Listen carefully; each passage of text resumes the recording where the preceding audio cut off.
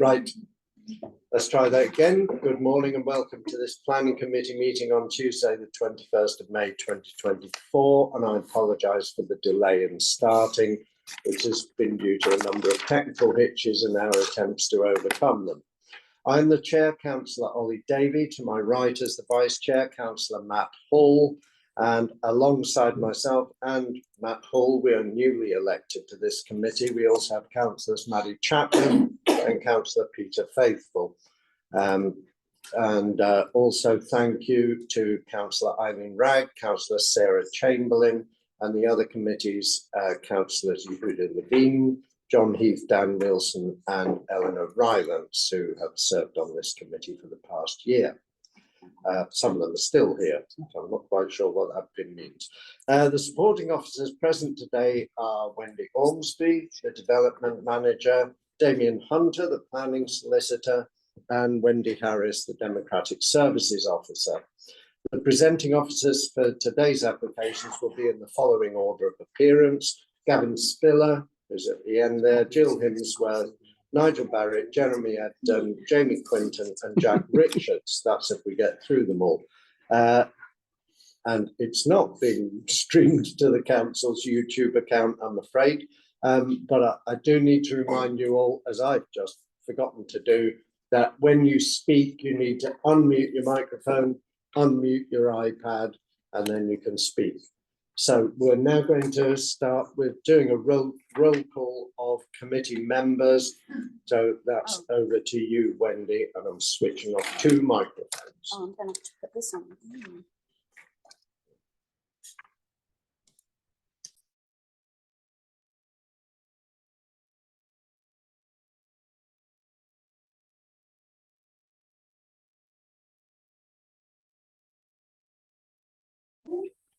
Present.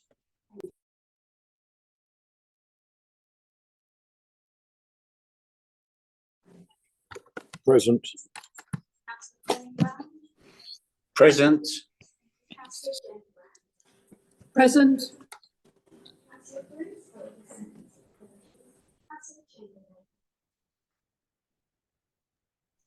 Present.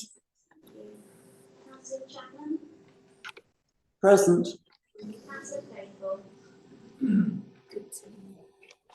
Present. Present. Present. Present.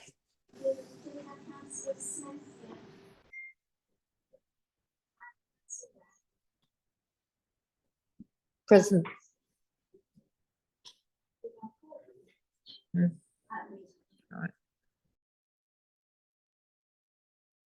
Thank you. We will start with registered speakers. The speakers can be found on pages 4 to 6 of the agenda. Agenda item 2, minutes of the previous meetings. You find those on pages 7 to 9.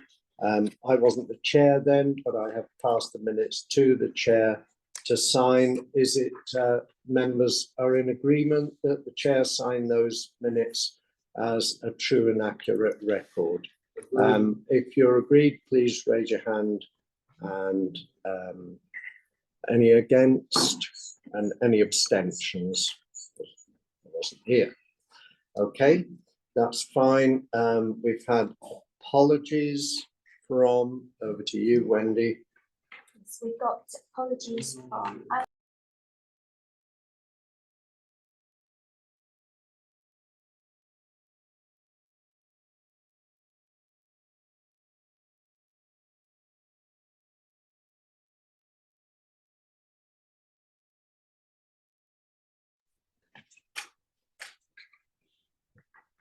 Okay, thank you.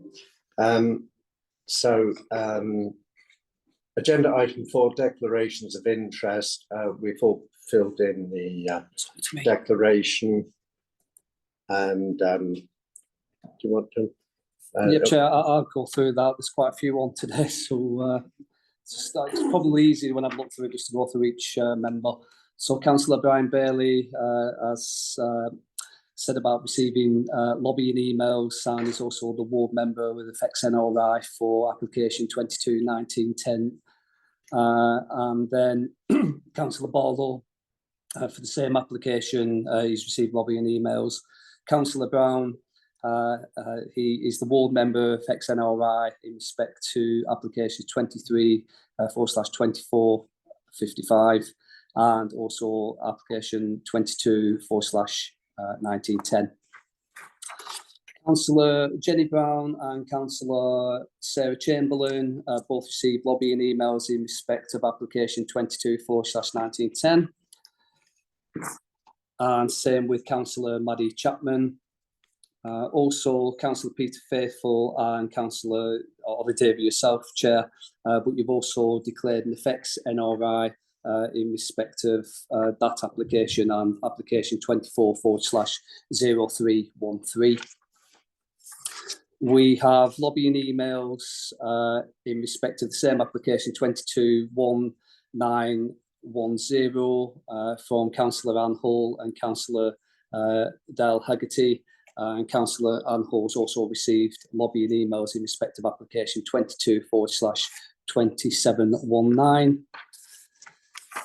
Councillor Matt Hall has declared effects NRI as a member of Exmoor Town Council and has also received lobbying emails in respect to the application 22/1910 and 22/2719. Councillor Mike Howe received lobbying emails and has declared an effects NRI as ward member and parish councillor in respect of application 22/1910 and 23/2506. Councillor Arlene Bragg has declared declaration of receiving lobbying emails in respect of application number 22/1910 and 24/0313. She's also declared that she's a member of the council, so the owner of the land on one of the applications, but that applies to everybody. Non-committee members, we have Councillor Nick Hookway, who has declared effects NRI as a member of Exmoor Town Council, and Councillor Dan Wilson, who's declared the same in respect of application 22/1910, and also they've both received lobbying emails. Finally, Councillor Matt Hall. I thought we've got you earlier, haven't we? Yeah, so that's a duplication. So that's it, Chair. A nice brief introduction to that one as well. Thank you.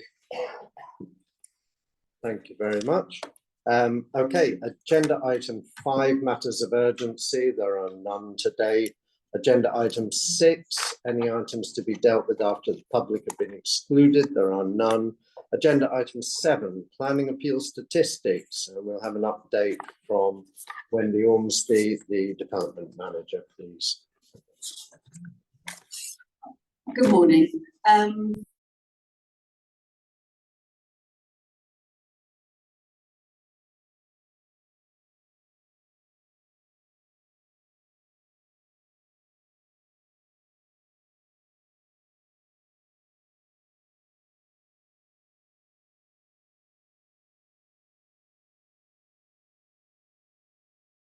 Sidmouth Road, Aylesby, being relevant to agenda item 11, with comparable circumstances. It was an appeal for the change of use of land from agricultural use to storage, comprising the siting of 40 storage containers in a field adjacent to an existing agricultural barn, and the appeal was dismissed as the inspector felt that the scale, siting, location of the development wasn't compatible with its rural setting, in particular having regard to landscape impact, and the fact that there was no compelling arguments put forward in terms of the functionality and the linkage of the business with the farming use of the land, and that one was dismissed.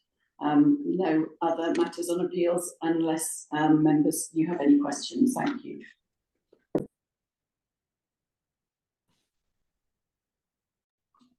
Thank you. Do we have any questions? No, nothing anybody wants to bring attention to.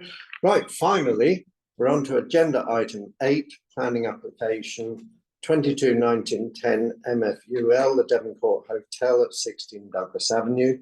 That starts on page 27 of your agenda. We'll start with public speakers. That's the right order, isn't it? Mr. Cathro, if we can start with you. Sorry, Chair. Oh, No, we've got the authority to outline the report first. oh, right. I couldn't remember which way round it was. Sorry, Robert, if you can bear with us for a minute. We'll have the officer report first, then we'll hear from the speakers.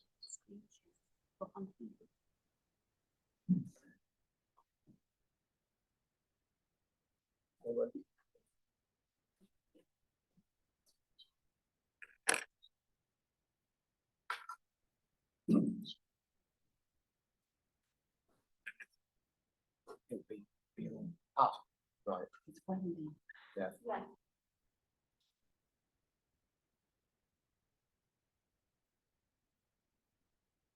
Just enable the screen share so that you can see the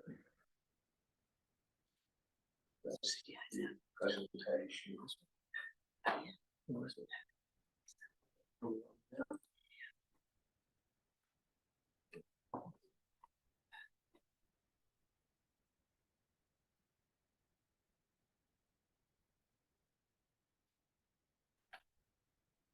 Thank you, Chair. Thanks to all members for attending the site visit yesterday. I found it useful. I hope you did too. Just a few updates. They are in the report, but I thought I'd discuss them publicly.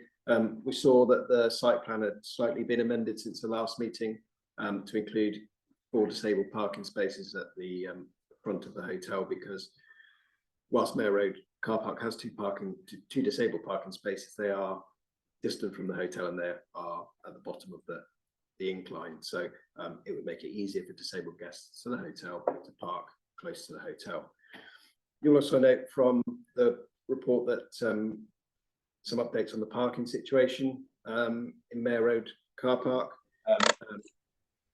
Questions were raised yesterday about how many parking spaces there are in the car park. I can advise as an update there are 189 car parking spaces, 14 motoring spaces, and 2 disabled spaces to serve public, and also it's proposed to serve a 65-bed hotel.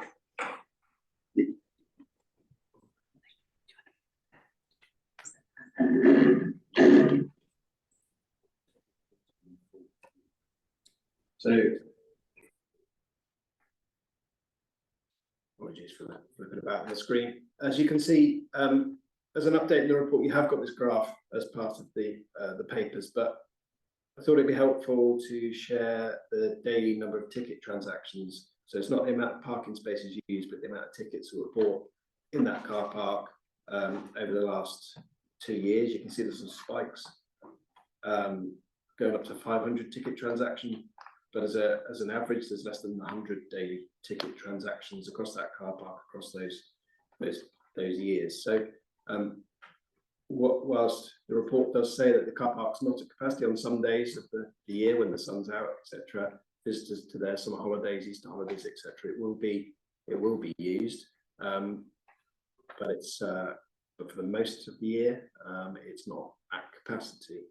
The car parks managers also said that the car park currently closes because there's no demand for it at night time, and to stop antisocial behaviour, they do lock the car park down. If there was a need for the car park to serve the hotel through agreement, it may be possible to extend the opening hours of the car park. And you'll note from the report, there's a proposed updated condition that the hotel wouldn't be able to be occupied until there was 24-hour access for visitors to the hotel to access that car park. So whilst that's not in place at the moment, members just need to consider that an agreement could take place, but if it couldn't, then the application for the hotel wouldn't be able to be occupied, and therefore none of the other development would be able to go ahead. So a revised proposal would have to come back before you. So you can carry on to make the decision on this application based upon that condition, but should they not be able to satisfy that condition, the whole development wouldn't be able to proceed. Thank you, Chair.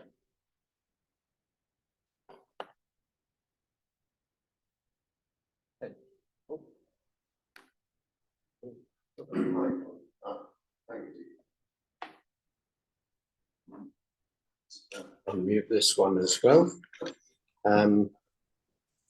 So that's it for the report, is it? Don't need any more. In that case, we No, can. it's me, actually. Oh, you wanted to say? So, something. sorry, I just want to address everybody just to clear up some potential confusion from the last meeting. So on the 23rd of April, members resolved to defer this application for completion of a site visit, which took place yesterday. Now, at that time, members were advised that full council will be choosing a new planning committee in between these meetings taking place. And what they asked is that only the members of the planning committee who had heard the application previously and heard all the representations then be able to deal with the application today, so that obviously everybody was fully informed when they were making a decision. But they also asked as well, excuse me, that no members of the public be asked to make any representations again today, because they were conscious that, you know, it took quite a while for the representation to be made last time, and they didn't want to have a repeat of information. So following on from that meeting, I've had a chat to our monitoring officer, Melanie Wellman, and my concerns, as she's agreed with me, is that the previous incarnation of the committee, albeit it's near enough similar membership as was previous, there's only 4 new members, but they're not in a position to fetter the discretion of the new committee and tell the new committee effectively what to do. So what we have decided in order to take place today is that we will allow the new members to take part so long as they have carried out various steps, one of which is that they've had to carry out formal planning training, which they've confirmed to me that they've all done. They had to attend the site visit yesterday, which they've all confirmed to me they've all done. And also as well, they've needed to watch the YouTube recording from the last meeting so that they're familiar with all the representations that have been made previously. And again, they've confirmed to me that that's been done.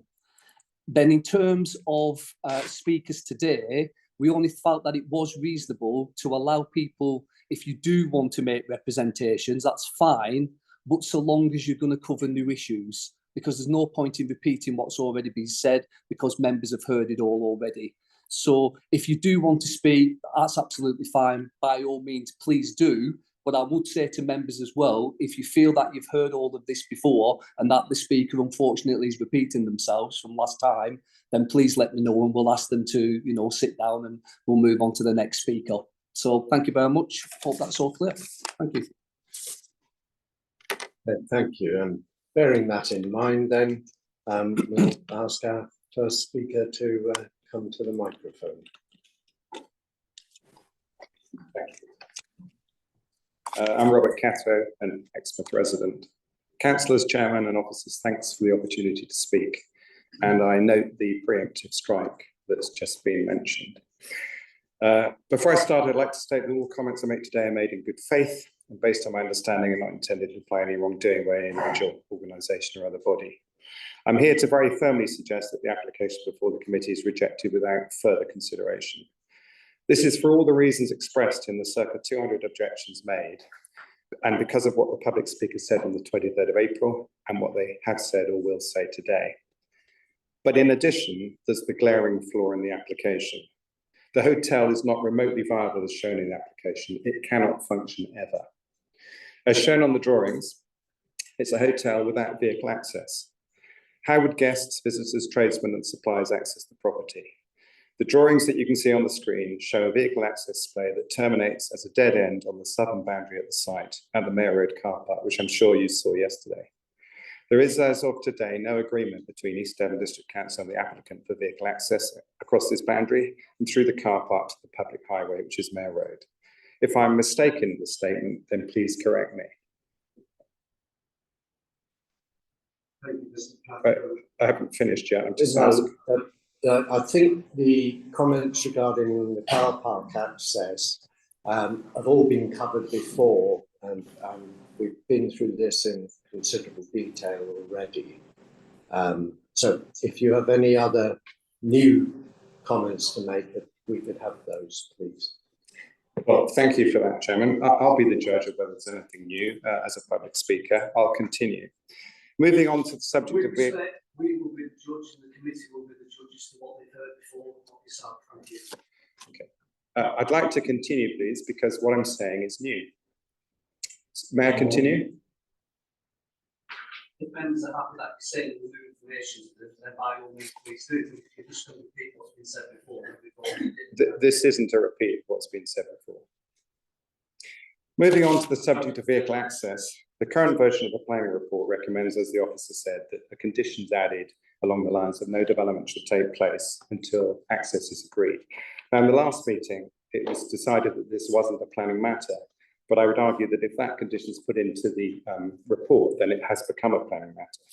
Notwithstanding that this would ignore a number of key factors relating to the car park operating hours and how busy it is a stunning reversal of logic.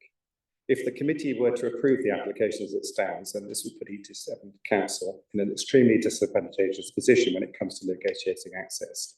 And I'm not sure the sequence of events would survive scrutiny.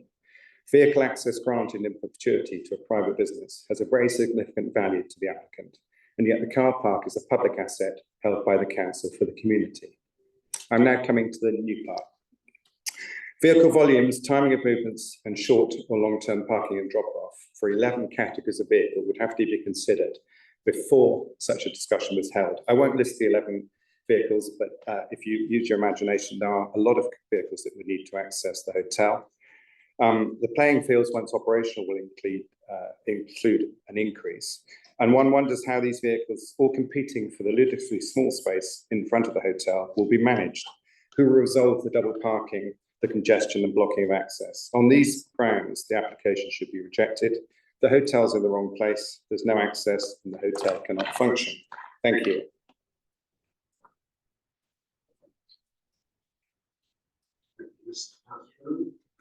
And we'll have our next speaker, who is Mr. Julian Short. Is he here? Yeah. Thank you.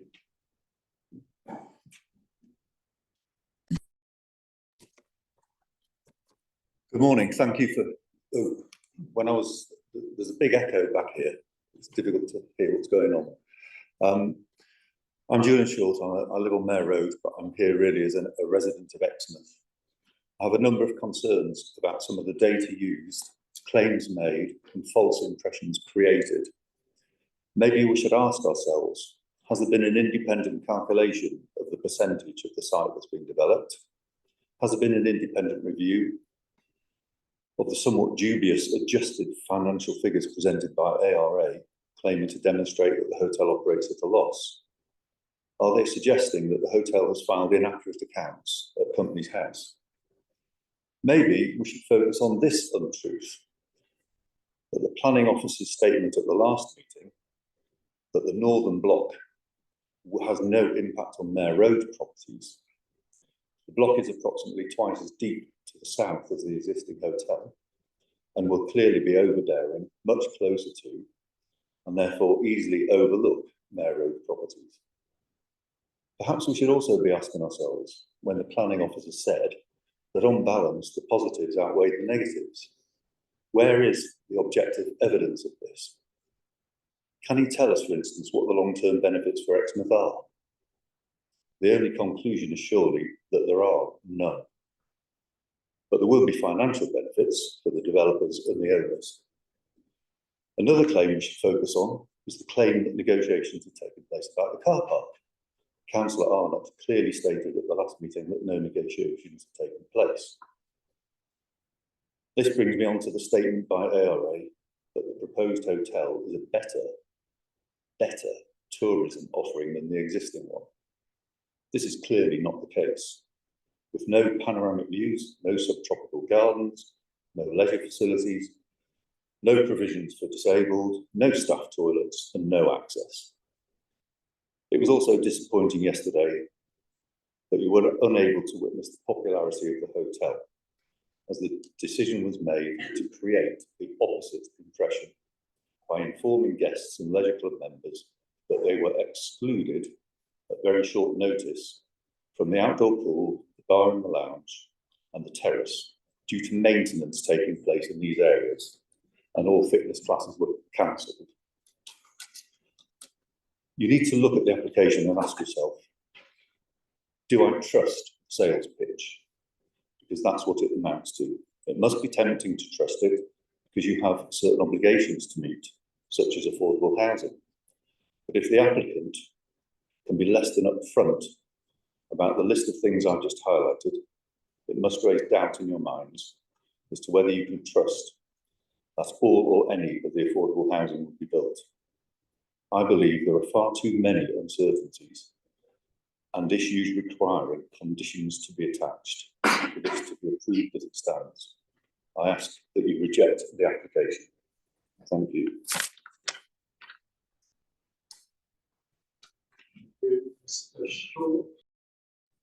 And if we could hear from Richard Stradling.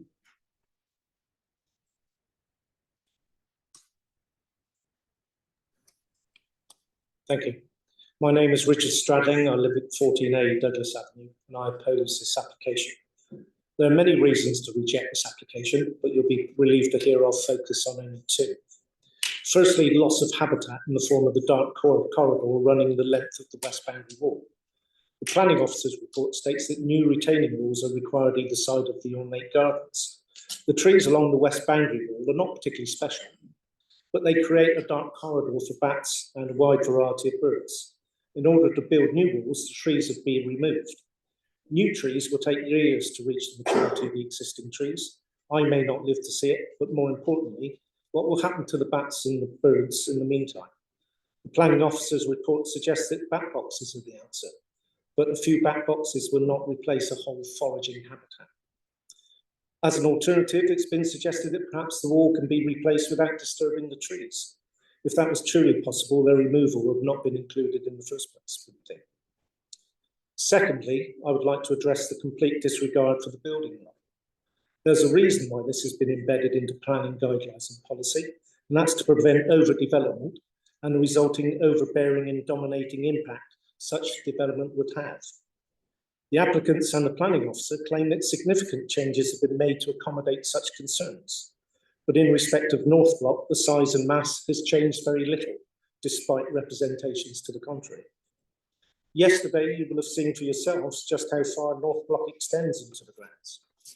In respect of 14A in particular, the planning officer reports that development would result in a degree of additional physical impact on the occupiers of the property, but in his opinion, not unduly overbearing or over-dominant to sustain an objection. This was written without ever visiting 14A.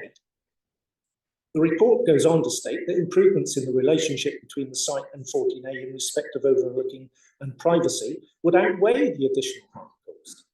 What the planning officer is saying is that he admits this application will cause harm to 14A, and that's the one point I wholeheartedly agree with him. So what are the benefits that outweigh this harm? Well, the benefit singular is that the applicant has solved the overlooking issue in return for us putting up with the massing. You, the committee, have been in the garden, and yes, there is a small part which is overlooked currently, but it's insignificant in relation to the garden as a whole. With regards to overlooking the house itself, we need to consider the windows. The facts are, not what's been reported, that 14A has 7 windows facing Devonport. 4 of the windows has obscure glass because they relate to 3 bathrooms and a walk-in wardrobe. 2 have clear glass, but they're located on the lower ground floor, which directly face the boundary wall. This leaves 1 window of a room on the top floor, which measures 6 feet by 7 feet. The glass is clear and is indeed directly overlooked by the Devonport. We use this as a storeroom, or more realistically, a junk room. So you can see that overlooking from the current Devonport building is not really an issue for us. What is an issue is the planning officer's claim that the harm caused by the dominating mass of North Block is somehow outweighed by the resolution of an overlooking problem that doesn't actually exist. For these reasons, I recommend you reject this application. Thank you. Thank you, Mr. Stradling. We've got one more representation from Karen Crawford, which I understand you're going to read out, Wendy. Hello, I have been told I can speak. My name is Celia Ruston. Yes, You're not on the list of speakers. yes, she can speak. I did email her. I just Okay. forgot to put her on the Ah, list. okay, my apologies. Do you want? And I'll just reiterate what we tried to say to other people, though we're hearing a lot of the same arguments being reiterated. It's got to be new information. We are all aware of what was said at the last meeting, and even those of us who weren't here, watched the YouTube video, have received hundreds of letters of objection, all of which I'll reiterate I have read actually, even though I haven't replied to them all. So we are well aware of the many objections to this application. So please, if it's new information, then please feel free to make your point, but please don't reiterate the points that have already been made. So, okay, if it's new, then please come to the microphone.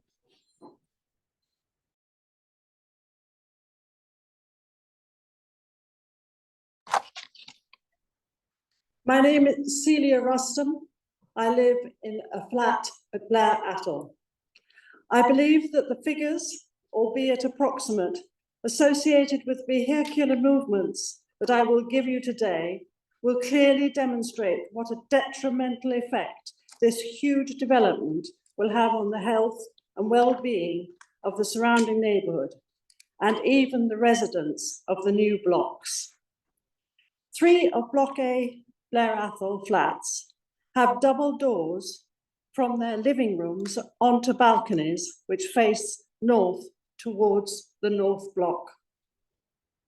There are 18 spaces behind the Devoncourt Hotel, which are approached down a private drive that passes through the tunnel between the hotel and Blair Atholl.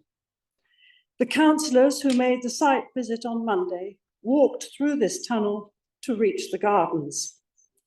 The tunnel is about 2.5 metres high, and it is below the level of Blair Atholl's garden and helps to reduce the fumes, noise and light pollution, as well as supporting the bank.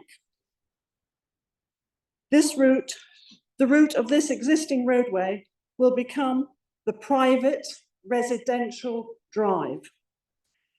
The proposed development provides 122 parking spaces for residents. 122.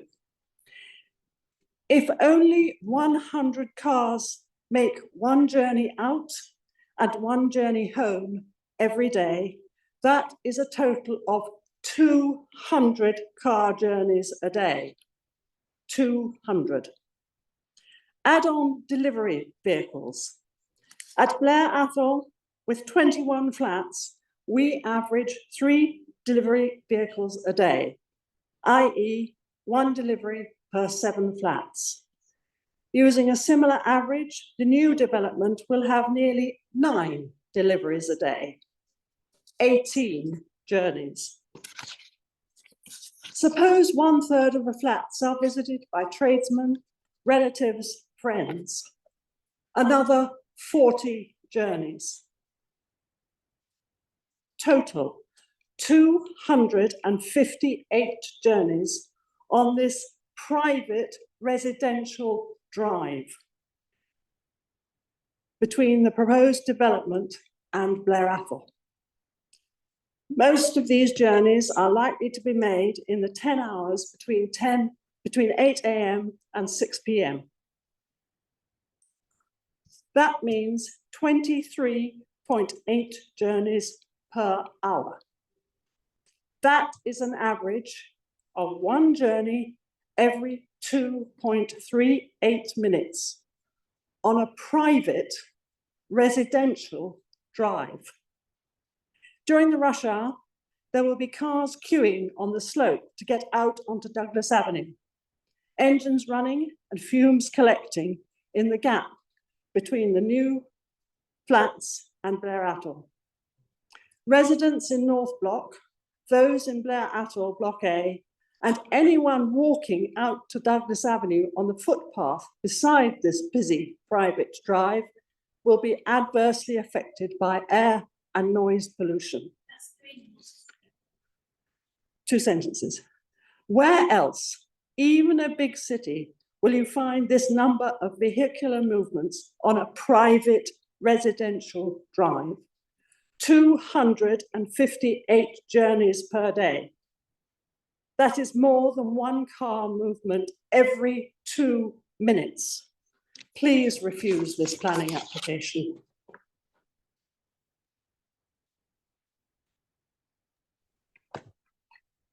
Thank you. Okay, Wendy, are you going to read the objection from Karen Crawford as well? Yes. Right, okay, we'll have that one.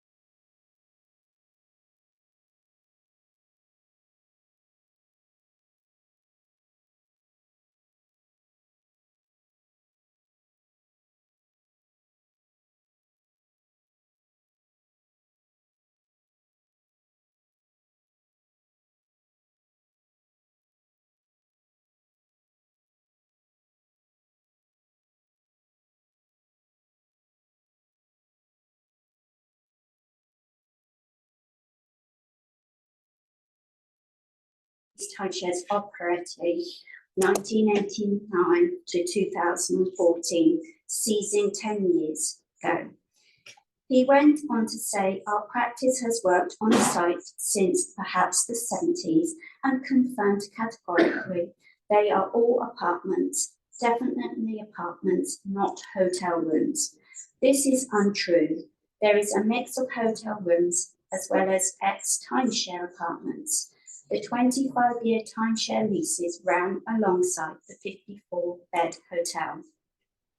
In his introduction, he states application is for the redevelopment of the Devoncourt site, originally a timeshare complex of apartments. This is untrue, as the Devoncourt has operated as a hotel for almost a century. The agent talks about the issues and costs related to apartments and the unviability of operating apartments as a hotel room. This is untrue, as the apartments at the Devoncourt are in great demand for much longer stays, weeks or months at a time, rather than ad hoc days. In brackets, she's put minimum stay is 4 weeks as advertised on exmouthshort-term-rentals.co.uk. He states current parking is at capacity, creating a dangerous passing point. Yet the current plans increase on-site parking from 39 spaces to a staggering 140 spaces. The 39 hotel vehicles will be off-site, so the increase of 140 additional vehicles will surely increase danger. Councillor Channon has filed a formal complaint to Highways about this. Issues about access to the hotel were dismissed, suggesting that pedestrian access over EDDC land has been in use for more than 20 years and is simply to be retained. But the plans currently show vehicle access via the gated footpath, which is a completely different matter entirely. It is wrong for the agent to assume hotel vehicles can simply access the hotel via the private road, currently shown on the plans for sole use of residential apartments. The planning officer explicitly stated that pedestrian access across the residential land would not be permitted for hotel guests. This implies restrictions on hotel vehicles using the residential access point at Douglas Avenue. The planning officer has since confirmed to me that this would require a new planning application to ensure adequate and viable vehicle access is possible to the hotel. I've gone over my 3 minutes. I've still got some. Do you want me to carry on, or shall I? If you think it's relevant, Wendy. Okay. The agent claims site coverage is increasing from 34% to 42%, claiming a 54-bed hotel with 35 parking spaces is replaced with a 65-bed hotel, a block of 51 apartments, 15 affordable properties, 73 above-ground parking spaces, a private road running through the site, claiming all this development is only taking up additional 8% site coverage. You can stop there, Wendy, because apparently the lady only asked for the first page to be read out. Yeah. Okay, thank you very much. Yep, there we go. Right, that's all of the objectors, and we now got to hear from the ward member, Councillor Hookway. So you need You've got the agent agent. first. Oh, sorry. My I think it's better if you read the script rather than me. oh, okay, thank you. Stick to the script, I'm being told. Okay. So we'll hear from the agent, please. Thank you, Chairman. Chairman, thank you for allowing me to talk before you today. Following your site visit yesterday morning, I'm before you today, not to reiterate comments made previously in the last meeting, though to answer as much as I can points raised. Firstly, we've incorporated, as requested, 4 disabled parking spaces within the site plan scheme at the point of entry to the proposed hotel.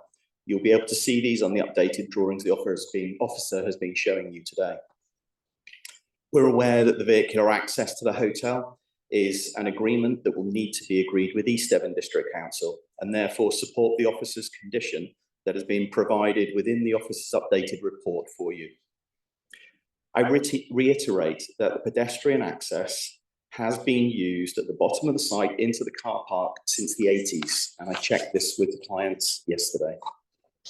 South West Water, as I understand, has recommented following the last meeting, and I believe that this is unchanged as support for the scheme, as is the Highways comments.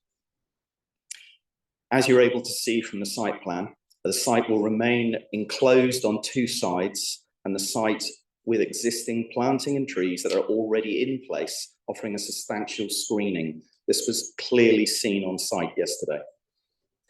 The answering questions believed relating to overlooking from Mayor Road and Blair Athol. The impacts on 14A Douglas Avenue are also now clear, as I believe you've had a chance to go into the site, as was mentioned earlier. And this shows that the property will still have a maintained screening, and through the proposed scheme, less impact and abetment from existing windows being removed that are currently located on the existing building facing 14A. We're happy with both the executive summary and conclusions set out in the officer's report, and feel that the updated details cover all points that have been raised and answered in detail. In conclusion, we fully support the officer's report and recommendations for approval for this application. The approval of this application will need a much needed holiday accommodation update to Exmouth, providing newer, modern rooms. The development will enhance the street scene and provide affordable housing for Exmouth. It's important to state that the application has been supported by the district planning team, Devon Highways, Devon Lead Local Flood Authority, South West Water, the Housing Strategy Enabling Officer, the Economic Development Officer, Tree Officer, Ecology Officer, Environmental Health. I therefore would ask you to follow your officer's recommendation and approve this application. I'm happy to answer any questions, and from the last comments that were just made relating to the comments I made previously at the last meeting, I am happy to answer those, but I was asked ad hoc questions in the meeting and could only answer with the information that I had at the time. Please let me know if you'd like any questions. Thank you. We're going to hear from the ward member first and then take questions. I've just taken advice on that. So if we could hear from councillor Hookway. Chair, someone's got YouTube, no, not YouTube, got Zoom speaker playing. Yes. Can they please turn it There's off? there's I can't. It puts itself back up again. It won't go right off. No, but I'm not getting any problems with mine. I've got it turned down as far as it goes. It is. It won't do anything. I put it down and then it goes back up. I don't know yours. I'm not hearing anything. No, from that it's one. down this way. It's somewhere down there. Yeah, I was hearing when Wendy was reading out, I was hearing an echo somewhere. There's only one. We have our tech advisor on hand. It'll be. I don't trust him. 20 extensions.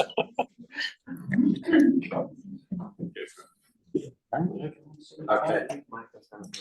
All right, well, Tom's going around just checking all the iPads needed if you would like to. As low as they can go. Right, over to you. I can go now. Yep. For sure.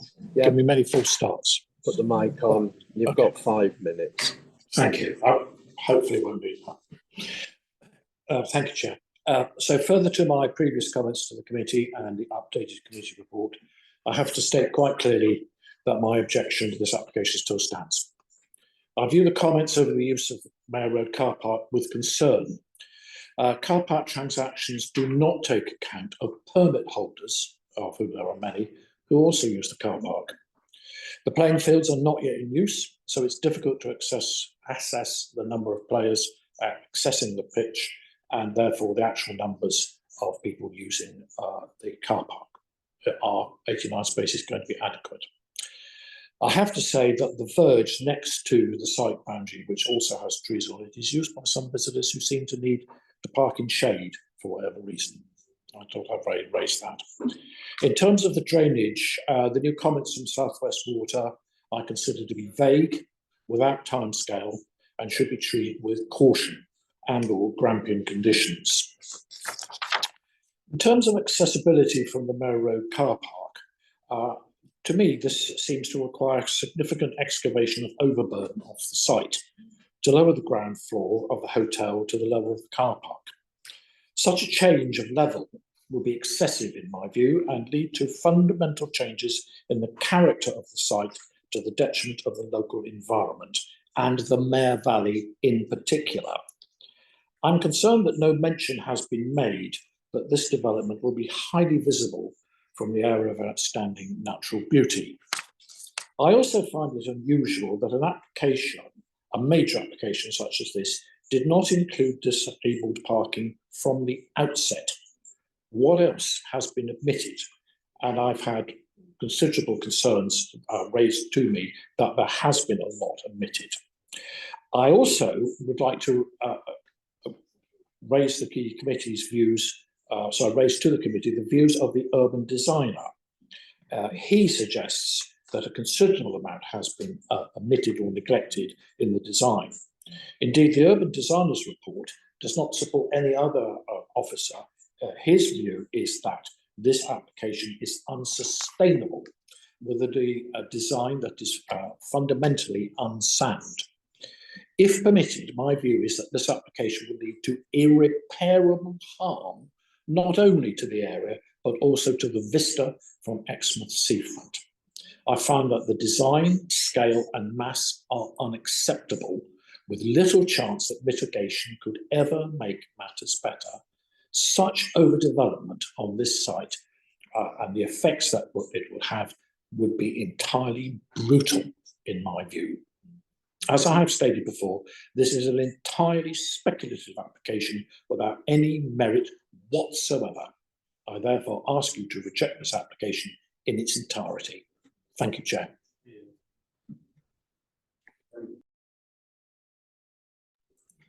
Okay, so we'll go on to questions first, and then we'll move into debate.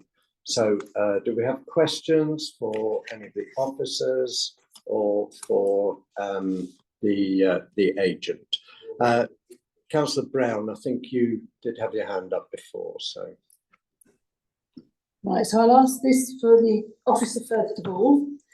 So the drainage impact assessment, has that been done on the site as it is? Okay, that's one of it.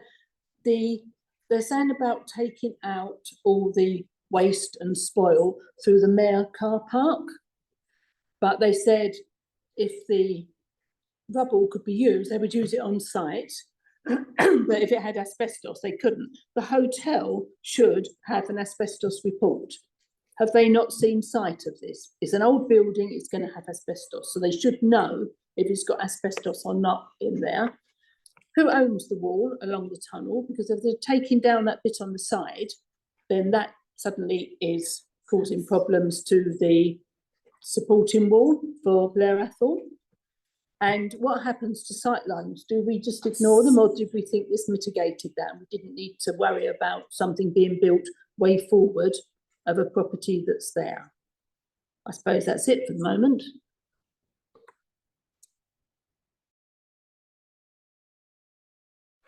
Thank you. And those are all for the planning officer. Yeah. Yeah, thank you, Councillor Brown. The drainage is, so the Southwest Water drainage, is that, or the surface water? Drainage impact assessment, yes.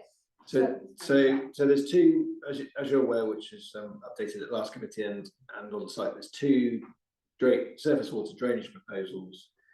The first is infiltration, soakaways, storage tank. Should infiltration be available on site, obviously it's they'll need to do the tests once the hotel has been demolished. Failing that, it would be an attenuation pond below the children's play area that's indicated on there. So those will be reviewed by Devon County Flood Risk Surface Water Department, and they're happy with either option, but we need to know which option is going to go ahead and the results of the infiltration by condition before any development can commence. So, does that answer your question on?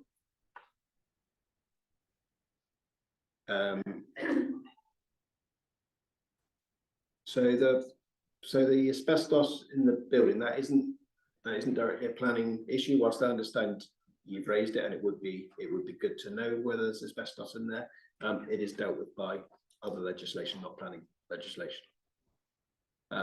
Similarly, but it does come into effect because it would be amount of rubble that they then have to be taken off the site, and it's all got no, doesn't matter. Okay. Similarly, the wall down the side, I'm not aware of whose ownership, but there's a party wall act that governs whether that comes down. And so if it's in the Devon Courts ownership, then that is their issues. If it's in the Blair Athol ownership, then it's a party wall act that will need to be agreed between the two before any works happen to it. And the site, and obviously there's on the screen, there's currently it's forward of the building line of the other properties in the road. You will have noted when we went into the forecourt of Blair Athol, it's further back from the road, it's green, and there's some parking in there. That is the position that's trying to be sought, and the frontage here is to create a green open space rather than the car parking. Yes, it does go further back. Some of these properties are, I mean, there is no line. You can allow extensions to buildings where they break the building line. There's no planning legislation that says a building line has to take place. What you need to consider is whether the impact of going beyond that building line is, as you see there, whether that has a detrimental impact on character and appearance of the area, residential amenity. So you need to make your own mind up whether that has a detrimental impact in your mind. Thank you. Thank you.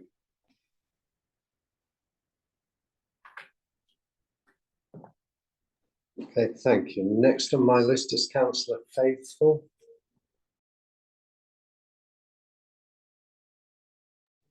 Thank you, Chair. I'd like to repeat councillor Brown's question about the excavation. Because can we assume that the hotel, there'll be excavation from that? Will that all be taken through Mayor Road car park?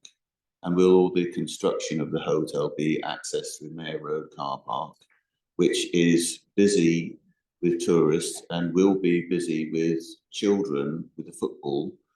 I'm really concerned about heavy construction equipment there.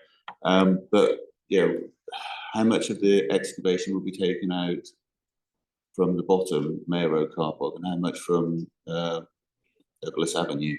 Thank you, Chair. Thank you. I believe that was to the applicant.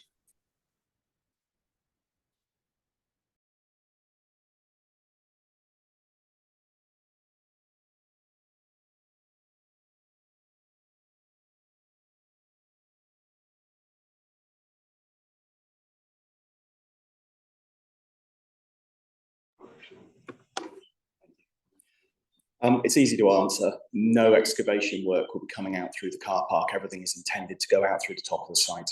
The car park's a public space. We're only asking for access across the use for the hotel.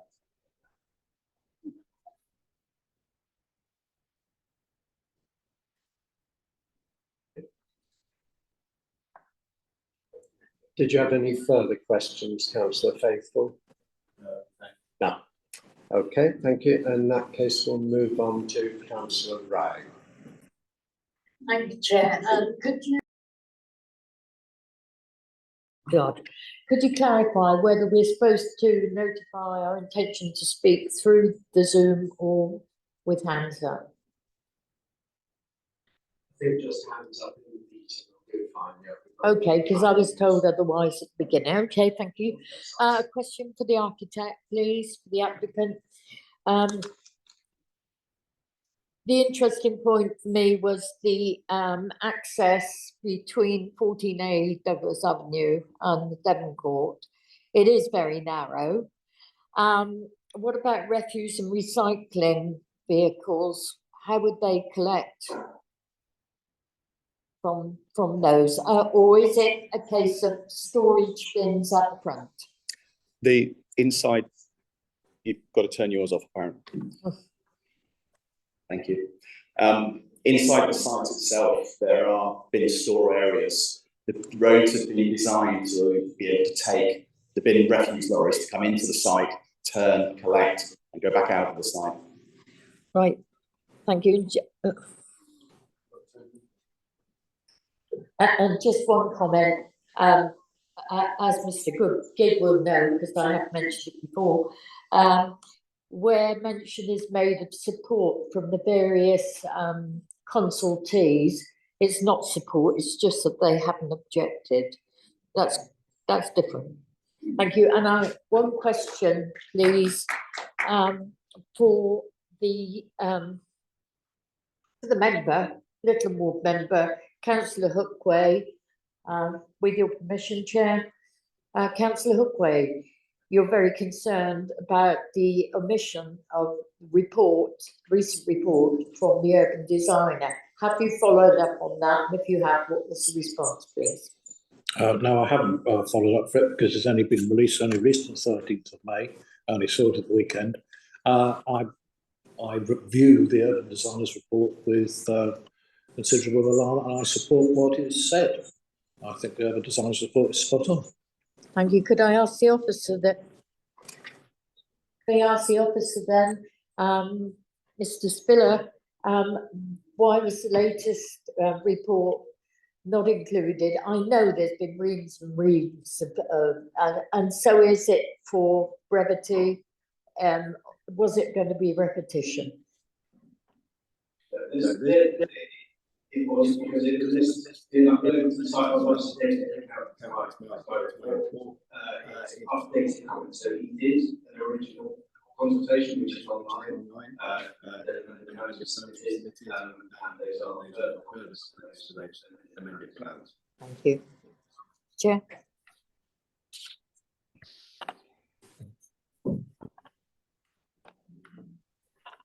Okay, that answers your questions. Councillor Hall. Thank you, Chair. Two sets of questions, and I'll deal with the first lot, which will be for the case officer, but possibly for the architect as well. It was mentioned at the last meeting, and it's been mentioned here again today, so I think the answers are quite important, not only for the committee members, but for the residents which are here. At the last meeting and today, it has been referenced that access is not a material planning consideration. Can we please have that confirmed? Because as far as I'm concerned, bearing in mind it forms part of every outline application, that access is a material planning consideration. The second one is there seems to be we'll call it a misunderstanding about whether trees are or are not being taken out of the boundary between the proposal and 14A. If we could have those answers, and then I'll go on to my next questions. Thank you. Thank you. Access, yeah, that's a planning consideration. If you're needing access across the car park, that is in proposal in front of you today. Whether that car goes ahead or not is a separate issue. So you are looking at a proposal to use the car park and access that hotel from the car park. So if you consider that as an acceptable proposition, then you make your own mind on that. As I said, there is a condition that requires 24-hour access and access to the space for service on the hotel. If that isn't agreed to by the parts of the council committees, then we'll go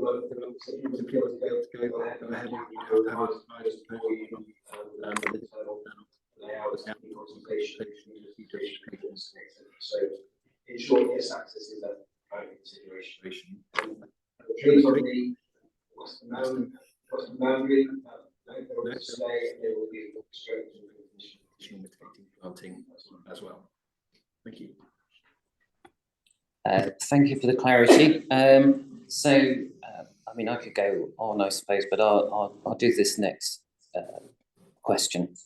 With regards to the access, both north and south, I have not been able to find, and perhaps I have an IT issue, a proper schematic of the proposed entrances showing how vehicles and pedestrians and cycle users will safely use those access points.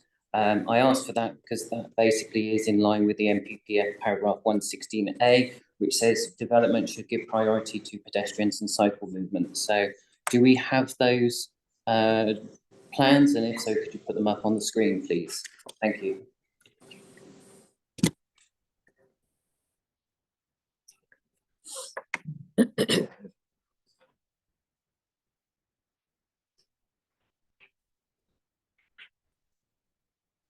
I only have a plan within the presentation on the screen which has a slide slate. Don't have any other plans for the presentation. Okay, that's a bit tricky because there's somewhere in the report from DCC Highways about a 43-metre visibility display. I can't see how there's a 43-metre display when cars park on that side of the road. That's why having that type of documentation with a swept path analysis for larger vehicles would have just been helpful for us to work out whether it's a safe use for all users. Thank you.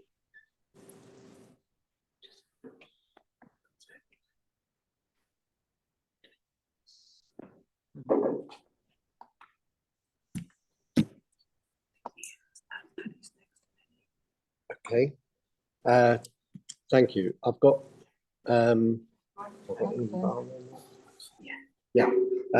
Councillor Barlow, please. Thank you, Chair. Just a question for the officers.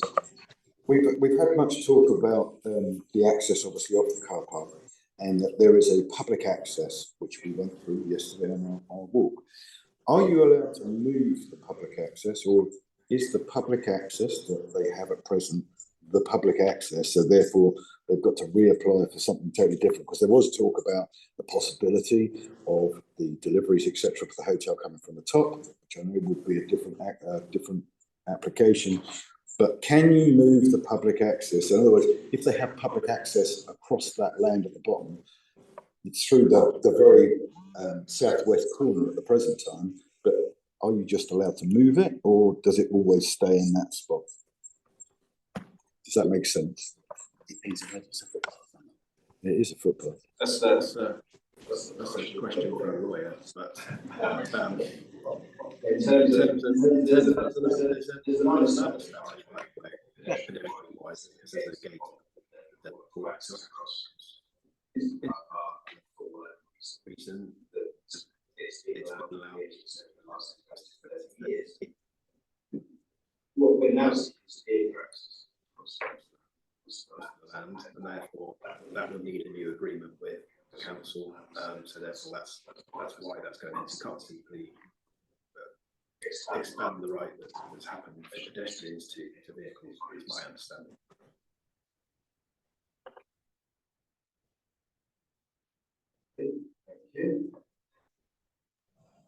Okay, councillor Chapman.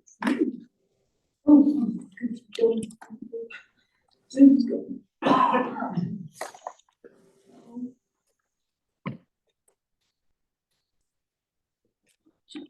you hear me all right?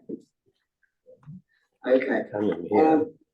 Just for my colleagues here that aren't aware of problems that we've had with the Mayor Car Park, so that they know, we've had a lot of problems in the past, which excellent councillors would know, on boy races and antisocial behaviour there.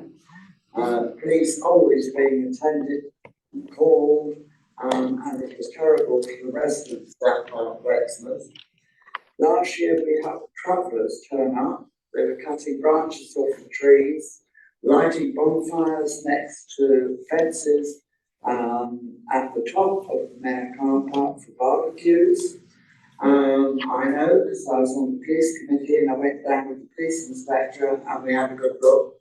There were 6 to 8 enforcement officers there at one time trying to. Just ask, is this relevant to the planning application? Yes, it is.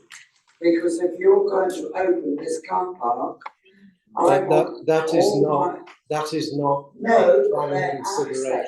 Access is. The officer has just said that access is relevant. I am telling you what happened on this land, and the sewerage pipe on the east side of that car park burst this year, and it took nearly 10 days for South West Water to fix it. And this is what happens in this car park.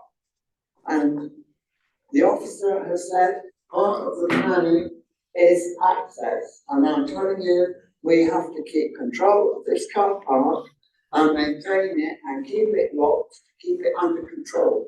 If not, who is going to do it, is my answer to the officers and any other members.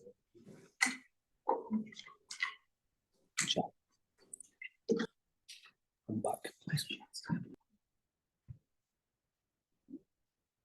Just coming back on that issue generally, it's been acknowledged by the car park officer that this car park is very underused, and it's underused car parks which tend to be targets for antisocial behaviour. Car parks generally could all potentially be used in these ways, but it's the regular use that tends to prevent that. I mean, obviously, you know, the implications of opening this car park up 24 hours will be the subject of another council committee, and that will be something that they may take into consideration. But generally, I think it's reasonable to assume that if this car park is in much more regular use, it is less likely to attract that type of antisocial behaviour. But as I said, that would be a matter for separate consideration by a different department. I would just like to come back on the point raised by Councillor Hall.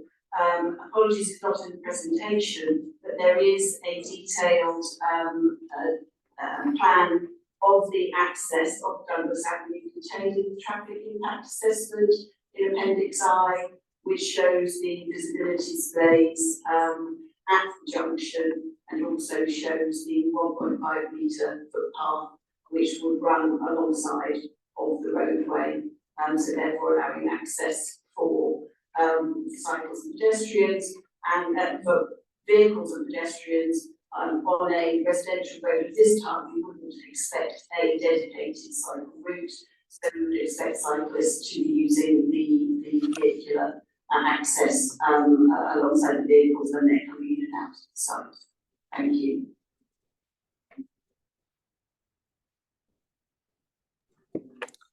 I'll just come back on that point which was made by Wendy as it relates to the question that I asked, and I'm looking at it now. I just think this raises a couple of questions. We need to, as a council, for these types of applications, to have DCC highways here to ask questions. I think this is highly important because I'm looking at a visibility display that says 43 metres, which, as everybody who went to the site visit will know, there were cars that were parked along the road. So I'm not quite sure whether the highways officer is suggesting that we should have double yellow lines or they're going to put them in or not. But I've got nobody here to ask. There is also no swept path analysis for larger vehicles. Thank you. Thank you. I seem to have just been chucked out. So high. What I've said. Yeah. Yeah, that's what it's on the other end. Okay. Right, I'm just going to read the point then.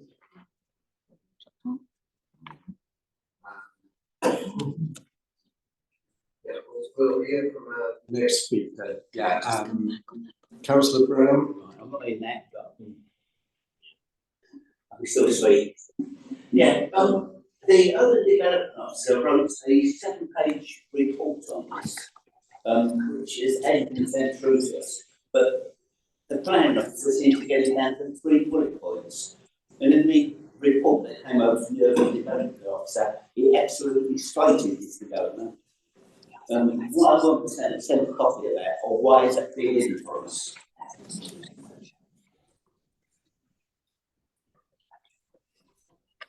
Thank you. I'm still out of the meeting, but I'll come back in a moment. I can assure you, Councillor Brown, it's a matter that's just not been updated, and that was a mistake. I unfortunately apologise for that. Sorry, that's I really apologise that it's been updated. I apologise for that. It's not been. Yeah, but a lot of the members haven't seen that.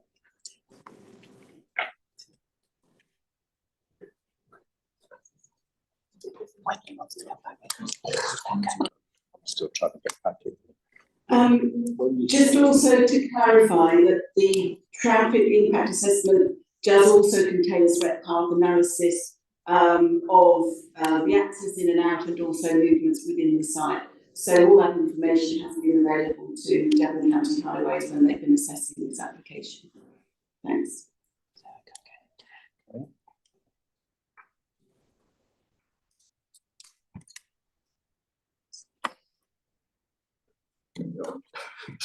Juggling various things here. I've got a couple of questions myself.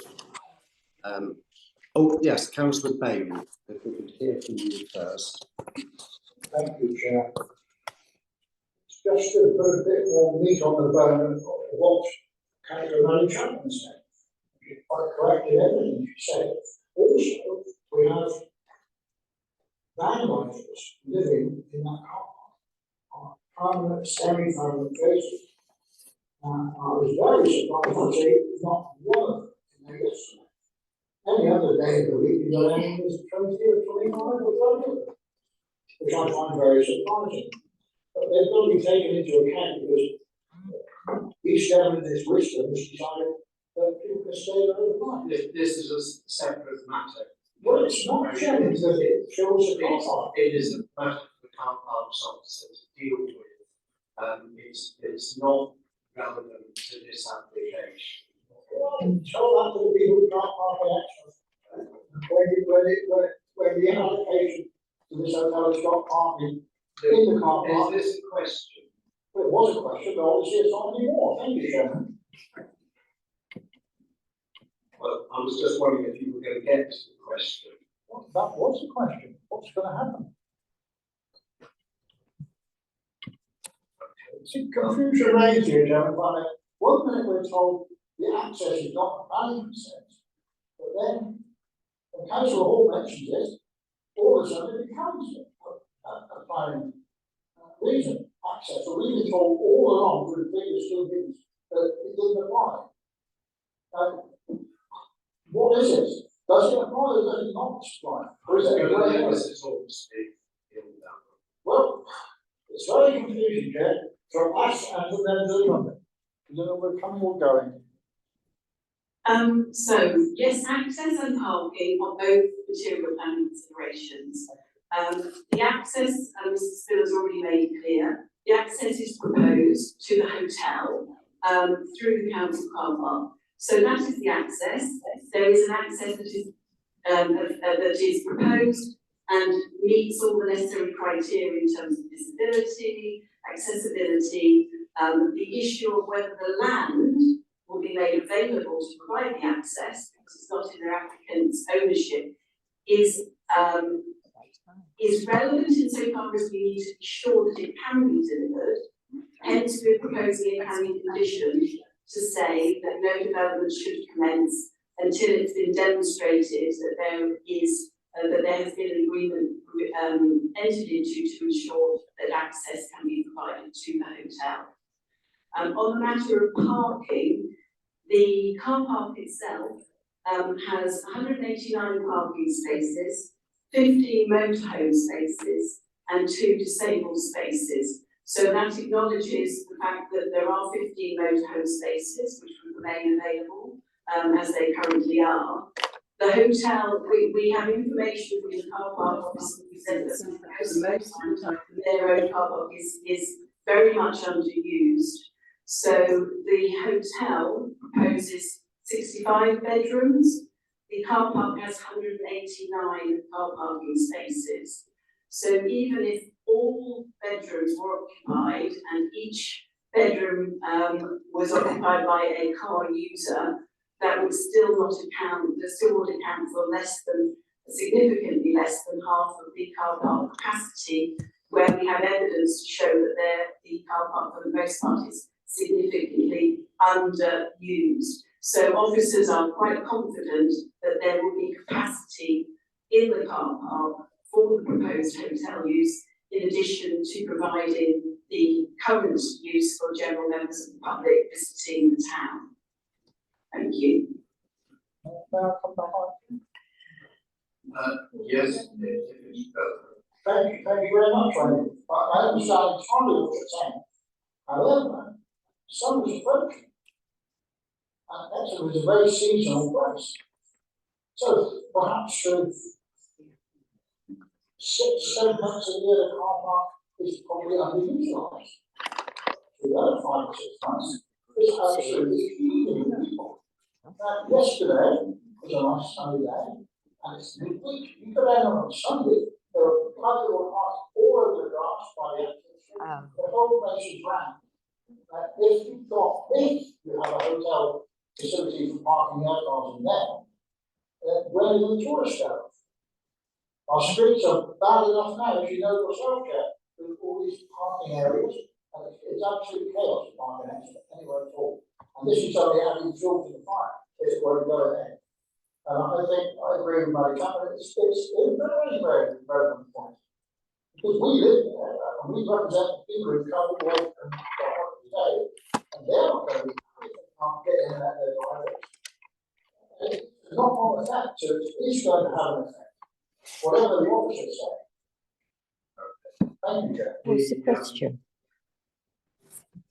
The figures are on the screen at the moment, and you can get some idea of the usage of the car park. And there's absolutely no doubt on certain days it is extremely busy. particularly since the signage that we asked for has finally gone in. But certainly historically, that there's not a massive amount of usage all year round. And I think it would be for the hotel to warn their guests that they may or may not be able to park there, and they may have to find alternatives. But that's for them to decide, I think. Okay, before I call Councillor Chapman again, and you have had one question already, I've actually got a series that I'd like to ask. I've got 5 questions here, and I think most of them are for the officers, but the agent may be better able to answer them. Question 1, it's been asserted that the hotel is no longer viable, but most of the objectors have reiterated that it is viable. I was told yesterday that 10 years worth of accounts have been submitted to the planning team. Do they show that the hotel is not viable or that it's making a loss? Secondly, I'd like to know where the current surface water goes. Is it going into a combined sewer, or is there already a sustainable urban drainage system there? I'd like to know if we've seen a traffic management plan so that we can verify the number of traffic movements that one of the objectors has made. I'd like to know how much cycle parking there is, because I noticed the urban designer said there wasn't enough of it compared to the number of car parking spaces, which seemed somewhat excessive. And finally, the urban designer made a number of comments, some of them very detailed, regarding reliance on artificial light, lack of natural light into various areas. I managed to find his comments this morning because they didn't form part of the report, but I managed to find them in the planning portal and read them this morning. There are a lot of comments there. I'd like to know how many of them have been dealt with by amended designs. Thank you.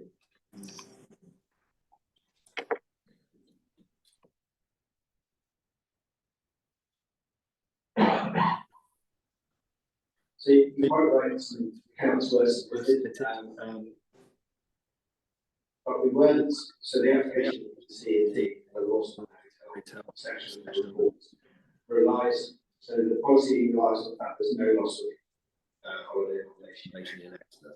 Because the application proposes the loss of the hotel that are replaced with additional bedrooms, we didn't look into the viability of the hotel because it's not, the application is not submitted on the basis that the existing hotel is not viable, it's submitted on the basis of the working policy as there is a replacement hotel being provided. In terms of current service water, combined sewer, connection. So here on our website, existing service and power water drainage.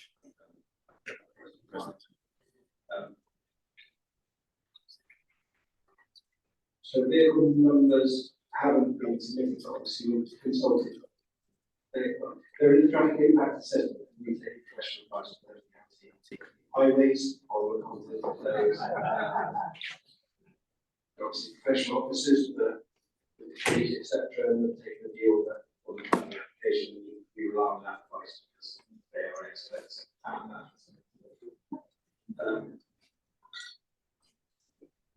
Cycle parking, I'll show you on the plan. There are 3 or 4 cycle storage, some in the underground parking, and then there's a cycle storage. Those are coming out urban designers. And also ventilation and lighting the rooms. On the initial plans, there were a lot of so the elevations were invented so that but they've all now been brought out in line on the floor plans, so that so those spaces are now given into the natural light.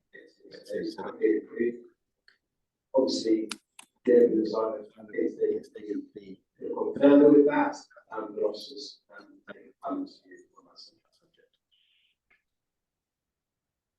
Okay, thank you. So you told me there's some cycle parking, you haven't told me how many spaces there are. You know, with car parking, we're told, well, there's this many car parking spaces, exactly how many cycle spaces are there? I know it depends how many you crowd it, but if it's secure storage, there should be some kind of profitable thing for each of them. I'd also like to know any power is being supplied so that you can charge up the lines.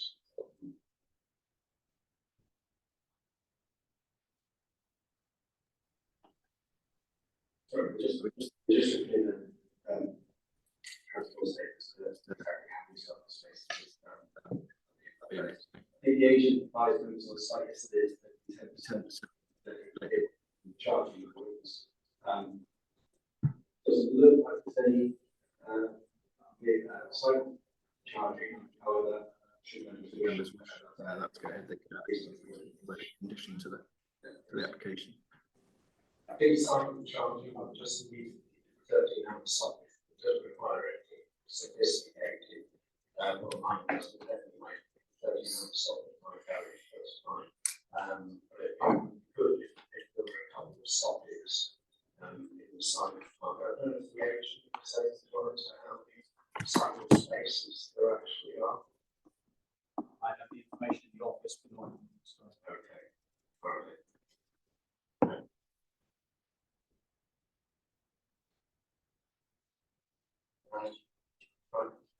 Councillor Howe. Thank you very much, Chair. I've got a question first, and that is obviously at the last meeting we discussed this. We had Devon County Council representative, councillor, quite clearly stating how highway department were wrong. This council asked you to go back. I'm just checking that we went back to Devon County Council to reaffirm what they said, you know, so that we can be clear as to what we're doing, what we are saying. And the second part of that is, can we now go to the date? I think we had all the questions. Thank you, Mike. Do you want to have your question answered first, and then we'll go into the debate? Yeah, I had a telephone conversation with Highways for quite some period of time just to check that their comments and ran through all the plans, etc. But yes, their comments, they don't want to alter their comments.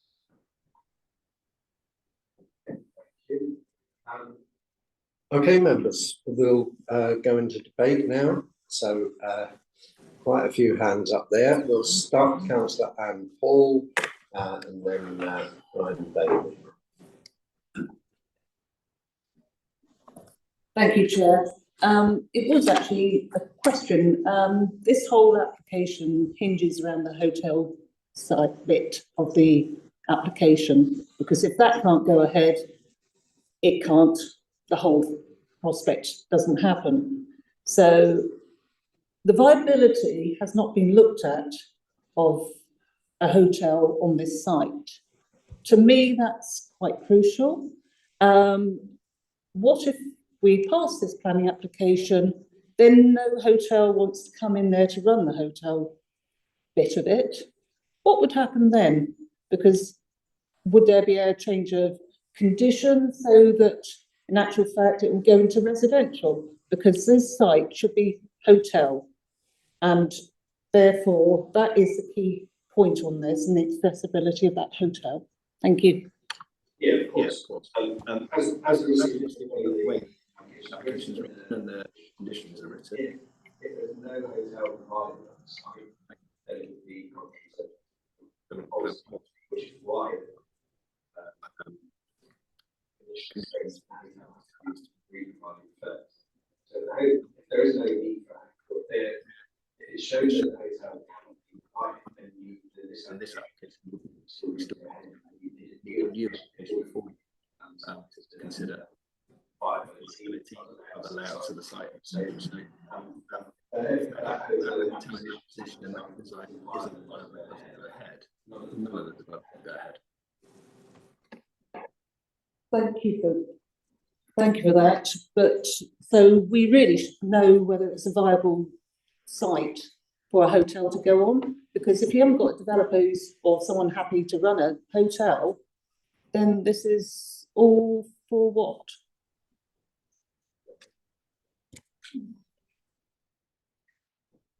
Just to come back on that, in many proposals, we will have proposals for development, for commercial development, and we won't know who the end user is. The end user could change, the end user may change their mind along the way.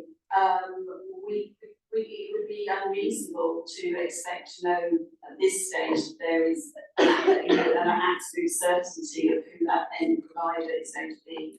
The agent did indicate yesterday when this matter was raised, site visit, of potential, that there are ongoing discussions, and they are confident that they have a number of potential parties interested in this. But it would not be a reasonable grounds to refuse this planning permission, the fact that we don't know who the end user can be. What we can do, and what is being proposed, is to apply conditions to ensure that none of the residential development is occupied until this hotel is up and running.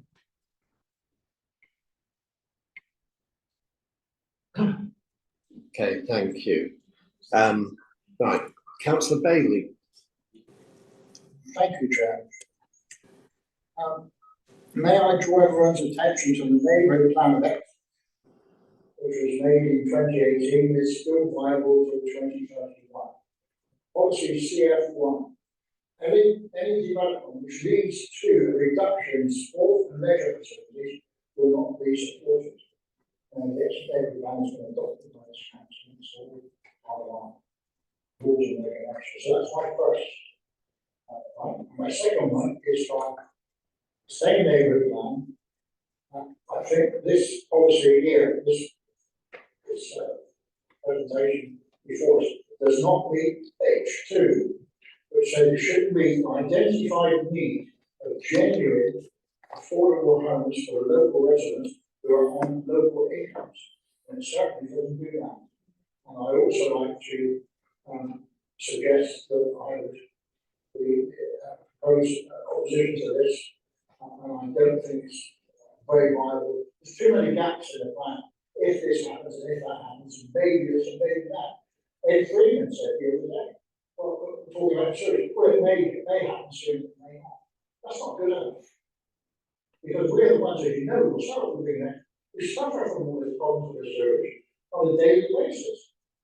And to say it may be sorted, no, it's not good enough at all. It's too vague, Chair. I'm totally against it. Thank you, Chair. Okay.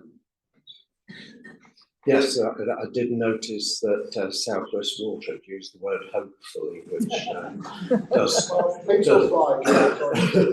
well, it does seem hopefully that doesn't imply a lot of trust in South West Water, does it?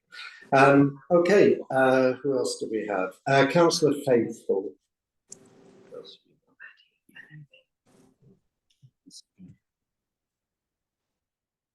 Right.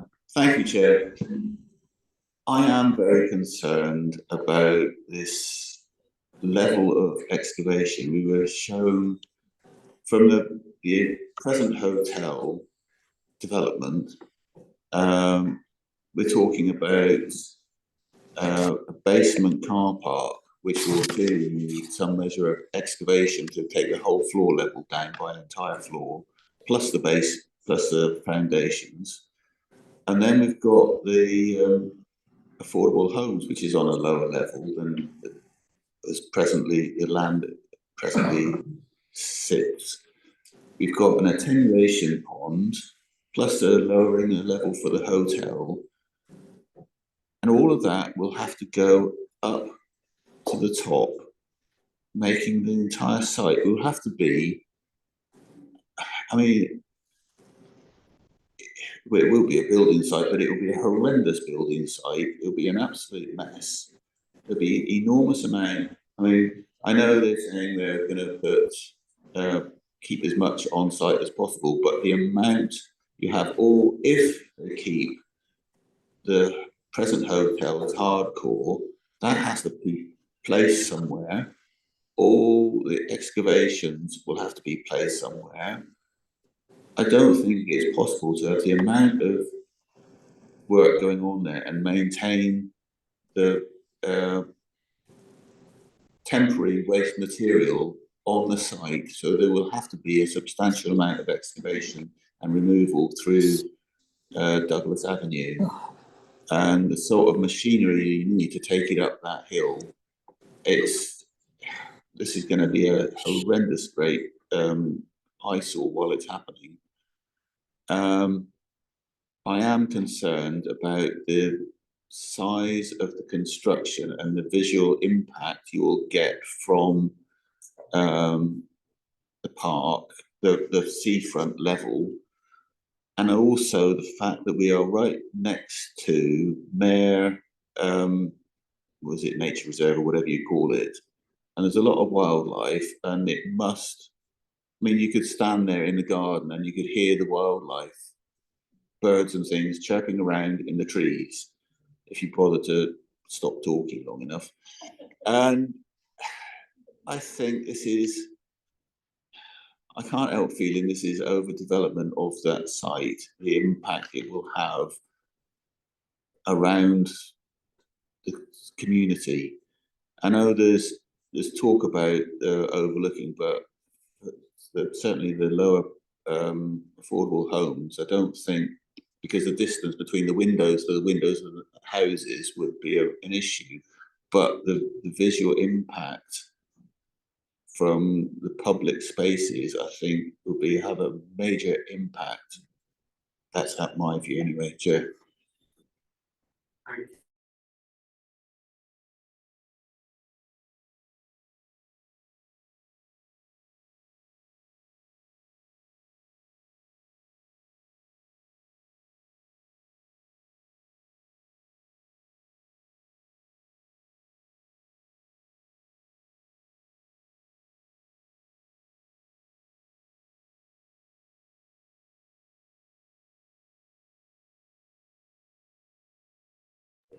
Presumably they are. Do you want to comment further? Are they relevant in terms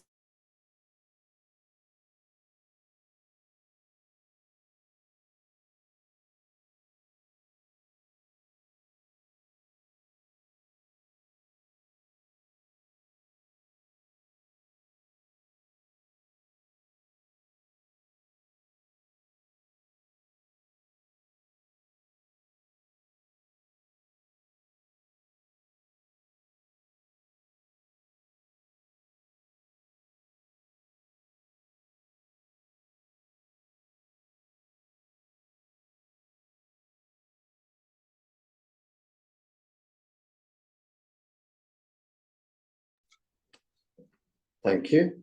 Councillor Hall.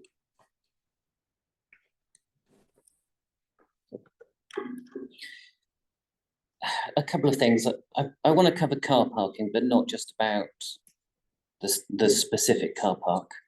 Exmouth is a town and it's well known and has been mentioned by me at several cabinet meetings that does suffer with a constant parking issue. During most of the year, during most of the daylight hours, to find car parking in the centre of Exmouth is nigh on impossible at times, not helped by the various parking things which have been created recently. So there is no mention of these apartments, the people who buy or rent these apartments and their transport impact on the rest of the town. We also have to remember that although the mayor-specific car park for some part of the year is quite underused, as many of us in Exmouth will have seen at the weekend, and I believe others have been sent photos, when the sun doth shine and the temperature goes up, that car park is jammed. And then what do you do with the people from the hotel or visitors who can't find parking on the site? Where do they go? And then do we create other knock-on parking issues for the rest of the town? I think one thing that is also not mentioned with regards to this application, and it might just be my view. In essence, this is backland development. This is building on the previously established building line into a current garden use with, shall we call it, limited commercial use, which is bordered on either side by residential gardens. And if you just bear with me a second, I shall read something out to you from a recent nearby planning inspector's decision with regards to backland development. In that context, the private side and rear garden space in this location would be particularly sensitive to change. Having paid regard to the submitted access statement, the unrestricted use of these spaces for residents, guests, and delivery vehicles, for example, will be likely to generate a noticeable increase in vehicular movements.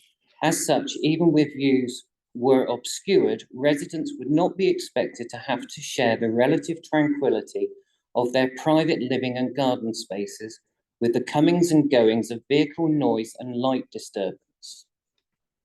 And I think that's very true of the site that we all visited yesterday. What I think is really missing from this application, which would help, is a noise impact assessment. You know, we would want to know, and we don't know, but you know, this hotel, is it going to have an outdoor area? How many covers is it serving? What is the noise? What is the noise change? What is the light change? When it gets dark at night, the vehicle movements, the 200 and something that the resident mentioned at the start, how does that impact? How does it make a difference? Is it something that we should or shouldn't take into consideration? I was pleased to hear the agent yesterday confirming that there would be electric vehicle charging points. But I would just really like that to be on the plans, because if we vote to accept this today, we vote to accept the plans. So if it's on the plans, that's what we get. If it's not on the plans, that isn't necessarily what we get. There appears to be no vehicular access area for the middle northern block without the car park being blocked up. So if anybody moving in or delivering, you're blocking the car park.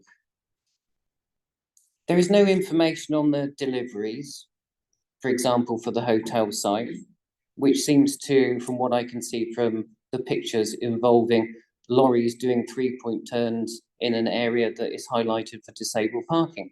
I don't think that that's really right, and I haven't heard anything today that changes that. There are no, or it's unclear what pavements are for the southern block and for the hotel. There is no apparent pedestrian crossing points within the site. Remember, this is supposed to be for families as well with children. Where are the safe crossing points? There appears to be no safe access route to the play area. There's no kickabout area, which, bearing in mind the play area is quite close to the attenuation pond, I do have concerns. We all, whether you're an Exmouth resident or not, understand the sort of the water and the sewerage issues. There appears to be no safe route to the bin stores on the site. The cycle storage, as the chairman mentioned, appears to be too small. How many? What design? There are so many designs out there. What are in keeping? What are not in keeping?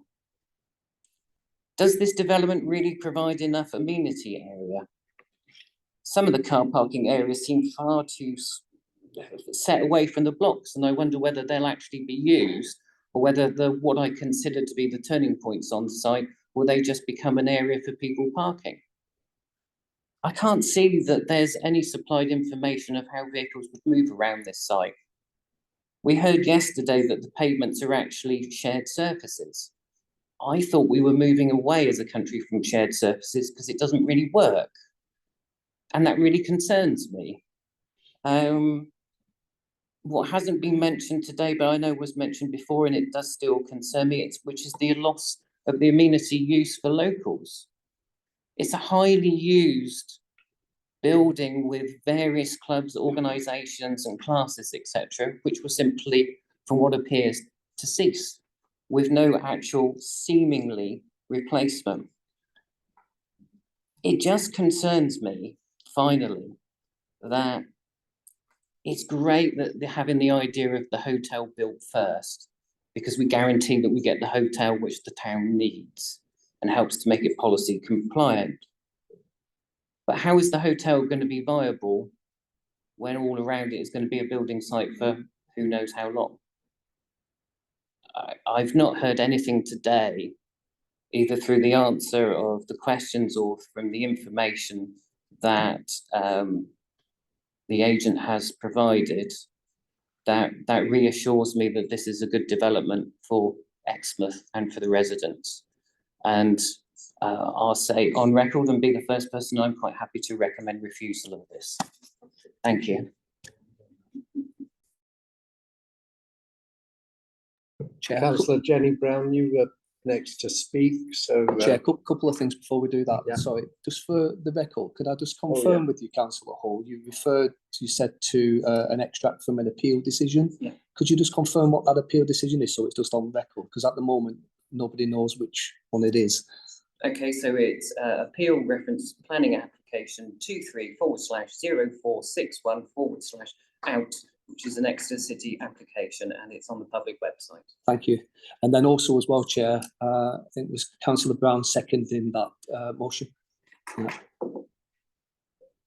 We obviously need to come back and get the detailed I'm quite reasons. happy to write some reasons if the rest of the committee are happy with that proposal, but I would need something like a 5-minute adjournment, because I understand that you want it as a detailed refusal with points made. We would need that detailed refusal, but at the moment, I think other people want to speak anyway, so perhaps you could, if you don't mind, make a start on that anyway.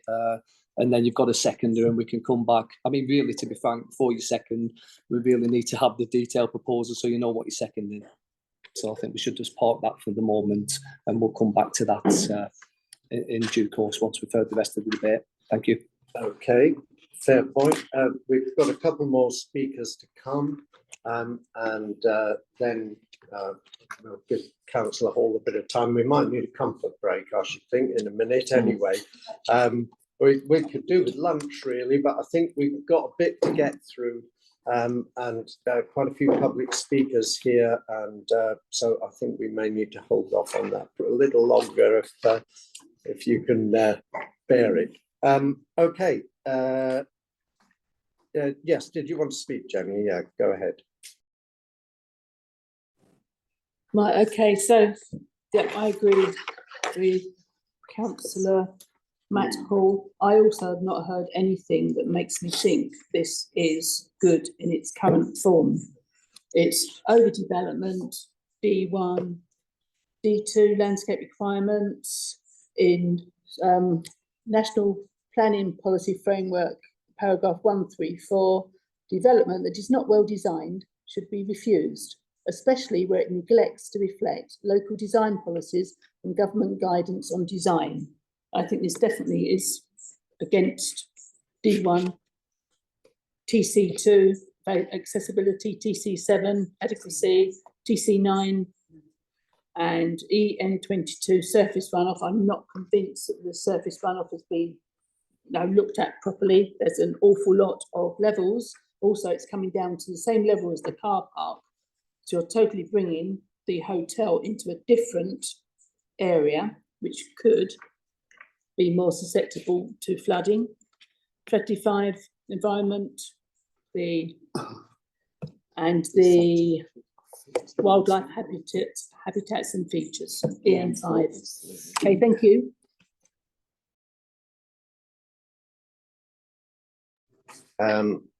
Councillor Barlow. Right. Well, I'm going to go against the grain here. I don't expect it to pass today. However, I do think it is fair that I'd say what I think. When I first opened this up, I thought, oh, that's nice on Douglas Avenue. To me, when you walk down there, when I look down there, what you've got at the present time is ugly. It doesn't suit the avenue. But the new thing is going to give you green on the front. It's going to tidy it up. I think it's going to look very smart. and be very similar to what they did at Blair Athol. Don't forget, that was only put up 20 years ago, where they knocked down other buildings. And there was a lot of complaints at the time. And the planners actually had to make a difficult decision that went against the complaints that were put to that. And that was going up, if you follow it up, several of the apartments when they're new, all moaned. And as there's been more apartments built up there, more people moan. So then going along, sports facilities, we're told. This is a private hotel. If they decided they didn't want the public in their private hotel, it'd be really easy for them to do. And nothing anyone could do about it. It's in their gift to allow people to come in there, not a public right, as we've said, or part of the local plan. That's for our own, your swimming pools, etc. The public swimming pools, that if they wanted to shut them down, and quite rightly, you would moan about that. You say there's nothing that's going to be given to Exmouth. Well, we're having 51 apartments. You're having 15 affordable houses, which to me, people say, oh, these aren't affordable. These are affordable. They're 70% rentable. So that is cheap accommodation for people. Not cheap. It's affordable for accommodation for people that really need it. And what a lovely place to have them as well. We all know that you don't have a right to a view. Now, you can argue that this is overdevelopment because you only want 25% built in this area. But then other places are having to do this. We get this in Sidmouth. So the really posh areas in Sidmouth. I'm forever arguing with people. If they didn't allow these blocks to be broken up, you wouldn't have houses, where Blair Athol wouldn't be there if it hadn't been allowed to knock something down, build something bigger. Parking for hotels. That's another thing. You go to Sidmouth, most of the hotels in Sidmouth don't have parking. You have to park in car parks, etc. And we don't have a train station. And we've got lots of Green members now, quite rightly. Climate emergency. We want people to travel by train, encourage them to travel by train. So you're trying to get people to come in a green way, and yet you're saying you've got to have car parking for hotels. Again, do you know what? Nothing's ideal. However, people will find the hotels will either, at least you've got a train station where they can turn up by train.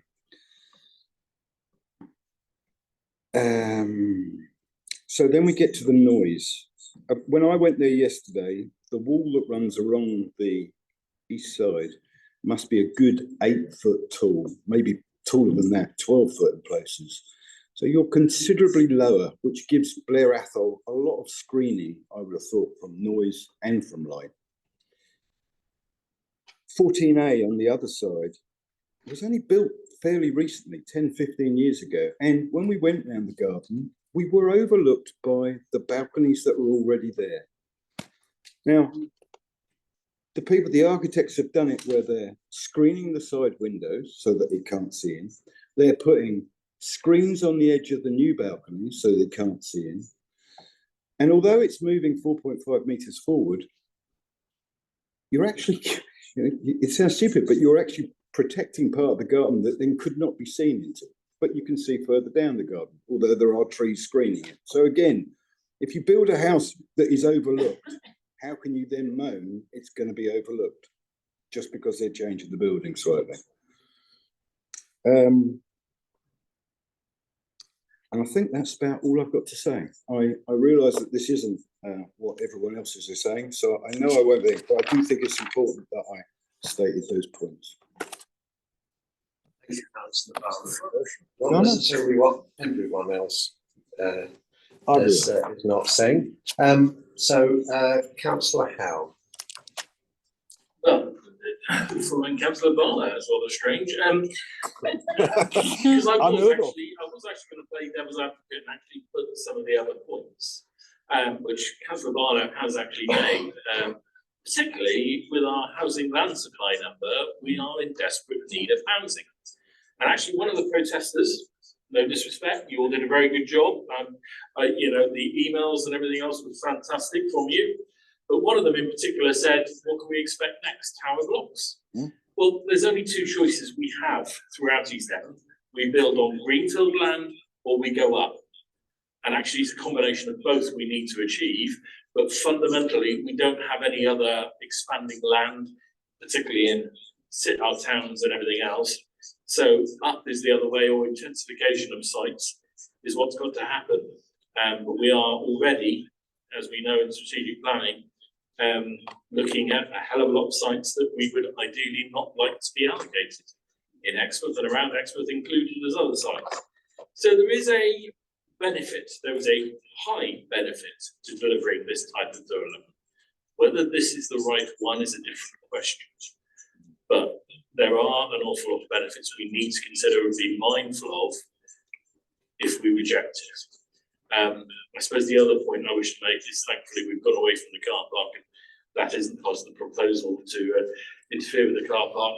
I personally hope the car park, if this gets approved, if this got approved, our car parks department would say no to it. That's a different question. It's not for me to decide. It's not our choice and it's not relevant to us. It's just the access and everything else is here. But on the other side of it, most of the car parking at a hotel is in the evenings. Funny enough, when the car parks are empty, not during the day when the car parks are full. And that's a strict difference we've got. But nevertheless, as I say, I just wanted to put some of the other side of it so we are making a balanced decision and on the right reasons for refusal if that's what happens. Thank you. Thank you, councillor Howe. I think it's quite good to hear some alternative views. Councillor Wragg. Thank you, Chair. Wait a minute. Well, I'm seventh generation in Exmouth, so I've seen an awful lot of change. At one time, it consisted of 3 communities. The avenues has changed. I won't say beyond recognition because there are still some very large dwelling houses there, but there were many hotels up through the avenues when I used to cycle up there delivering groceries on my bike. That's a little bit of context, so I can see it from how it was and how people don't want change, how it does change, but it has to evolve sensitively, you know, to get the support of residents, but also the economy. Now, so I say many of those places were maybe single dwellings, huge places, but if you look at the design down through the avenues, it's changed. And what had constituted the fronts of the properties, now the fronts have actually moved to the back. And if you take a walk down through, as I did yesterday, well, scoot down through, around the back of Trefusis or the front of Trefusis Terrace and look back, see that the developments that have gone on along there are really attractive. Same as in Douglas Avenue itself.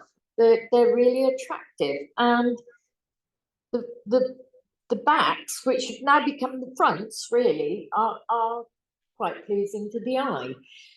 There's bound to be development on this site, absolutely certain as can be. There's sure to be development. I don't know about the marketing of this site. I don't know how much interest. I don't think any of us know how much interest there was in it. It's supposed to have been marketed for 12 months. We don't know about the viability, but what we do know is that trends are changing. And people are going from what used to be a nice hotel where you dress for dinner in the evening, people are going away from that. And they just want somewhere maybe to stay the night and explore the area, which is beneficial to the local economy. I think we've heard all sorts of statements, comments about parking and how very full up Mayor Road car park has been, interestingly, over recent days. But in fact, I passed that car park one afternoon, and it was in the early summer, And there were 3 vehicles in it. When I came back about an hour later, there was one. It's poorly signed, it's been poorly signed, despite promises from some people that it would be better signed so that it would be better used, but it is quite a long way from the town centre, and I believe it is underused, and I think the car parks officers actually confirmed that. So we're going to get development there. This development, I believe, would come out far front of the current building line along there. It's not imposing because it's on a sloping ground, and so more stories can be built. Whether this is overdevelopment, I don't know. I can see both sides of this. It will be interesting if this is refused to see how it's tested at appeal. That would give us a clear indication of which direction to go in the future and perhaps guide us. But I think we do have to be mindful. We can't cling on to the past. We have to look at the future, but be very sensitive about what that development will be in the future. And I know that ultimately access to this site would lie with this district council. There've been lots of comments about it, and a lot of speculation about, oh, it was a done deal. I haven't heard about it. That would have been down to former administrations, but not this one. So really, I think I wouldn't envy anyone in the position of having to make that decision. But I think it all hinges on what you decide today, what we decide today, whether we decide to approve or refuse. And I think I know which way this is going, but it would be interesting to read an inspector's verdict on this, should it go to appeal. So, Chair, I think we have to be mindful of changes. We have to be mindful of the future of the future occupants. And I would also respectfully remind some of the residents that they live now in very nice flats. I know they're lovely flats, who wouldn't want to live there, but they initially were just single dwellings, maybe an upstairs and downstairs, and I've seen that. But really, we have to bear in mind changing trends. We've got to look at the past, but we've also got to look to the future. Whether this would be overdevelopment of the site, I don't know. I don't think they'd be overlooking. I really can't. I think it comes down to being subjective. It's what individual members see, but I'm not going to go. I'm not a crowd pleaser. In fact, I'm not a committee pleaser, I don't think, sometimes, along with Councillor Barlow. That's one thing we have in common, perhaps. But I can see both sides, and I'd like members to give this serious consideration, really serious consideration, because it could set a marker for the future. Chair, I think that's all I want to say, and I think I've said quite enough, but I think this district council unfortunately holds the key to the access to the Devon Court as it will be. Thanks, Chair. Thank you, Councillor Wright. Okay, Councillor Haggerty. Thank you, Chair.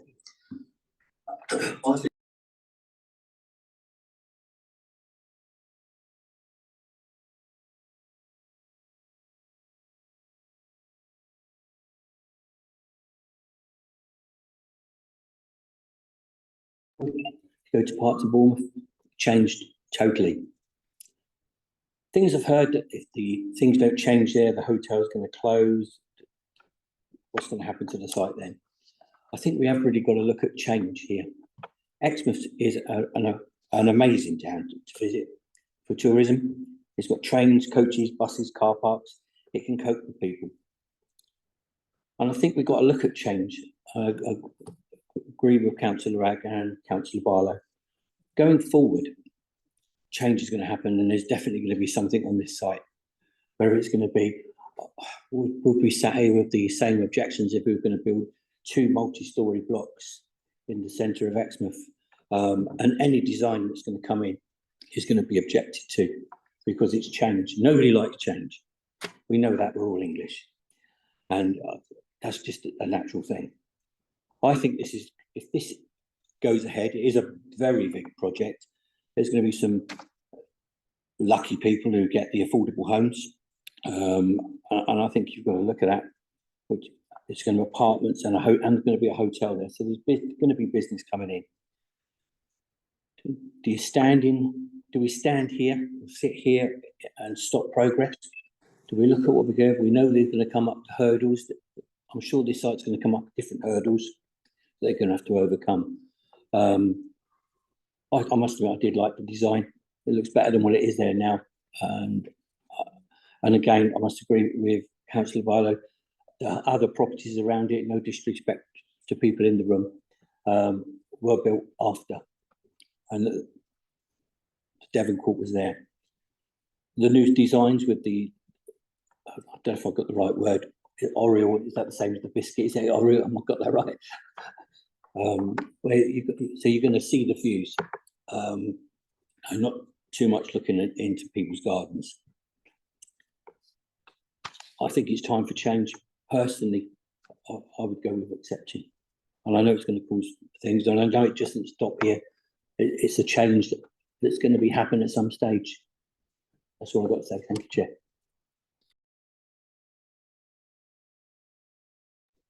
Okay, if we have no more speakers, I think it's, we have a proposer and a seconder.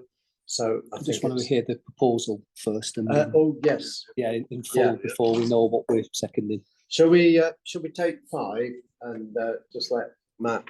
Well, there's certain bits I would like to clear with legal as to whether they want it or not. Well, legal will give you that opinion. Okay. I'd be happy for you to read it out because I will be asking Mrs. Ormsby to comment on whether she believes, there's merit in the arguments that you raise anyway. Thank you. So reasons for refusal.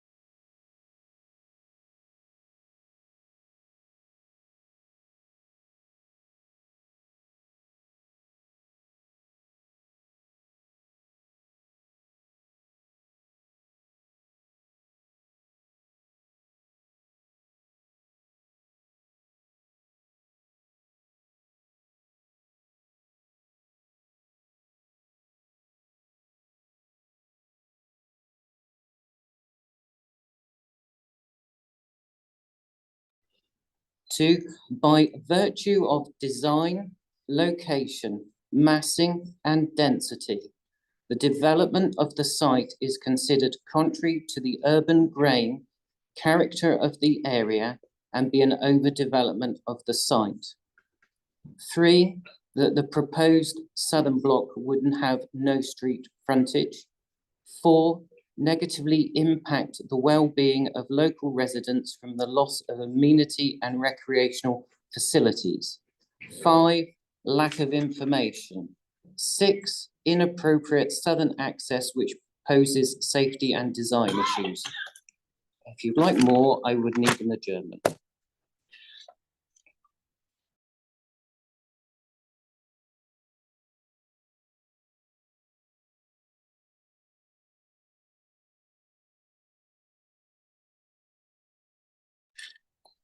local plan policies EN 14 and EN 19 are with regards to sewage and waste treatment. I don't know whether you're happy for us to have that, bearing in mind we don't have specific evidence relating to this application available to us today. But I think we are all aware in this room through social media and through press, the information and the issues facing Exmouth and its residents with regards to the dealing with sewage and pollution of the sea and rivers. Thank you. So I think actually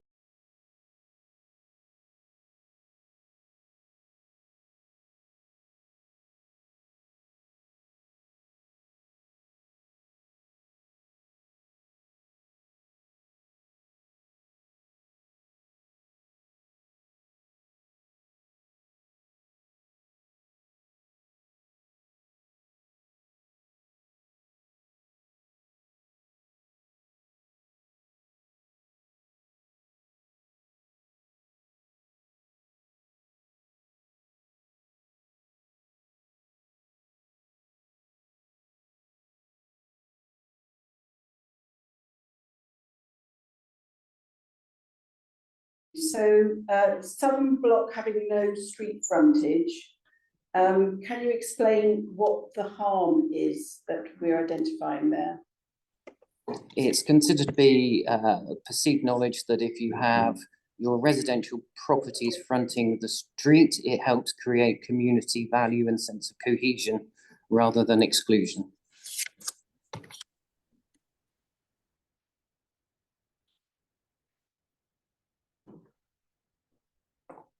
So, I mean, these are apartment blocks, not dwellings. Apartment blocks tend to, there is a social space to the south of the apartment blocks, the play area, which would effectively be sort of the community focus within there. With apartment blocks, I would say it would be challenging to point to any specific policies, designs, etc. But I understand what you're saying is you think it's just poor urban design, that the layout of the apartment, of those affordable dwellings is not going to facilitate community cohesion, something along those lines. But I have to say that I don't support that view. I think it'd be very challenging. I think it'd be very easy to point to many recent decisions within East Devon where apartment blocks with similar relationships and they are broken up into small blocks. As I say, there is amenity space and play areas for those units. I personally think that we would have a challenging time supporting that reason for refusal at appeal. So that's my comment on point 3. Can I come back on that?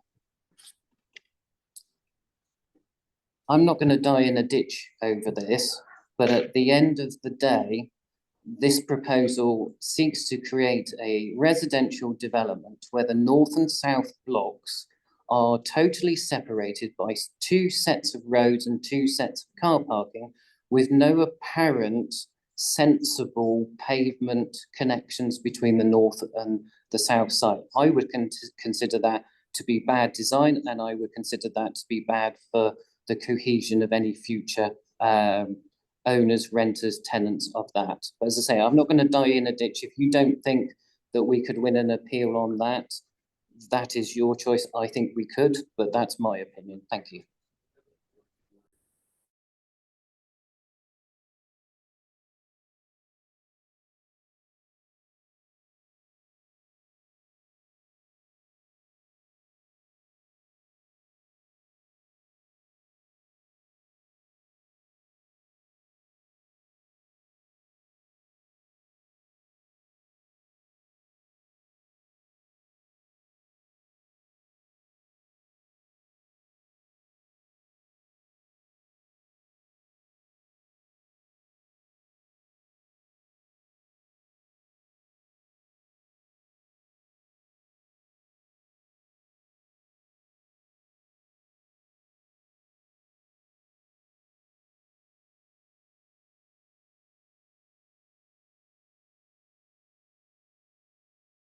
And we need to be confident, because obviously we should not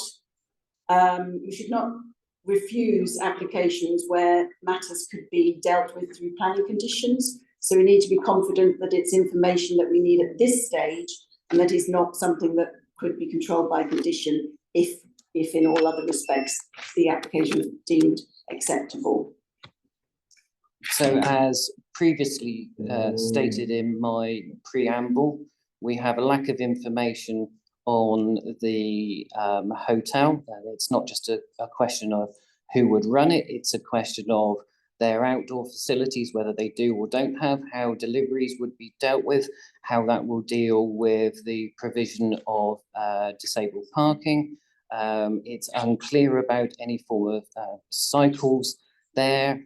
As previously stated, we don't appear to have a safe access to the children's play area.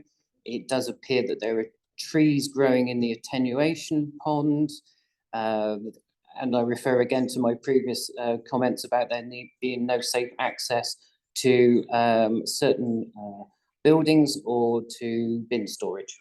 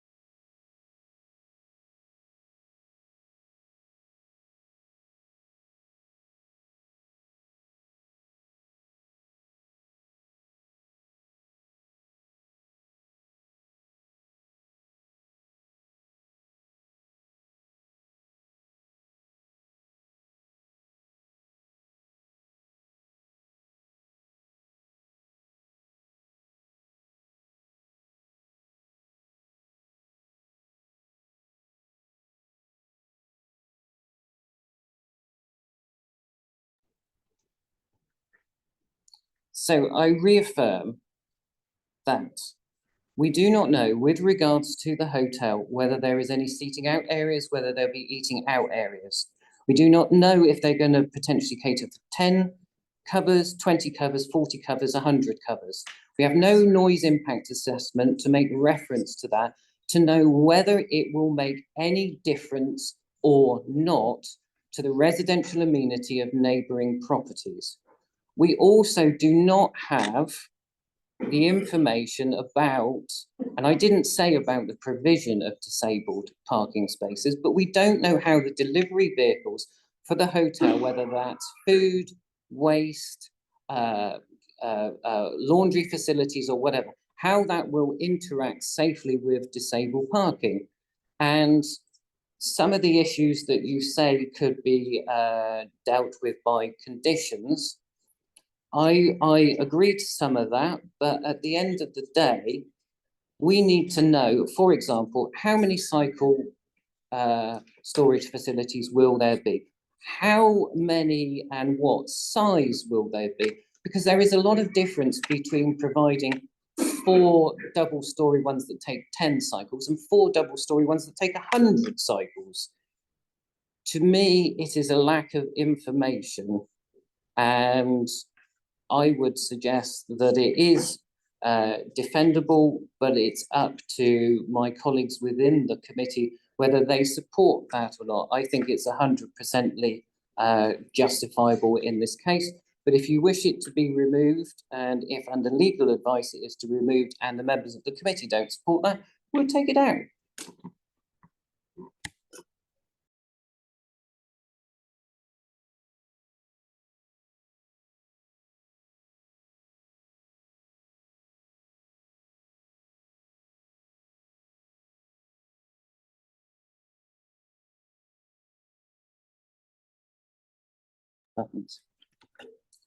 We have no information of, as I'm not going to repeat the delivery issues again, but I'll reaffirm the delivery issues with relation to South West Water having to use the site. We've got no health and safety assessment with regards to that. There is no details on how that junction will be provided. What we saw yesterday, the 2 wooden posts in the ground directly line up with a tree, but we don't seem to have any information that the tree would be removed. We got no information as to how and what the surface of the entrance will be made of in relation to the tree protection zone. What do you want?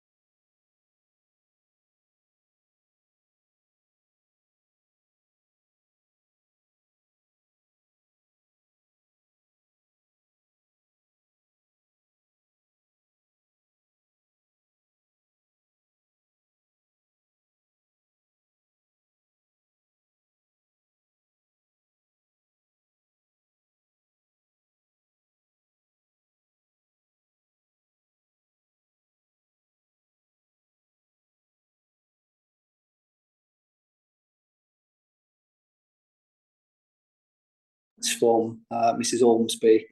Do you want to amend your proposal in any way before we put it to a seconder and then potentially a vote? Because as I say, at the moment, we've got all the different reasons, some of which Mrs Ormsby is saying she thinks we're going to struggle to substantiate at an appeal. If that's put forward as your full motion and it's seconded, and then it's voted upon, every single one of those reasons will be there to be appealed against. And by the sounds of things, it's likely that we're going to lose on a few of those things and may well get costs against us on that basis. So if you can take that on board and decide how you want to proceed, please. I won't answer that how I want to answer that.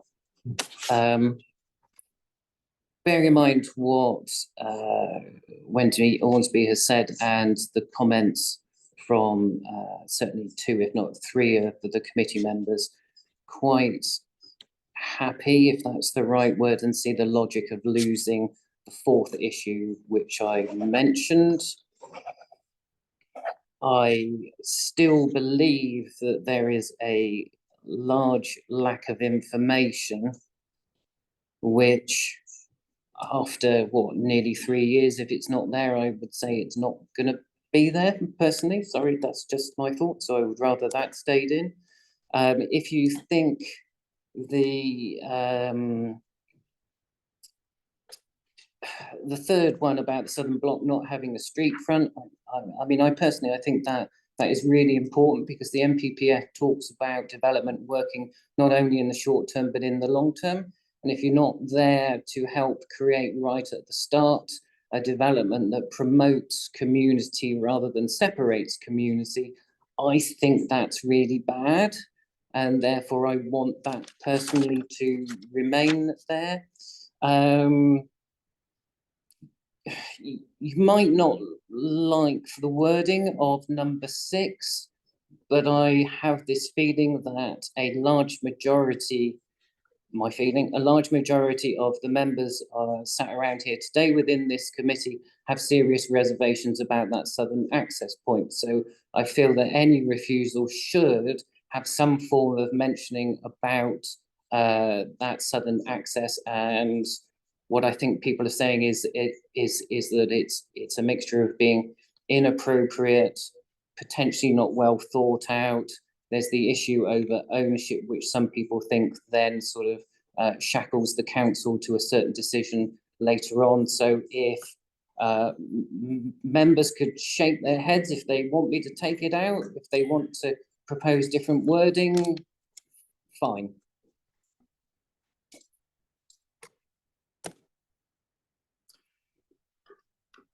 Okay, thank you, Councillor Hall.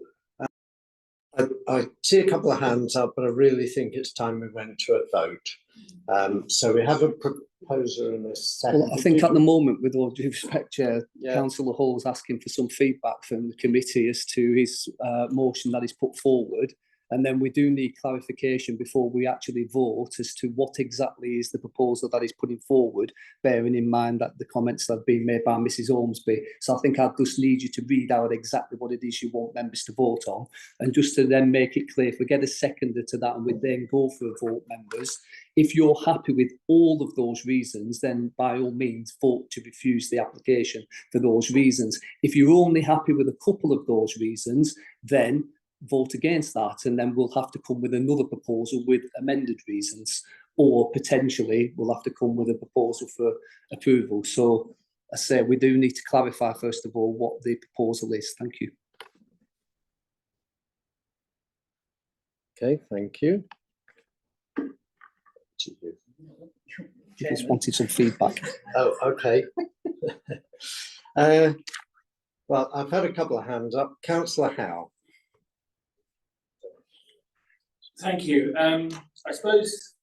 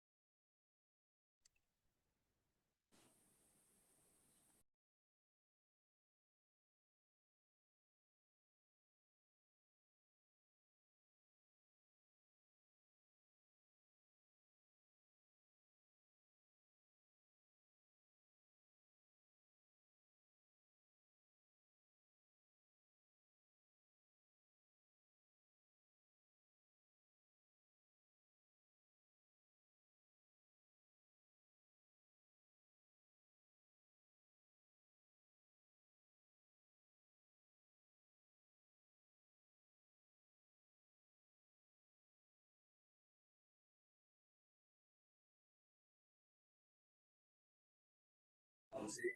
You'll then take these on board, I think, and then you'll decide what his motion is. Then you can decide whether or not you're prepared to vote in favour of that motion. Well, what I was going, Just a bit of feedback as to whether or not- what I was going to do was to second his proposal as it stands and add some things to it, some policies from the Exmouth neighbourhood plan. That's feedback, is it not? You'd like to put forward some suggested amendments and for councillor Hall to take them on board if he wants. I think the comments that have been made so far is actually compare it backwards and even extend it even further. I'm quite within my right, but you won't let me do it. Fair enough. Okay, that's it. Right. God.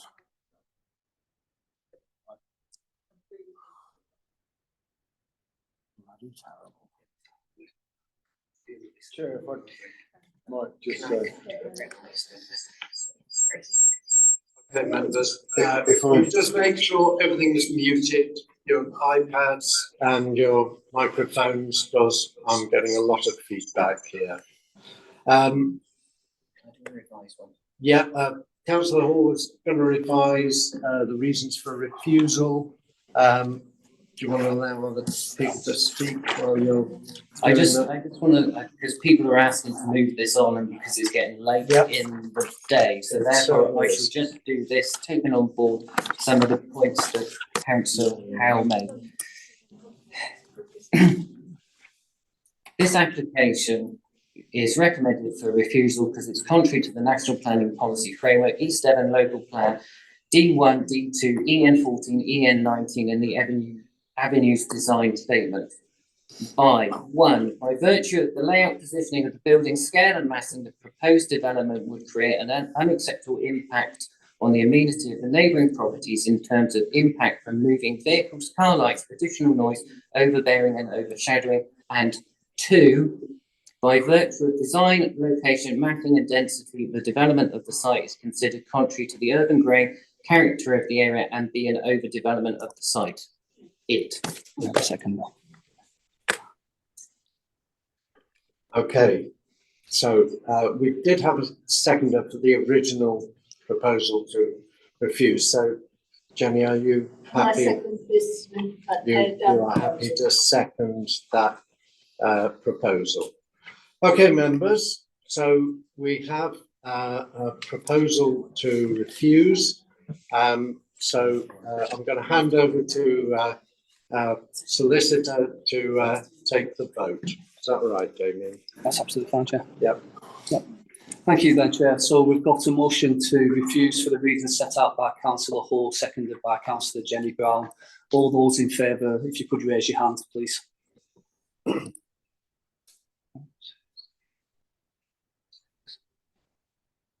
7. And all those against, please. Could you raise your hands? 2, 3, 4. And any abstentions, please? 2. So that's carried then, Chair. Thank you. Could I ask at this stage, members, because obviously we've taken quite a while to get to this stage today, by my reckoning we're just coming up to about 5 to 2. We've got 5 more applications that were due to be heard before lunch at 1 o'clock. And then we've got another 4 applications that are due to be held after 2 o'clock after lunch, and none of us have had a comfort break or lunch or anything yet. What I think we need to steer on, members, is do you, when we come back and reconvene, want to carry on with the applications in the order that they are on the agenda and adjourn the ones that we're going to miss out on this afternoon to a later meeting? Or do you want to adjourn the rest of the morning meeting and then proceed with the afternoon meeting? I think we need to steer from you as to how you want to proceed with this meeting. I appreciate whichever way we go, somebody is going to be upset about that because they probably spent a long time sat here this morning, or they've just turned up and been told that they're not going to be able to speak. Apologies, it's obviously the situation today with the technology, I'm afraid. Yeah, I think it might be helpful to find out, perhaps Wendy, you could find out exactly which speakers are here as well. So Well, I think that perhaps some of the speakers on the Devon court have gone, but I'm thinking about the other applications. A lot of the ones in the civil ones have gone. Oh, okay, okay, all right. Yeah, Members, can we just wait before we go, please, just so we can decide how we're going to proceed with that? I very much appreciate you're probably all desperate to get to the toilet, as I am. But I think we do just need to make a decision. Can we have a show of hands for the two different sites and then we can make a decision on that? okay, so we're going to do a couple of major applications after lunch, and then we'll see how much time we have left. Can we just clarify which ones, Chair? Because I've got to go and my application's next. I've got to leave at 3. I was rather that preferred, you know. Okay, shall we stop for lunch? We cancel the whole day and go home. It's just to let people know, Chair, what we're going to do afterwards. Yeah, we do need to know. They need to know whether they're staying or they're going. So can I make a suggestion, Chair, that we just deal with the afternoon? It was due to start at 2 o'clock, we'll have to cancel the morning and just deal with the full for the afternoon, if you want to, which solves Mike House problem, solves the civil problem, so I know those people came up and they've got that. Convene another meeting. Yeah. I'm going to cross the road to Boston today.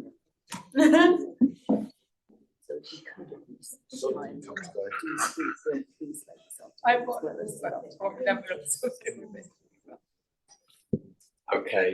Put that to members then. So do Winslade in the afternoon. Yeah, yeah.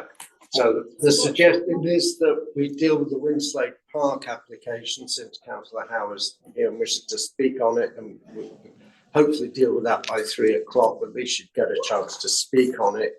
If we take a break now and have a quick lunch. We'll have to do a quick break first, not lunch. Can't have lunch until after it. And then move on to Clothing Lawns. Just want to say, I just want to say that whole decision. No.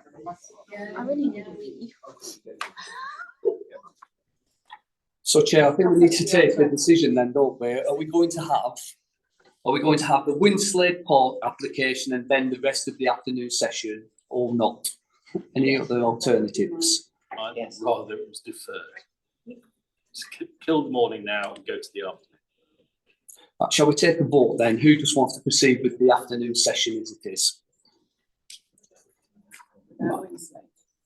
I think that looks fairly unanimous, doesn't it, really? So we'll do that. I do apologise on behalf of the committee that we've not been able to deal with all of the applications this morning. Obviously, with the technological problems that we had earlier on, I think the fairest thing to do is just to start with the afternoon session as people expected it to be heard once we've had the chance for some lunch. Thank you. How long are we stopping for lunch? We've made a decision now. I don't know, how long do you want for lunch? Half an hour? Do you want to let one know? Half an hour. So members, we're going to take half an hour for lunch, so back here 2:35, please, sharp. So what's that? Sorry? 2:35. All right. Sorry, I know I'm going to upset somebody, whatever happens.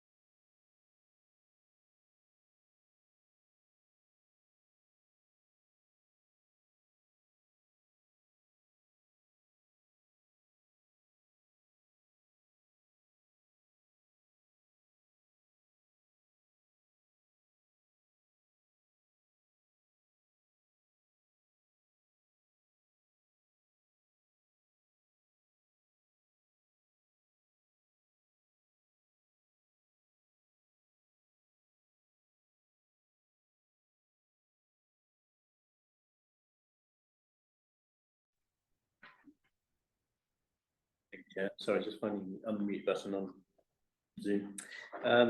Chairman, this is members, this is an application both for outline and for planning permission at the north end of Axminster. Outline permission is sought for the erection of 140 dwellings, 0.8 hectares of Class C employment land, public open space, drainage, ancillary works. Full application is sought regards to works to the football club, including improvements to the drainage of the training fields, installation of some 4 floodlighting columns, and the erection of some ball stop netting on the west side of the football pitch. I'll just take you through the plans and then I'll talk in more detail about the principal points. So this is the site, as I say, it's lies between Chard Road and the River Acton railway line at the top of the town.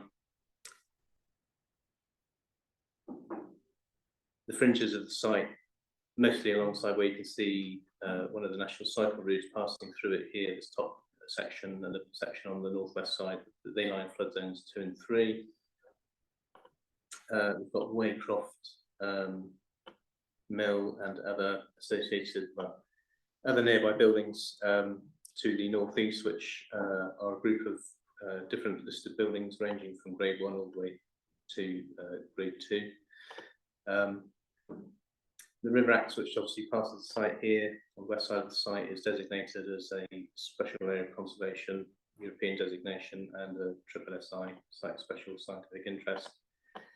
And members hopefully are aware by now of the issues surrounding nutrient neutrality in relation to that river, which I'll cover in more detail in a moment. As part of the outline application, permission is sought now for the means of access to the site, although the matters are reserved. This just shows the proposed access point. It's proposed to close the existing vehicular access to the football club, which runs along this track here and then back down to the football club. Pedestrian cycle access will be maintained through that point, however, and a new access will be formed north of that site, roundabout where the opposite where the proposed link road in strategy 20 would have started.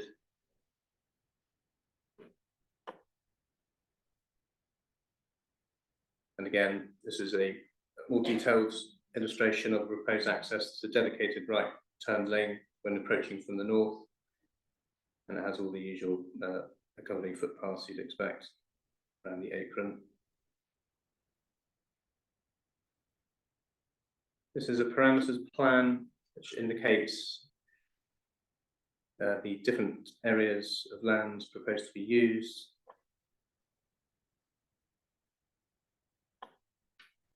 Residential areas are shown to be in the sort of light brown, dark brown areas.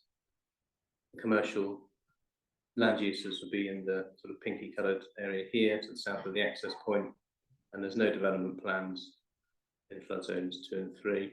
And obviously, the full application site, we've got the training pitch and the ball stop netting over here. This shows proposed scale of some of the development being considered, albeit the scale is a reserved matter, it just gives an indication of what's being considered as potential future plans. So in these areas here, we're looking at 2-storey scale developments and 2.5 in the darker brown area here.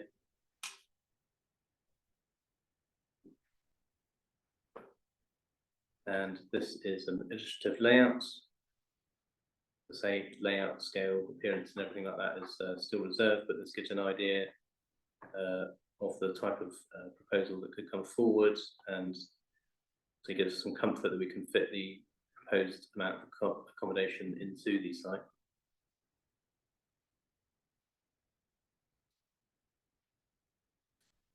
Turning to the full application, this is just some detail of proposed drainage improvements to the training pitch, and you'll note the position of the 4 floodlighting columns proposed.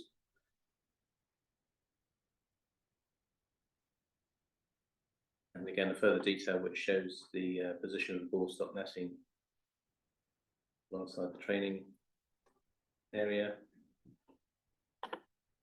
This is just a lux level lighting plan illustrating the light spill from the proposed floodlighting columns.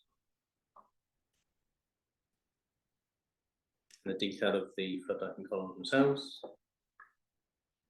And the ball stop messing, which will run actually past the training pitch, up past this pitch as well. And that's going to be 6 meters in height, and we'll illustrations, examples here of the type of thing to expect here. Just moving on to some site photographs. This is existing access into the football club looking north. You can see the speed limit at the edge of the town here. Some of these trees further down here will have to be removed to make way for the access. They are category C trees. And we would expect any reserve method application to in some way make up for the loss of those trees. The site, as you can see at the moment, is still being used for agricultural purposes from time to time, different crops. This is looking at the site from the north, so pretty much where the cycle route comes into the site from Waycroft Bridge itself. So the development in the main will be up behind that hedge line there, and this lower section here, being in flood zones 2 and 3, will remain as a landscape amenity area.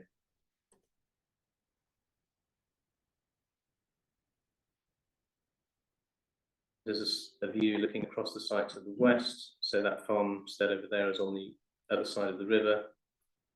That actually sits along the footpath up to Small Ridge, and I'll show you some photographs on that side in a moment.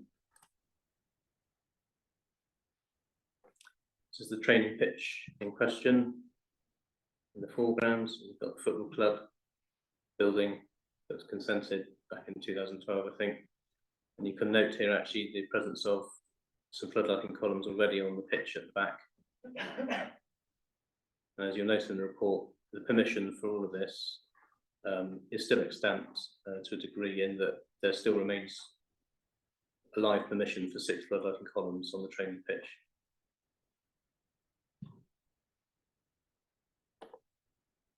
This is a view from the cycleway. You can see the football club building on the right hand side here.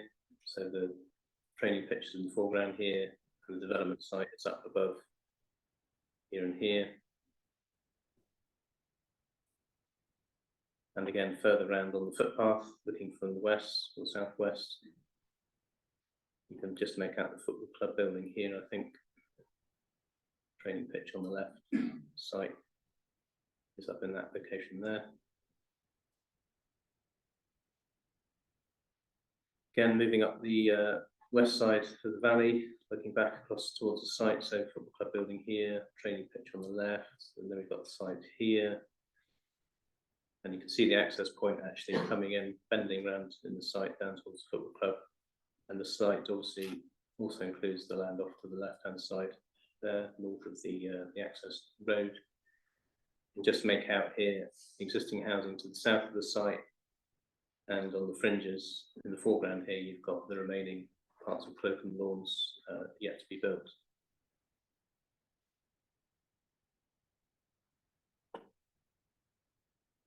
This is a slightly closer view, moving northwards up the footpath towards Small Ridge, so you've got a better view of both of the fields here on the left and right hand side of the access track.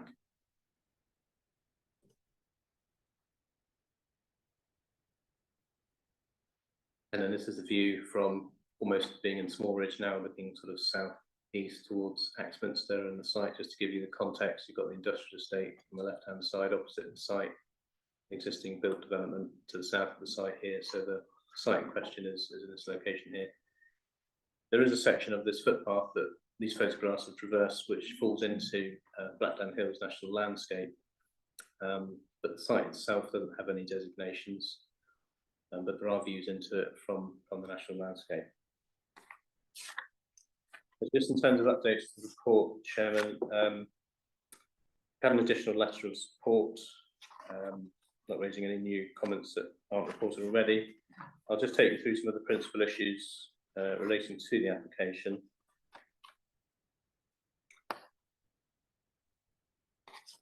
So just in terms of the principle of development, obviously the site, it lies outside of the built-up area boundary for Axminster, which, as your notice report, brings it into conflict strategy 7. And that's an issue that needs to be afforded significant weight in the balance of considerations. In terms of sustainability of location, you'll see the reports analyse the different transport modes available to occupants of the site, and you'll see that there are pretty good mix of options available. Being able to get into town on foot and using cycles, it's relatively well served by buses, and obviously we've got the use of the train station in Axminster as well, so it does very well in terms of sustainability. It complies with policies and strategies related to that, strategy 5B, policy TC2. It's relevant to consider where we are with the housing land supply in relation to the application. Members hopefully by now are aware that we had an update to the National Planning Policy Framework for Christmas, and the effect of that is that we find ourselves in a position where we only need to demonstrate a 4-year housing land supply, because we have a draft consultation plan published. And we say at the moment we can demonstrate a 4.5-year housing land supply, and the effect of that is that we don't need to apply tilted balance to any considerations in this application. In terms of affordable housing, the proposal is proposing 50% affordable housing, which it is a policy compliant position in relation to this proposal, because we are in a position of having the requisite housing land supply, and we can say our local plan is up to date in that respect. And that wouldn't ordinarily be a reason to depart from adopted policy. That's not a benefit over and above what we would normally expect. But we say in this particular circumstance, there's a particular issue with Axminster relating to strategy 20, which, as you may be aware, doesn't look like it's going to be delivered as envisaged in the adopted local plan. There has been some master planning that took place in relation to that particular allocation, which actually increased the proposed allocation of housing in that strategy from 650 homes to 850 homes. And that was in order to try and improve the viability and deliverability of the scheme, which had to pay for the relief rate proposed. It did also propose some employment, I'll come on to that in a moment. So overall, we could have anticipated in strategy 20 that we could have had in the order of 162 affordable homes delivered as part of that development, but we've actually had none whatsoever. So we say in this particular application, consideration of the application, that actually, even though it's a policy compliant position, 50% affordable housing, we say because of the lack of delivery in Axminster so far, we should afford that some considerable weight in the balance of considerations. In terms of the commercial proposal as part of the application, we obviously need to consider the effect of that in relation to satisfying demand for employment land, and also the effect on the town centre. As I was just saying, strategy 20 had proposed quite a significant amount of employment land, which is now looking unlikely to be delivered under the current local plan. And obviously part of the proposal is for Class E uses, and that tends to be more town centre type uses, or uses that are acceptable in residential areas, as opposed to the more traditional sort of industrial, heavy commercial activities which strategy 20 had planned for. There was in strategy 20 some provision for sort of local centre, where some mixed commercial activities, which weren't really defined in strategy 20, they were anticipated. So there would be some benefit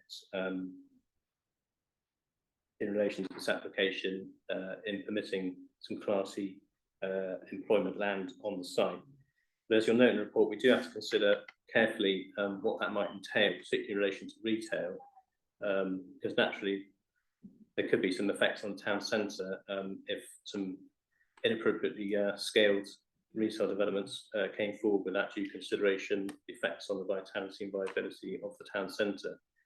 So to that end, we propose some conditions that anything over 500 square metres that comes forward in terms of retail proposals at reserve matter stage should not be permitted without having gone through a retail impact assessment, as you would normally expect for an out of town retail proposal. But nonetheless, overall, in terms of that particular matter, we consider the delivery of some employment land is beneficial, particularly in the context of Strategy 20. It hasn't delivered what it had planned to, and again, you should be affording some weight to that consideration. In terms of access, there's no objection to the scheme from the County Highway Authority. In fact, they note there would be a safety gain as the access to the football club is not the best in terms of safety. There are planning conditions proposed in relation to the access points, and also actually in the 106 in relation to travel plan. In terms of flooding and drainage, as I said earlier, flood zones 2 and 3 skirt the sort of northwest side of the site. However, there's no development planned in those areas, and we apply conditions to prevent that from coming forward. In terms of sustainable drainage, there are some planning conditions applied still for details to be agreed at reserve matter stage. Because we don't have the layout of the scheme at the moment, we can't completely satisfy ourselves at the moment that that's been dealt with. But overall, the County Council as a lead local flood authority is satisfied that with the information that we've been provided with, it should be possible to ensure that there'll be a sustainable drainage system that can deal with the surface water runoff on the site. In terms of the effect on the River Acts, SAC and SSSI,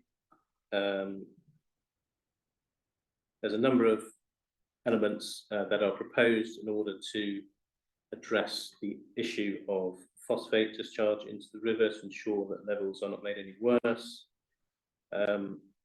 Most significantly, there is a proposal for an on-site wastewater treatment facility which will be managed by an Ofwat appointed statutory sewage undertaker on behalf of South West Water, which is going to use an iron dose package treatment plant.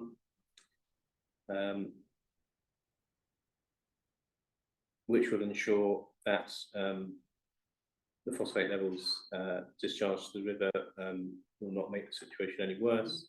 It has also been necessary to seek the improvement of existing septic tank drainage systems elsewhere in the catchment to ensure the net effect is neutral. So there are actually some third parties whose systems will be upgraded upstream of the site, and they will need to be bound into the overall legal agreements necessary to ensure that those mitigation measures are delivered effectively. There is an appropriate assessment appended to the report, which members will note there is a recommendation on as well, that we adopt that. That's called a shadow HRA assessment. So essentially that's been prepared by the applicant, but it's been scrutinised by our own ecologist as being satisfactory, and we have written to Natural England to seek their agreement and adopt that as our own appropriate assessment, and they have agreed we can do that. In terms of the effect of ecology on the site, there's been survey work carried out naturally. Our ecologist is satisfied that the development can proceed with the appropriate mitigation in place to ensure that the effects on any species and habitats on the site are acceptable. Biodiversity net gain is proposed as part of the application. The application did come into the council before this became mandatory. There is slight difference in opinion between the applicant and the council's ecologist as to how much gain we're actually achieving, and that's noted in the report. But nonetheless, there definitely will be an uplift. And we say that we can actually attribute some benefit to that because it's not actually mandatory for this application at this time, provided we can secure those benefits through Section 106 legal agreement to ensure their delivery. In terms of landscape effects, obviously the character of the site will change significantly from an agricultural field, a couple of agricultural fields to built developments. But as noted earlier, it's not only designated landscape. There are views off the site and towards the natural landscape. And the landscaping and design of the site are reserved matters. In terms of heritage, as I say, I think while there are some important buildings nearby, ultimately the final effect on those buildings will be determined at the reserved matters stage. In terms of effects on nearby residents, again, as most matters are reserved, it's not really possible to assess those at the moment, but it's expected we can design something that would be acceptable to the adjoining properties. In terms of light spill, we have applied some planning conditions to ensure that lighting doesn't adversely affect either proposed or existing residents nearby. And members will note that there is permission for some land floodlighting columns already on the training pitch. Members will be aware that the site is allocated in the draft local plan allocation for development. And the framework says that we can give some weight to that depending on how far the stage of preparation of the emerging local plan, the extent to which there are unresolved objections to relevant policies, and the degree of consistency of those policies and plans framework. We say at the moment, because the plan is so early in its draft stages, that we ordinarily wouldn't give any weight to it at this time. The comments received in relation to the draft consultation plan primarily appear to be concerned with all the material issues that we've been considering during the course of this application anyway. And we say, well, if those are resolved, then that sort of indicates to us that actually it probably be a good site to allocate in the plan. Members will note that football club improvements are being proposed to be paid for and funded by the applicant. That's not part of the consideration for planning officers. That's a separate matter. It's not something we can afford attach any weight to or secure in the Section 106 agreement. So in terms of the overall balance considerations, the site is outside the development boundary where we wouldn't normally grant permission, but we say there are material issues that would give rise to recommending approval, principally being, in this particular case, the failure of Strategy 20 to deliver any housing or employment plan at Axminster, and tied up with the lack of delivery of housing is the lack of delivery of affordable housing, particularly, for which there is an acute need in Axminster, and that hasn't really been met in any meaningful numbers. So with that in mind, Chairman, the application is recommended for approval, subject to agreement with a Section 106 agreement and the conditions set out in the report, and members adopting the habitat regulations assessment appended to the report. Thank you. Thank you very much, Jeremy. So we'll move on to the speakers, and then we'll come back to you for some questions, no doubt. So if we could have the first speaker, please, Mike Friesen. Feel free to introduce yourself and pronounce your name correctly. Hello, is that very loud or? Okay. My name is Michael Friesen, and I didn't even know until I saw lots of sort of building vehicles on that land that something was going on, asked around in town and found out about the application. So I'm here obviously to object the application.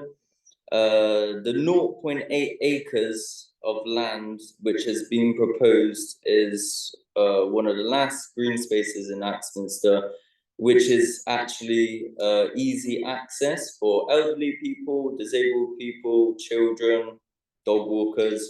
And so really, I think that's something very important to take into consideration.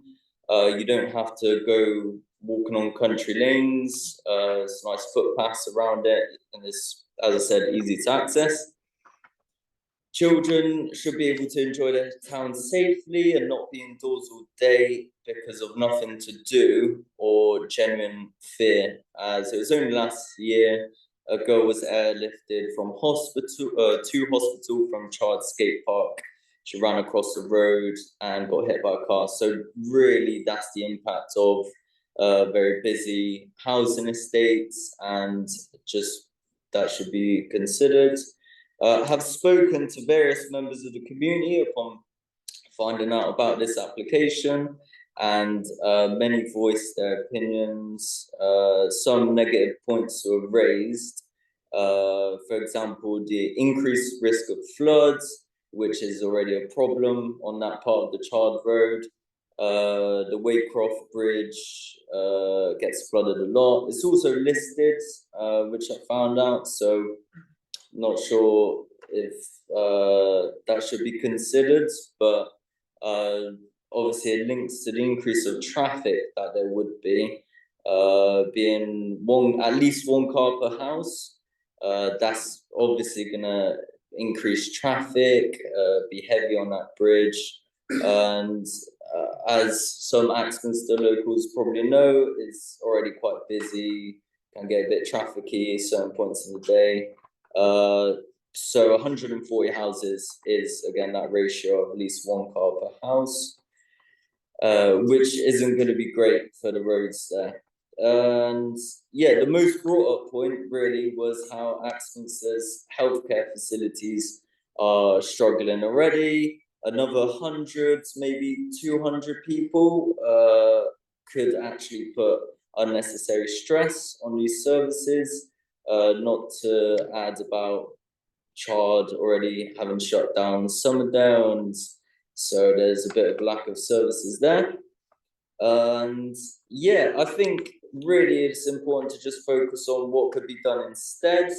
And for example, a community centre, maybe improving healthcare facilities in the town, and just sort of maintain what the town has already to offer, improving footpaths, maintenance, general stuff like that. So yeah, thank you everyone for being here today. Obviously, it's very important to make the decision as a whole and take into consideration everyone's voice. And yeah, cheers.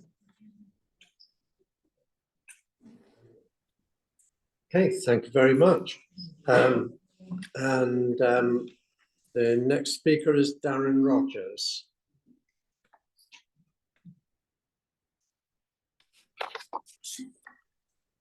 Thank you, Chairman, members of the committee.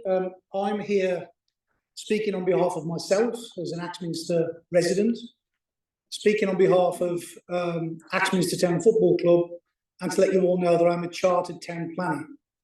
I'm a member of the RTPI. I would not be standing here before you based on my code of conduct and my professional organisation, which asks me to give my professional view on a particular planning matter. And I think this is a good scheme for the town. And I would ask you to support your officer's recommendation. Officers have gone through all of the material issues. We have a housing crisis in this country. We have a particular housing crisis in East Devon, given the fantastic landscapes that cover 3/4 of it. Therefore, finding new housing, setting aside Cranbrook, is important. This scheme will deliver, outside the development boundary, up to 50% affordable housing. I would guess every one of you members here making a decision perhaps may well own your own home. Others are not so lucky. Up to 50% affordable housing, that's up to 70 houses. For a place like Axminster, that's excellent for our youngsters and our youth, and for those wishing to get on the housing register, and those already on the housing register, shall I add. So we need new housing. Visual impact of the landscape. Your officers outline the fact that there is the Blackdown Hills National Landscape Airbnb. It will have minimal impact on that. The outline approval has yet to be submitted in terms of reserve matters, and you will have the ability to influence the design of that in relation to its design. The impact on the local highway network, county council officers raised no objections. In fact, they see an improvement given the existing access to the football club, which is at best, you have to take your life in your hands turning right back into the town centre from the football club. The provision of further employment, officers have explained that the Class E proposals are considered to be acceptable subject to various conditions. Ecology by diversity has already been explained that this will provide further enhancements. And the issue of neutrality, of which I'm very familiar, which has held up thousands of houses being delivered in support of the housing crisis, a solution has been made in this particular instance with regards to nitrates, phosphates and the River Axe impact. In terms of the recreational community facilities, I now want to say something on behalf of the football club.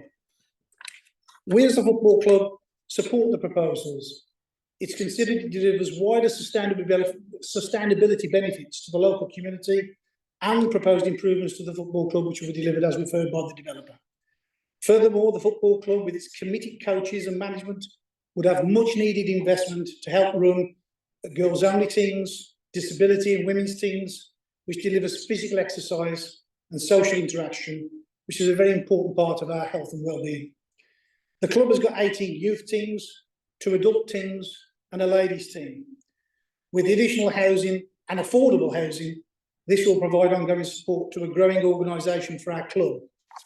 This year, we have finished as a football club the highest that the club has ever finished since its 1903 existence, finishing 3rd in the South West Peninsula. That's 3 minutes.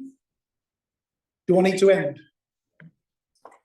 On that basis, all I can say to you as committee is I would urge you to follow your officer's recommendation and approve the application. Thank you.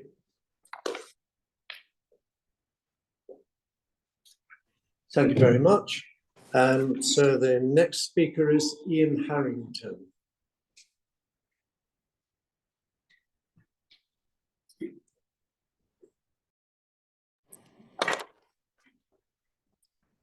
Hello, committee members. Thank you for listening to me. I'm a resident of Axminster and I speak as a resident and not a scientist.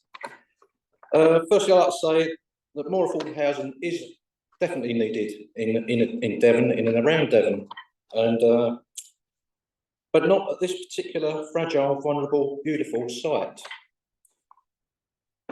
My reason for rejecting this application, obviously the proximity of the planned estate to the River Axe, with the likelihood of a runoff caused by concreting over the fields, causing pollution to the river, raising the already high phosphate levels, even though the committee member did explain that had been covered, and having a detrimental impact on the wildlife and fragile ecosystem in the river, including we have salmon, trout, ducks, swans, and a family of otters down at Waycroft.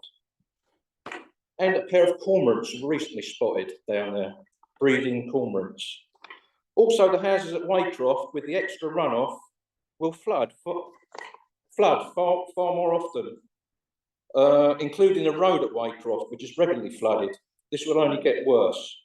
The building company also say there will be a sewage plant next to the River Axe, which also is a major concern. Let's not wait until we get it built and it happens and we all say, I told you so. Yeah. Destroying all of the very wide hedgerows, which is home to numerous wildlife, including many species of birds like sparrows, blue tits, goldfinches, buzzards, owls.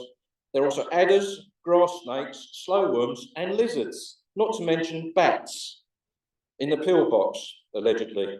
Otters again, there's some otters down at Waycroft, and believe it or not, there's some rare butterflies that actually mate or reproduce down there, so I'm told, and fox dens. Nearly finished.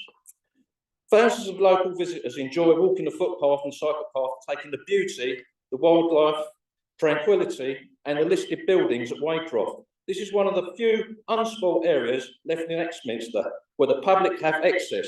It's not officially an area of outstanding beauty, but it is Axminster's area of outstanding natural beauty. A bypass was promised, that we mentioned earlier, and that was only going to be built, or the houses were only going to be built, provided the bypass was going to be put in place, which never was, thanks to the government, and a loan that was withdrawn, not a loan, a grant. Infrastructure, as we've mentioned before, dentists, doctors, under strain, severe strain, 3 to 5 year waiting list to get on the NHS, dentist waiting list, traffic, as it's been mentioned previously. In conclusion, I said more affordable housing, which is needed in East Devon. In the East Devon plan, there are several other preferred sites that don't encroach on the River Exe or wildlife. Why weren't they considered first? Problem solved.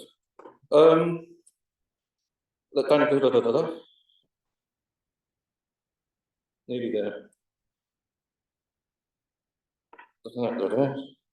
Okay, in conclusion, all I'll say is please decline this application based on what I've just said. It is an outstanding area of natural beauty as far as I'm concerned. There's numerous wildlife and those wide hedgerows that are going to suffer, or they're going to disappear. So please take that into consideration when you're making your decision. Thank you very much. Thank you. And finally, we have Michael Deering. Here.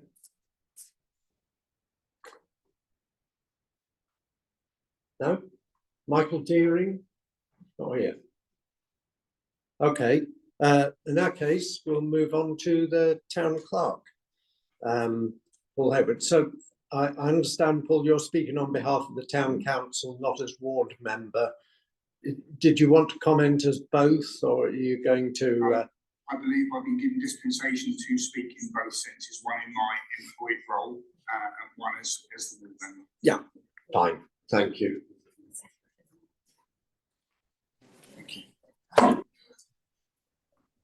Thank you, Chair. Thank you, Committee. As Clerk to Axminster Town Council and as per the resolution of the Council FC 2459E, I've been directed by members to reiterate their unanimous opposition to this proposed development for the reasons below. Risk to the health and condition of the River Exe SSSI and the adverse effects of phosphate and nitrate pollution to that watercourse resulting from this proposed development. The detrimental effects of significantly increased traffic volumes on the A358 in immediate proximity to Waycroft Bridge, a notorious pinch point when entering the parish from the north, All Saints Parish. Risk from surface water flooding downstream to properties adjacent to the Millbrook and the River Exe, already suffering from periodic flooding and resultant damage. Risk to rural biodiversity and eco-habitats in this green corridor, separating Axminster from All Saints. The lack of key infrastructure provision in the town, which this proposed development does little to address or improve. Thank you. Thank you very much. So are you coming back as board member as well? Okay. Sorry, members, you have to excuse the duality of my role. Thank you. Actually, don't have one moment.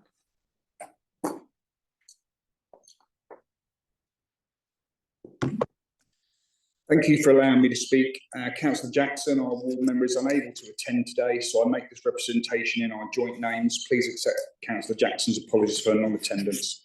Since 2000, Axminster has witnessed off-the-chart housing growth, far in excess in percentage terms than any other town in East Devon, other than perhaps the new town of Cranbrook and alongside in Broadclyst. A small Devon town, sandwiched between 3 national landscape areas, but sadly not in one, we have done our fair share to support the delivery of nationally mandated housing targets, one after another. Housing estates have sprung up across EX13, adding thousands of new residents to our community. But that artificial and accelerated growth in population has not triggered a jobs boom or caused positive economic revival as promised. Why? because the myth that unfettered population growth brings unlimited economic benefit and opportunity has been exposed as just that, a myth. A former councillor from Axminster admitted that Axminster was simply viewed as a place to drop housing growth because you can, and that those living in Axminster did so because it was conveniently placed with excellent road and rail connectivity. Another former member of this authority said we must build to prevent stagnation.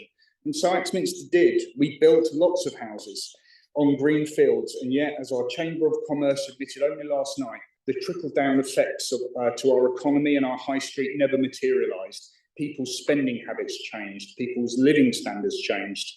Even EDDC abandoned its policy of one job, one house, because it was an unattainable pipe dream. I'm not a Luddite. I accept that Axminster will grow still further. It needs to grow, but that acceptance comes with a caveat. Axminster is a truly ancient settlement, first established in Roman times, circa 300 BC. Its current form is a result of 2 millennia of organic, balanced, steady progress, where housing growth was balanced with commensurate infrastructure provision, doctors, schools, dentists, care provision, jobs, amenities, public green space, placemaking opportunities, transport. It all flowed organically. But if you rewind the clock to 2019, this council, under a former administration, decided that Axminster was to become the whipping boy for housing growth in East Devon. I attended that meeting and spoke against the proposals. First 650 extra homes, then 850, and then bumped up to 1,000. The only positive coming from that plan was the delivery of a north-south relief road, admittedly planned in entirely the wrong place. That was not to be, as no one wanted to pay for that infrastructure. That brings me to my main points of my objection. Transport. This has been rather skirted over in the report in front of you. Traffic flow and volumes. At the moment, traffic comes off the A358 into the football club via a long approach road. The proposed development gets rid of that approach and instead weaves through a housing estate with 3 90-degree doglegs before it enters the football club. How are coaches going to navigate that when parking, from its own plans here, shows that insufficient parking provision has been delivered? It ignores the fact that people have visitors, people have guests, people have deliveries, workmen, traders coming, deliveries. There is simply insufficient parking on this site, and that will cause chaos, not just for coaches, but for delivery vehicles and even East Devon recycling. The dereliction to future-proof planning such as this is inconceivable. And yet you're being endorsed to endorse a scheme today that will just deliver just that. Access itself from the 358. The report says that Devon County Council are happy with the proposals. And yet if you live in Axminster, you know that the 358 from Waycroft downwards is complete carnage at certain times of the day. Adding more houses at this pinch point is just asking for trouble. Traffic backing up, coming out of here, will block our trading estate. It will block the 3 major estates on the 358 from Stony Lane all the way back up to Waycroft. Ironically, the developer making the proposal back in 2019 made a comment to the master plan saying that the only way to deal with conflict of traffic was to build a roundabout. And yet their application in front of you omits that roundabout. What was good enough for the goose seemingly isn't good enough for the gander now, presumably because they wanted someone else to pay for it. But that is a matter that you need to consider if you consider this in its present form. The next issue is affordability. Initially, my objection was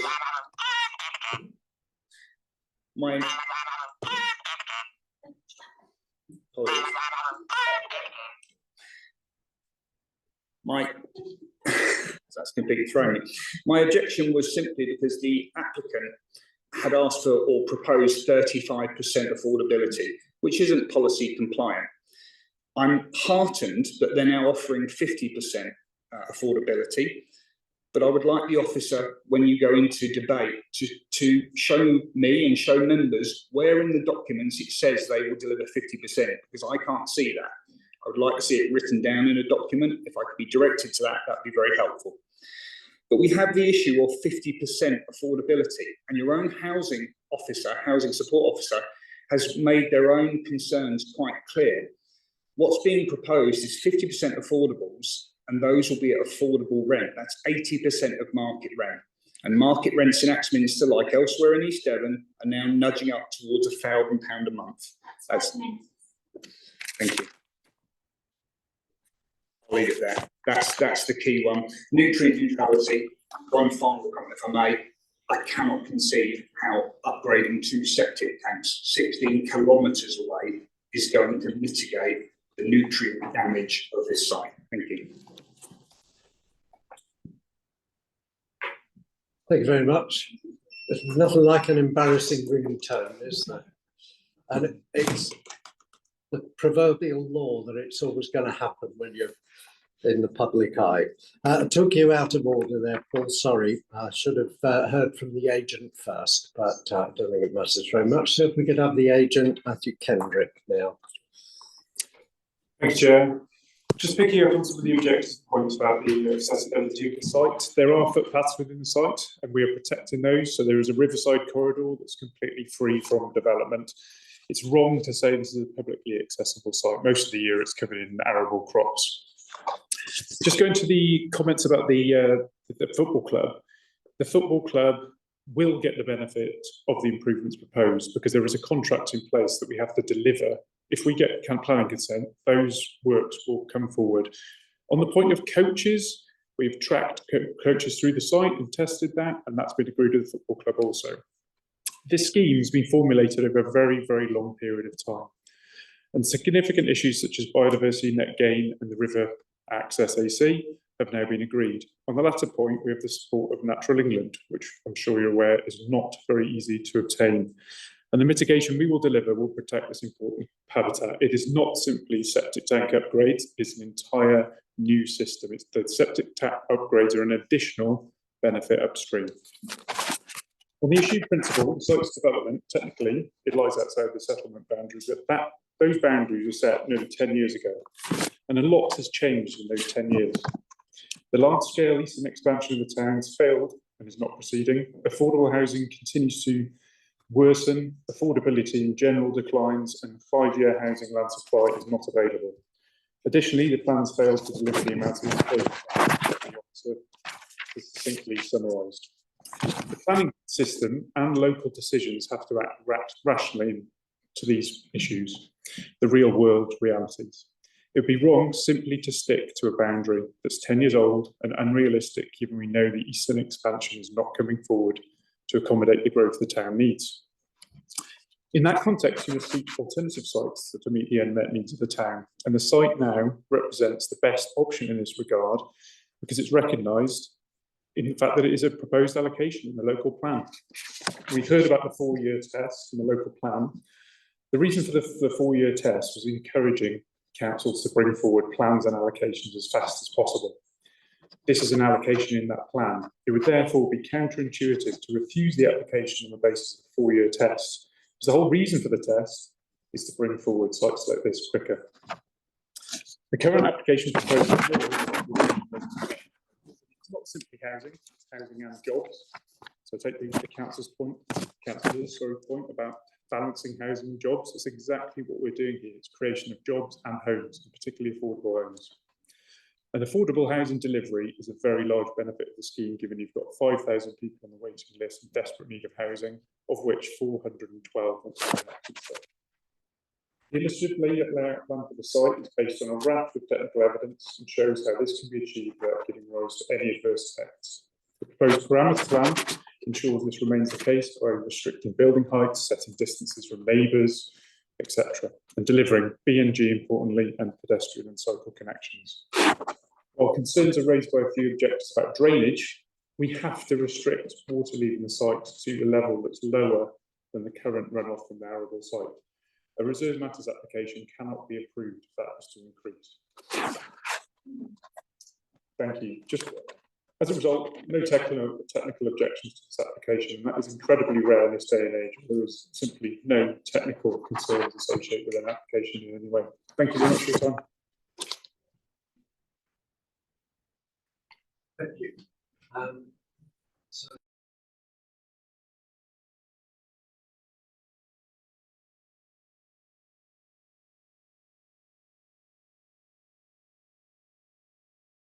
Thank you, Chair. It's actually for the agent, if he doesn't mind coming back up. You say that you're doing 50% affordable housing. Is he there? Sorry, without the benefit of my phone, yes, committed to in a written email. Do you want to come up to the stand? Sorry. Yeah, well, shall I just stand there?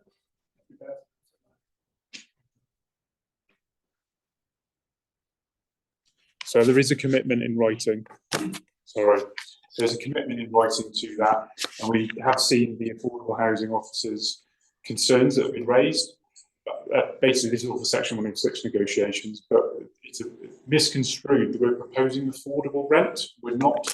So we're proposing social rent, which is broadly about 50% of market rent. Affordable rent, I recognise, is not particularly affordable. That's broadly about 80% of rent. So we're happy to adhere to what the officers asking for in that regard when we get to the drafting of the Section 106. So if you can just push your button, I can then speak. So that's what we're asking for. The housing officer, we're going to be happy with that. We can put that as 106. And the other thing was, I just wanted to ask you a question. The employment plan that you put forward, was that your suggestion, or was that something that the council put into your plan to make it so that it ticked our boxes? It was in response to the allocation. I can't recall how long ago the draft allocation. It was some time ago now. So as soon as the allocation suggested a mixed-use development, we changed from, off the top of my head, can't remember the numbers of houses we proposed at that time. We immediately changed to exactly what was proposed in the plan. Thank you. Okay. Sorry, Chair, can I just confirm that we can do this affordable housing, because it is quite an important part. You know, our own officer has said he's got an objection because it wasn't affordable. But are we going to put in the 106 that it will definitely be affordable, properly affordable housing?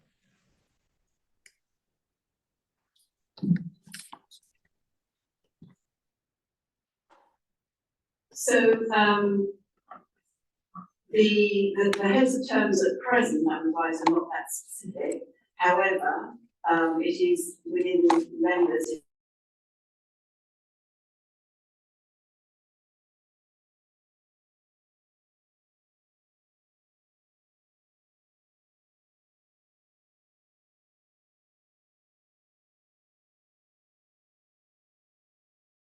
Is made today, if members feel that is a key aspect of the support for the scheme, and then that would be incorporated within the 106. Personally, I think that's very important from this council. If we're saying that it's affordable, it's not affordable unless it is affordable. And I think it's very important that we do get that very clearly put down. And as I always say, we need to make sure that if the developer says they are, they do. And if they don't, then at the end of the day, the only reason that a lot of the members, I'm sure, around this table will look to possibly accept this is that if there is proper affordable housing delivered. Thank you. Thank you. Councillor Jenny Brown, is your question for the Yes. agent? Yeah. It is. Hi there. Right, so the Class E commercial, who decides that it's Class E? Was it yourselves or was it the planning officers? I can speak louder. So Class E is a residential, so obviously Class E is a recent phenomenon in terms of planning. Class E is basically business uses that are compatible with a residential context. So for example, V2, which is heavy industry, you couldn't put that on this site because it wouldn't be compatible with residential. So we wouldn't be able to propose it anyway, but it is the actual local plan allocation refers to that type of employment. Because, oops, hang on a minute, you on? Hang on. Because with the Class E, if you was converting from any of those uses, including retail, to residential, it would not require full planning permission if certain conditions are met. So if you thought it wasn't working, you could actually just turn them into houses. Jeremy might be able to come back on that better than I can, but I believe it has to be an existing Class E premises to benefit from. You can't build a Class E premises to then convert. Yeah, perhaps I can clarify, Chair, the proposed condition removing those permissive development rights, so they would remain Class C without a planning application first being submitted. Okay, thank you. Okay, did that answer your question, Jenny? I've got a question actually. So as I understand it, you're providing 50% affordable housing, which is going to be social rent. You're treating all the sewage from this development plus 2 extra sewage treatments. You're going to provide improvements to the football club. And you've done a viability assessment on this. Presumably your accountants have decided that this is still a viable option for you, have they? That's not my accountant, I'm just a planning consultant, but yeah, there have been discussions about viability. The amount of money that is going to be invested in the football club has been carefully considered in terms of the amount that can be afforded and then put against actual concrete works that we see today. So it's not like saying, oh, that is properly funded. So the lighting, the drainage, etc., is properly funded. And just back on the affordable point, I think Jeremy will be able to jump in and clarify. I believe the affordable housing officer is asking for a mix. So what they were saying is they don't want the rented element to be affordable. They want it to be social. I do believe there is low cost purchase as well within the mix that they're requesting, but I don't have that to hand. Sorry. Can we ask questions as well, or? No, sorry, I can't take questions.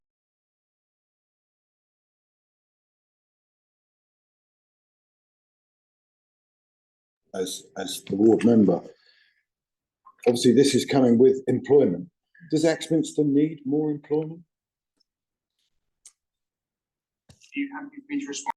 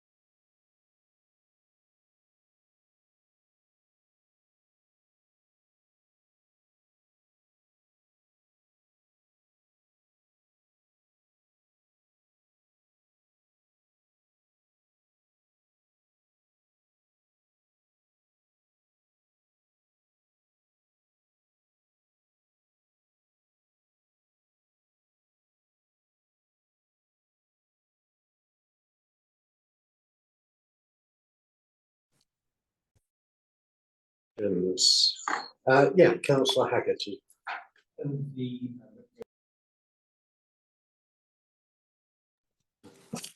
Multitasking, sorry. Thanks for the relationship I've got with the football club. One of the members of the public said children crossing the road, getting knocked down, things like that.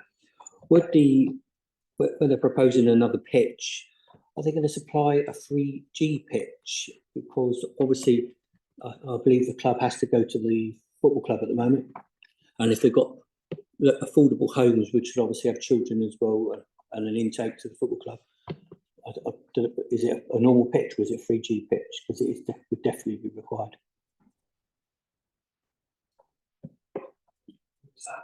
Sorry, Probably to the developer. Oh, sorry. So sorry. Drained grass pitch for junior training. One of the issues at the moment is the juniors have to train on the main pitch, which leads to more wear and tear. We actually have discussed with Football Foundation about all weather surfaces, because my company does a lot of work with the Football Foundation and the RFU, and basically they're saying their priority is the existing all weather pitch, and they didn't want a competing one in the town, so they wouldn't have supported that.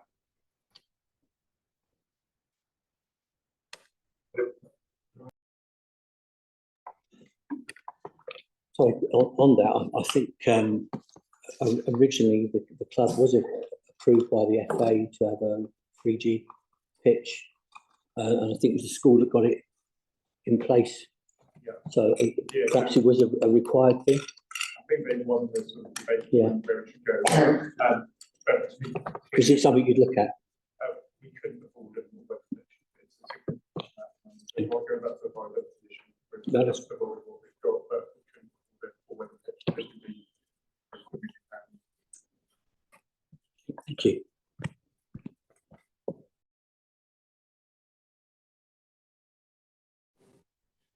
Can I just ask the agent the following question, and it might be semantics, but in the plans that you supplied, there is mention of a play trail, not a play area.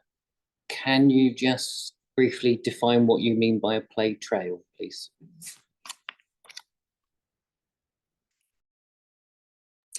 So it's both. There's actually a play area. The play trail is where you have sort of potential equipment, step-up equipment, seating areas. So it's a keep fit trail, for want of a better word, but that's in addition to a play area.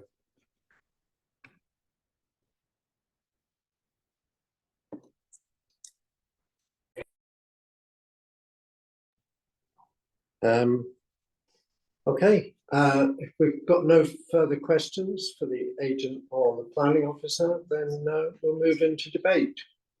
Anybody like to speak on this? Yeah, Simon. Councillor Smith, sorry. Some useful context, I guess. I'm a local referee, so I often come and referee games here. They're right, it's a horrible junction to get out of. So it did make me chuckle when there were no technical objections by Highways, because they allowed that to be put in place when this estate was put in place not too long ago in the football club entrance. So I would take that with a pinch of salt. Councillor Hayward is right. So we have a large proportion of our population that if they want to go shopping have to go through our town.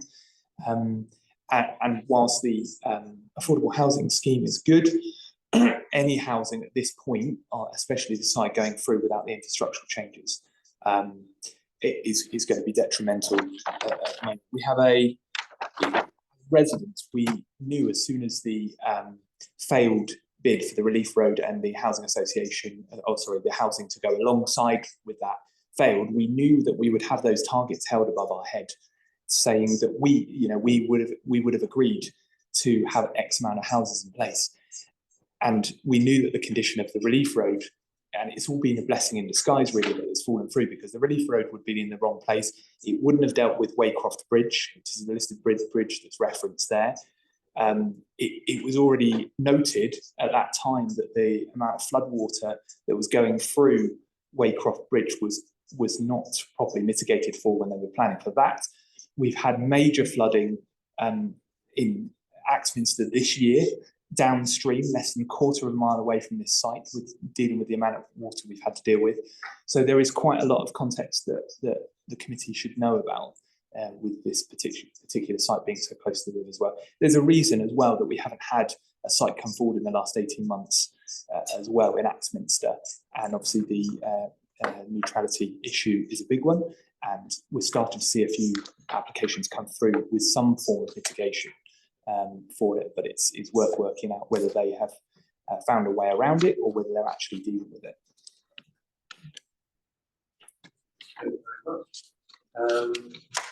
Okay, any other members wishing to speak on this one? Oh, Does anybody want to make a proposal? I think we've nearly all had enough this morning, haven't we? Councillor Barlow. I've listened to Councillor Hayward, I've listened to Councillor Smith. I went to the site. I've had a look at the site. Obviously, I'm not local there, so I must listen to what they're saying. I've also looked at the technical, quite excitedly actually, about the technical of this iron infiltration system they use to supposedly take out the phosphates, which apparently they use successfully abroad, which seems great if it can be done. And why aren't we doing it on all of our wastewater treatment plants?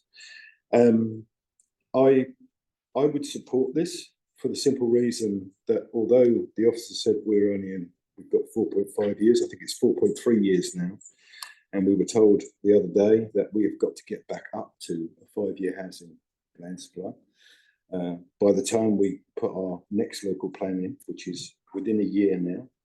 Otherwise, when it goes for adoption, it's not going to be successful.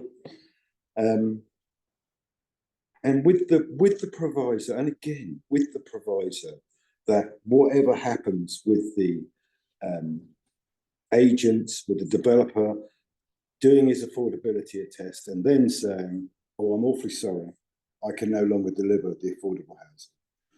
And at that point,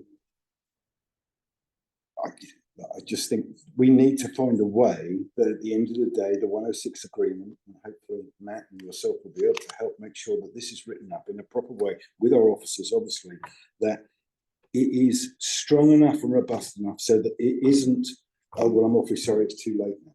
We give permission, in front of us today, you're offering 50% affordable. We're offering employment land that we're saying that we need in that house, in the thing. Small units, not big units, or again with the consideration of the town council working together to find exactly what people do want there. But I think there's got to be a way of making sure you actually deliver what we're passing. Because if this was coming now and saying, oh, we're only going to deliver 10% affordable housing, and by the way, we can't give you too much employment land, then I for one would not support this. But as what is in front of me at the moment, I would support. But I think we need to find a way that if they've got to find a way of saying, oh, I'm sorry, we can't do that, it's got to come back to this committee. And I don't know if that's legal or not. It's got to be social rent as well. Yeah, and social rent, which I've already pointed out. But that's what I would propose with what the officers have suggested. So you're proposing approval? Yes, sorry. Okay, just check if we've got a seconder. I'll second that. Councillor Brown, do you want to speak on that? No, well, nothing really more to add, but okay. Councillor Barker, oh, sorry. Hang on. Councillor Barker said social housing. What he really meant was social rent. Yes. Yeah. I think we all understood him to mean social rent. Yes. That's what we heard proposed. Chair, could I just clarify actually, sorry, because it was mentioned earlier that the mix that had been asked for by the housing enabling officer was some of them to be affordable or some of them to be rented. Are you saying the proportion that the housing enabling officer wanted to be rented should be social rent, or all of them should be social rent and there be no provision for purchasing any of them? It's exactly what our housing officer said. The adopted affordable housing SPD 6 to 10 year split of 70% social rent and 30% intermediate housing, which I presume is our standard policy of what we expect on a mixed state. If you can improve on that, all well and good. But that's what they were objecting to, and at the end of the day, I think that it's what being offered. Yeah, that's what we're being offered. Okay, thank you. Yes, so we've had a proposal in a seconder.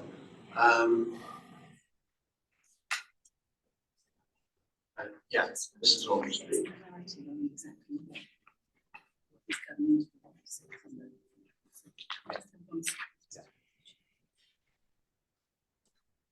We're just getting some clarity on the 106. And I'll just take this opportunity then to jump in again, because part of the recommendations to adopt the appropriate assessment, so they're happy to take that on board as well. Is that the appropriate assessment? Part of the recommendation is that you adopt the appropriate assessment and then you've approved subject to section 106 agreement and conditions. So I just wanted to just clarify that you're happy to adopt this or appropriate assessment. Yeah, if that's the appropriate assessment. I just want to clarify it, thank you. Yeah, because there's actually two applications here, aren't there? There's the outline for the housing scheme and full application for the improvements to the full. In fact, there are three recommendations.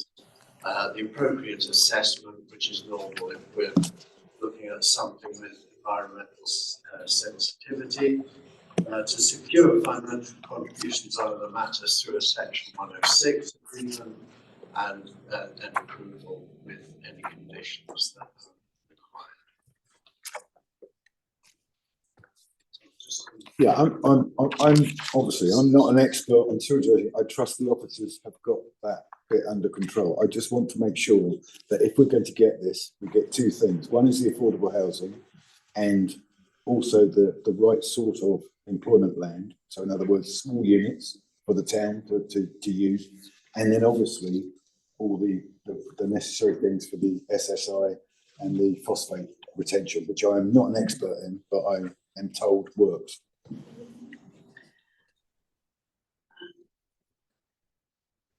Councillor Faithful.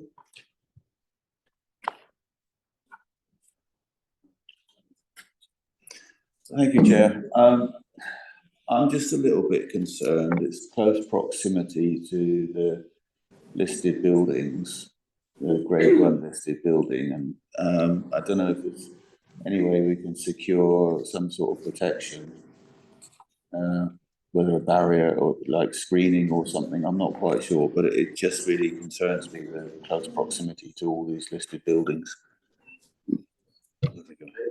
I'll come back to the planning officer.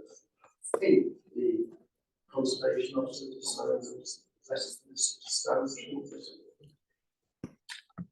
So yes, the potential impact on the heritage assets has been taken into account. And at reserve matters stage, we would be looking to, we would be looking at that, making sure that the scale of the developments, landscaping, etc., material design was appropriate to ensure that that any impact, if there were to be any impact, it's kept to a minimum. So that would all be for reserve matters. Thank you. So in terms of the issue on affordable housing, it is the reason I sort of just been looking at it. It'd be very unusual to have a scheme that's delivering 100% social rent. Normally, you get a proportion of rented and a proportion of other types, be it first homes, intermediate housing, etc. It would be helpful to understand from the agent what they're expecting the split to be. Sorry, actually, yes, we're just looking at it. 70% social, 30% intermediate. So what I think officers would be proposing, subject to listening to what members are saying, is 70% social rent and 30% intermediate housing. That's it. Yeah. So, yeah, that's all down. Unless the applicant says that's not what they're expecting, then that would be a proposal that would be negotiated into the Section 106 agreement. Okay, members. So unless we have any further speakers, time we want to come back. Yeah, sorry, I just wanted to mention that in terms of when we did the census, last time the census, one of the interesting things about no absences that actually got a high percentage of for people wanting to continue that is to go from the start-up to the mid-size. So when they want to upgrade to mid-size units, they're not finding the space, and they're telling us that actually they have to go, if they want to upgrade, they have to go out to the area to do so. So that's a big thing that I think is worth flagging up. Also, we're looking at stuff that's happening in the open countryside. So that's why, if you are asking, I admire you for asking for the highest standard possible, it is going to go ahead. No, I don't think you should, but you're right to ask for the highest possible. Can I then ask also that we put in a condition that the employment land is done in conjunction with the town council, having an input into that at that point? I don't know if it's possible. Stuff that you can do then. Well, at the end of the day, perhaps we could ask the agent if he would be willing to enter into that as well, so that at least the town council and the town get a say in what sort they want. Can we condition that? And the layouts, which would include size, the layout, scale, appearance of the industrial units as the housing would be they're subject to reserve matters, so they will have to come in for reserve matters proposals, which the town council would be consulted on, and then depending on whether there's objections or otherwise, you know, if they were not happy, then that would need to come to committee. So that would be within the control of the council still. Okay, thank you. So we have a proposal to approve this outline permission and full permission for the football club and to adopt the appropriate assessment and to drop a 106 agreement for financial and other matters. All in favour? 1, 2, 3, 4, 5, 6, 7. And against? 1 against. 2. Abstain. 1. Is that 10? Okay, thank you. We're going to take 5 minutes. I think it's been a long day, so I think we'll just take 5 and then we'll try and run through the last few applications for this afternoon. Southeast elevation. A separation distance of 20 metres is usually applied in this sort of situation, and where there's a difference in ground level between the buildings, this may need to be increased in order to mitigate the oppressive and intrusive presence. The committee report, I note, states that officers do not consider that the proposal would lead to a loss of residential amenity or overbearing of the neighbouring properties. But it's quite hard to accept that building a large 2-storey building 17.8 metres from one's house isn't going to have some amenity impact. But clearly it's up to the committee to decide whether this is acceptable or not, and where the tipping point between acceptable and unacceptable is. But concerns of the residents of the neighbouring properties are very clear and shared by the West Hill Parish Council. The residents have enjoyed clear sunlight into the large gable end windows that form an important part of their living accommodation, and this will be impacted by the proposed construction. In fact, the future views from these gable end windows will be a large red brick wall and a roof that's higher than the roofs of their own properties. And this impact is exacerbated by the sloping nature of the land, with the new building sitting at a higher level than the neighbouring buildings to the southeast. And it's disappointing that despite mentioning this previously, we still haven't seen drawings showing the impact of the height difference and the sight lines from the neighbouring buildings to the new building. The other concern we have is the water runoff from the large patio area shown in the design of the new house. The committee report states that surface water drainage from the proposed dwelling and garage would be provided by means of soakaways within the site unless an alternative provision is agreed with the local authority. Well, given the slope of the land, it's only reasonable that the residents of Winford and Cornercroft have absolute assurance that the runoff from these large patio areas won't result in flooding to their gardens. So until drawings have been provided to show the impact of the size of the new building and the slope of Elderton Lane on the sight lines from the neighbouring houses, and assurances can be given about the control of water runoff from the patio areas, West Hill Parish Council objects to this application. Thank you.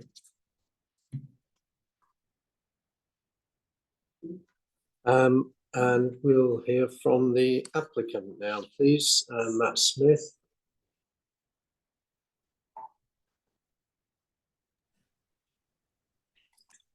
Good afternoon. I am Matt Smith. I own Lindridge along with my wife Kaylee, who is here with me today. Many thanks for this opportunity to address you all. We've worked closely with our architect TFQ to produce what we feel is a beautiful new home for our young family. We want to replace our existing old poor quality bungalow with a high quality, more sustainable design, which will meet our family requirements for many years.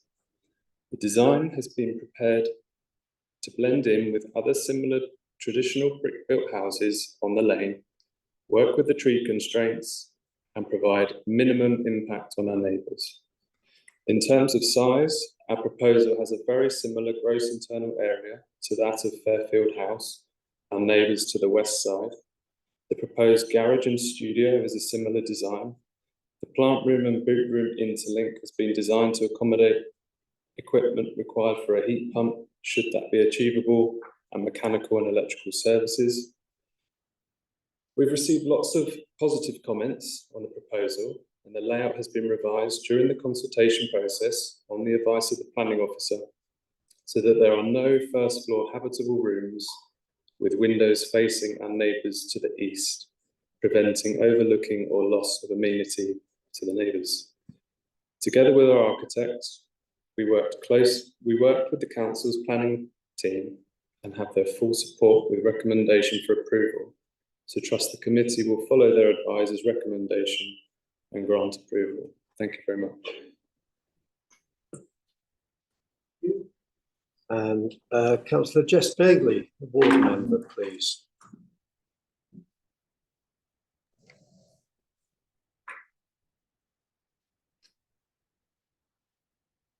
Thank you very much. In my view, this application should be refused on the basis of policy D1 of the local plan because it adversely affects the amenity of adjoining residential properties, and policy NP2 of the Ottery and West Hill neighbourhood plan because that requires applications to demonstrate how they protect the amenity of neighbouring property. I also don't have any issue with this site being redeveloped and the current bungalow being replaced, but I do have an issue with the impact that this is going to have on neighbouring properties. And I think it's really important to think in terms of living conditions of the neighbours. Living conditions is the specific terminology that inspectors use when they're considering appeals to consider what impact an application is going to have. And I feel that East Devon tends to focus too much just on overlooking and doesn't concentrate enough on the wider issues surrounding living conditions, such as the impact on privacy, noise and outlook. So in my view, this application will materially worsen the living conditions, particularly for the property Winford. And we've heard from our planning officer who's emphasised that the building is 5 metres away. The new building is proposed to be 5 metres away from the boundary, but actually 5 metres is really limited distance. And what's also worth pointing out is that at the moment that is the end room is a bedroom, whereas actually what is going to be at that end 5 metres away from the boundary is living space, kitchen, and so it'll be used far more. There'll be windows overlooking, and we can see the hedge. The hedge at the moment is very green and verdant, but we saw on the plans how thin the beech hedge gets in winter. So I believe that that hedge won't provide sufficient protection for the future.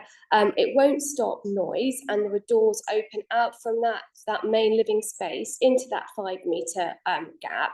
And So that's one of the reasons I believe that the material living conditions are actually worsened. The second point for me is about outlook. Now, I know that you'll probably say, well, a view isn't a material planning consideration, but outlook most definitely is. And the planning inspectors, and I've spent quite a lot of time looking recently at what planning inspectors say about outlook. So what they say is where there is no right to a view within the planning system, the outlook from a room or garden can be enclosed and development can appear overbearing from neighbouring properties, which could harm the occupier's outlook. There's no doubt in my mind that the neighbouring property's outlook is being harmed. And if you just take the ridge height alone, the ridge height is 8.7 metres, the beech hedge is 4 metres, and then the properties that are being impacted are around a metre lower. So there's no doubt that the residents' outlook is being significantly impacted. And I just don't think that the planning officers, they haven't commented, they haven't been to the first floor of any of the properties, so they don't actually know what that is going to look like. And also the fact that they'll be not overlooking, but overbearing on the gardens. And planning inspectors take quite a strict view, as far as I can tell, so they'll consider properties that are bungalows being overbearing on their neighbouring properties, whereas here we've got a colossal house that's 8.7 metres, and yet we're being told it's not overbearing, and I'm sorry, I just don't accept that. So I would urge the committee, please, to reflect on the report and consider rejecting this application on the grounds of D1 and NP2. And in the event that they do wish to support it, I also would like to reiterate the comments about the beech hedge should be 4 metres, and also given the size of this property and the studio, which is almost a separate, quasi-separate wing, that there should be a strict condition requiring that the whole site is only occupied as a single dwelling.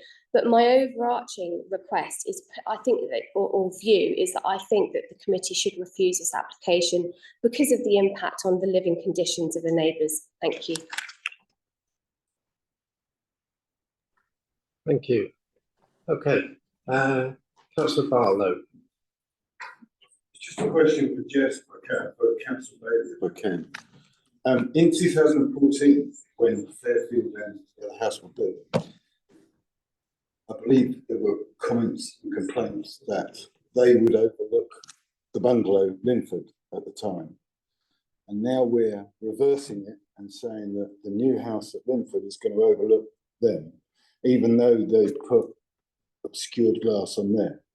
So my argument is if it was allowed for their houses, what's the difference when you're now saying that the other bungalow that wants to modernise like they did, they knocked down one bungalow, I think, put 2 houses up. This is just replacing it with one. I just wonder, what's the difference?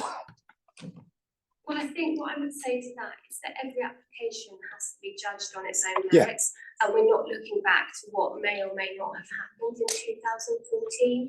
This is a different building. It's a larger building by far than any of those individual houses that were built then. And also, there's the slope. So this house is actually, the prospective house is higher than the lower properties. I mean, looking back, I think I probably did object to those 3 houses, and I think what I see in West Hill is this kind of what I see is East Devon not always applying, in my view, a strong enough approach to residential amenity of the existing residents, and I see that the planning inspectors do take a strict view. So I think there's a bit of a disconnect, in my humble opinion, between what can be decided at East Devon and what can be decided at appeal. And I'm conscious of the fact that I know that the department is always under pressure to not have unsuccessful appeals, but in this case, I really do believe that if it was refused and appealed, any inspector would look at the size and the massing and say, well, that just, it can't be accommodated, and it's not actually about outlook, it's not actually about overlooking, it's about outlook, and there's a difference. Thank you. Sure. Okay, any more questions for planning officers or? Can I, is there a photograph of the bungalow with the house? Sorry. Yeah. Apologies. It's, can we go back to the photograph where it's the bungalow and it's overlooked by the other houses? I see one, there's quite a tall house that's been built.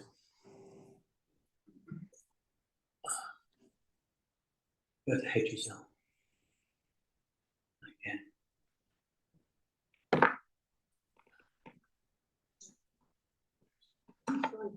Is it a side view? It's one where the windows of the house, it was from the other side of the hedge.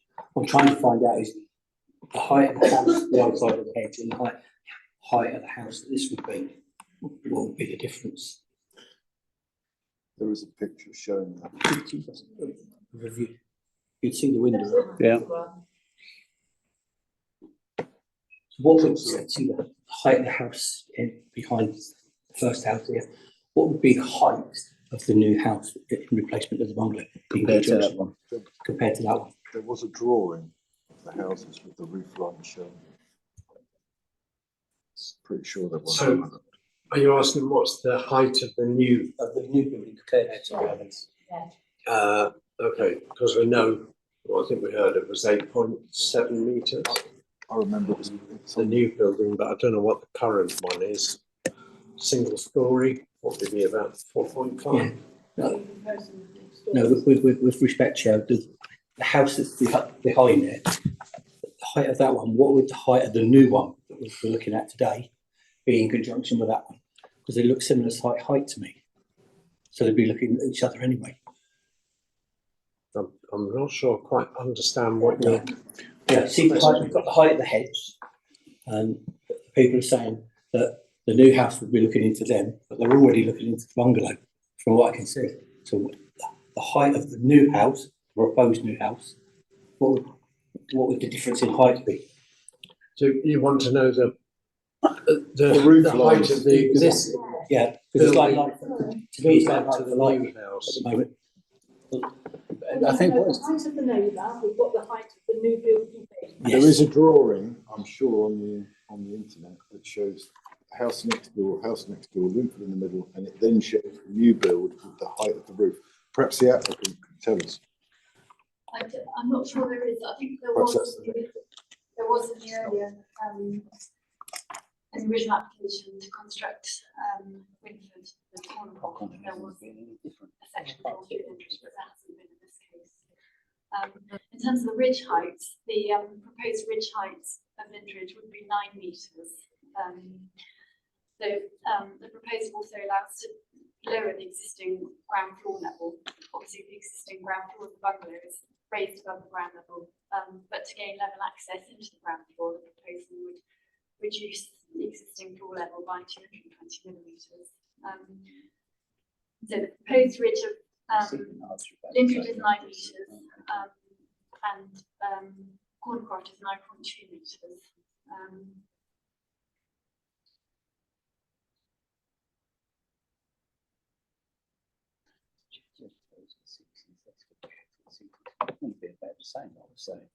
It's not going to be a lot different. Very Kind of similar, overlooking obviously there is a change in level with across the windows site. that are obscure. Yeah.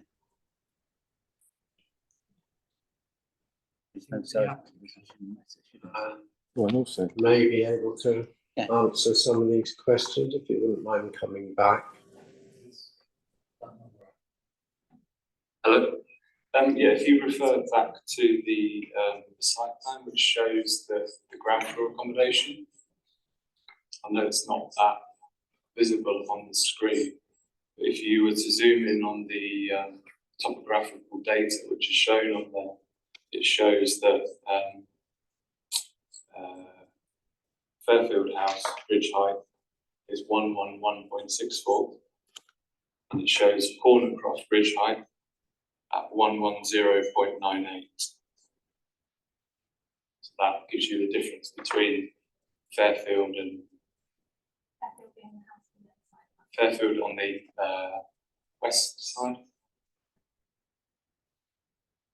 I appreciate that doesn't help give you the information you need in terms of the ridge height for Lindridge, but I think it gives you an idea of where it sits. If I could just come in, the officer report states in the section on, guessing on residential amenity, and it says that the proposed ridge line is 2.6 metres higher than that of Caldercroft because of the topography of the site. So whilst the two houses are very comparable in their actual height, because of the level changes, the proposed dwelling ridge height will sit 2.6 metres higher.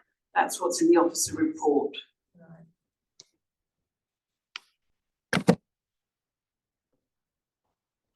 Councillor Faithful.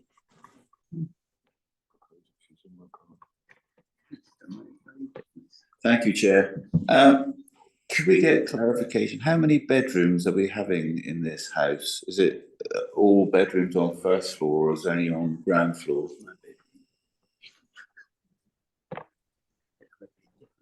All of the bedrooms are on the first floor, and there's 4 bedrooms proposed. Or is it fine? No, their apologies. It's fine.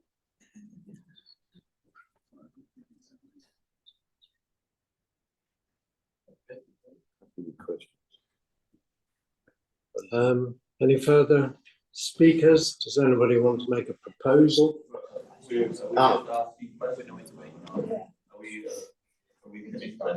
Well, it looked like it. Okay, so you have a question, Councillor Hall. I have two questions. The first one is with regards to the proposed condition 9 and whether it, I don't know if the right term is practical or legal. It seems to me that a certain amount of the justification for protecting amenity is the protection of the height of the hedge. Having worked in horticulture for 20 something years, you tend to buy hedging at below about 1.5 metre. And then when you buy something at 3 metres, which would have to be the height of a physical replacement to maintain it, you're buying a tree. A tree by definition doesn't have a bottom set of branches to it, so therefore it's not part of a hedge. So I question whether that actually, I understand the logic behind it, but I question about its practicality should any part of it die. I appreciate it says it's going to be replaced, but it doesn't say replaced by the same height, which leads to questions. The other question was, I do have some concern over the garage, particularly the studio above, and whether there is any form of conditioning that we can put in that is maintained at studio use rather than any form of residential use. Thank you.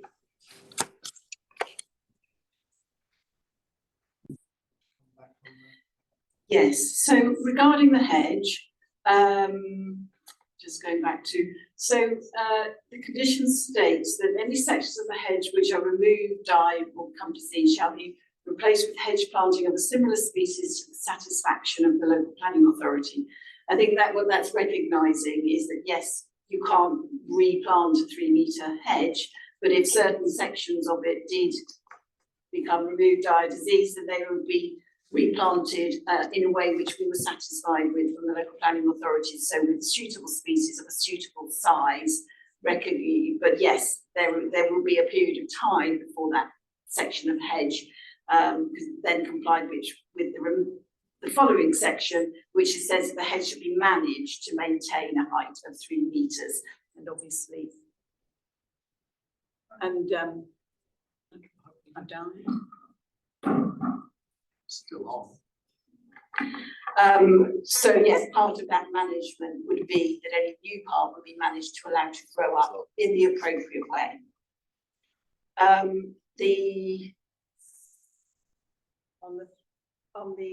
It's 5 o'clock, they all turn off at 5 o'clock. On the question of condition, just checking to see whether we have a condition.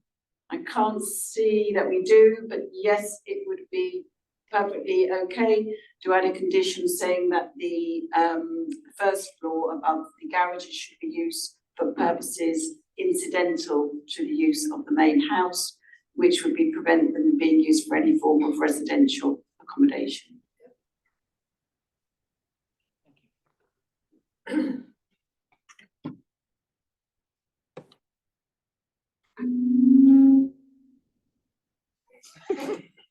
Told you it's 5 o'clock. Yes. 5 o'clock siren.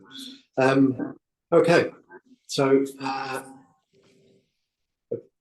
is there a question, councillor Faithful, or we? Well, if there's no further questions, we'll move into debate. Yes, please go ahead.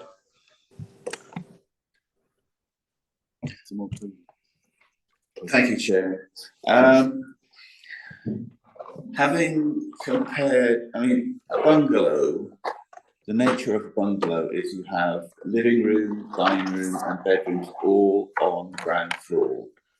The present bungalow is quite considerably smaller than the footprint of the proposed house.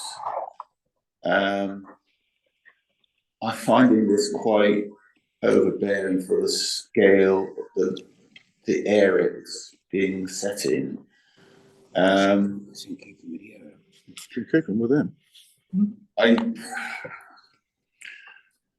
The thing about when you look, had a good look on Google Street Scene, and most of the houses around are since 2009. Because Google Street Scene images are taken in 2009, and both east side and west side. The west side was a bungalow, which is now a 2-storey house. The east side was a single chalet type bungalow, so 2-storey, but a chalet bungalow. And now it's 2 houses in the same place. So there's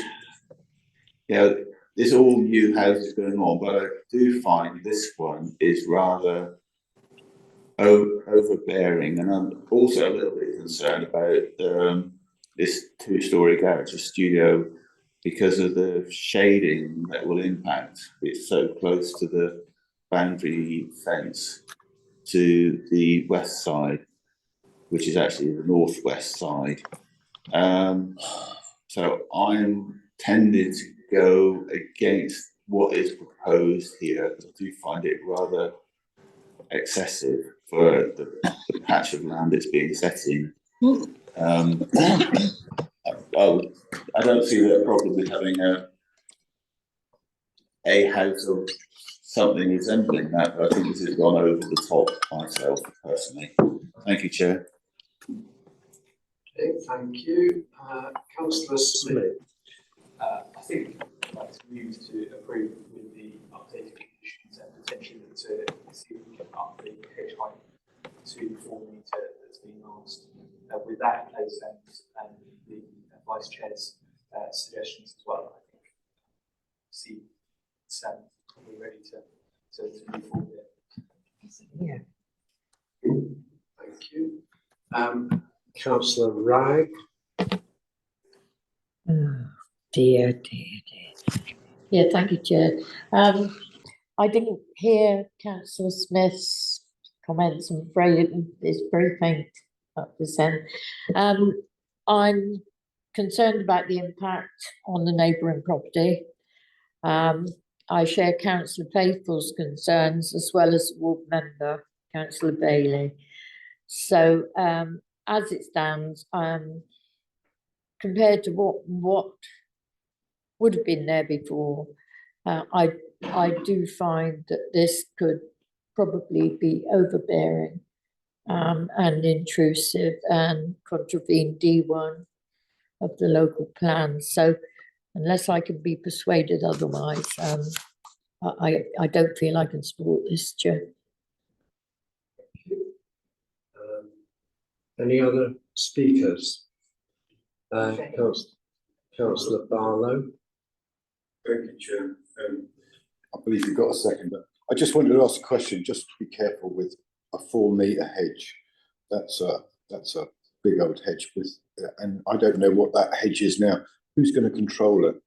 So is it the people that are objecting now that want to control the size of that hedge, or is it the people on the other side? I don't know.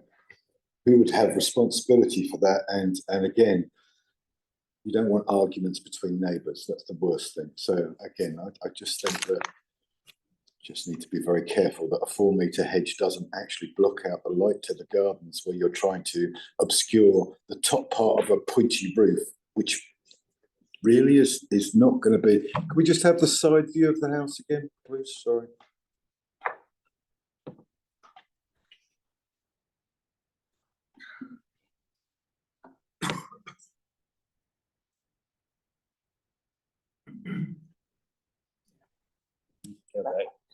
No, that's it. There.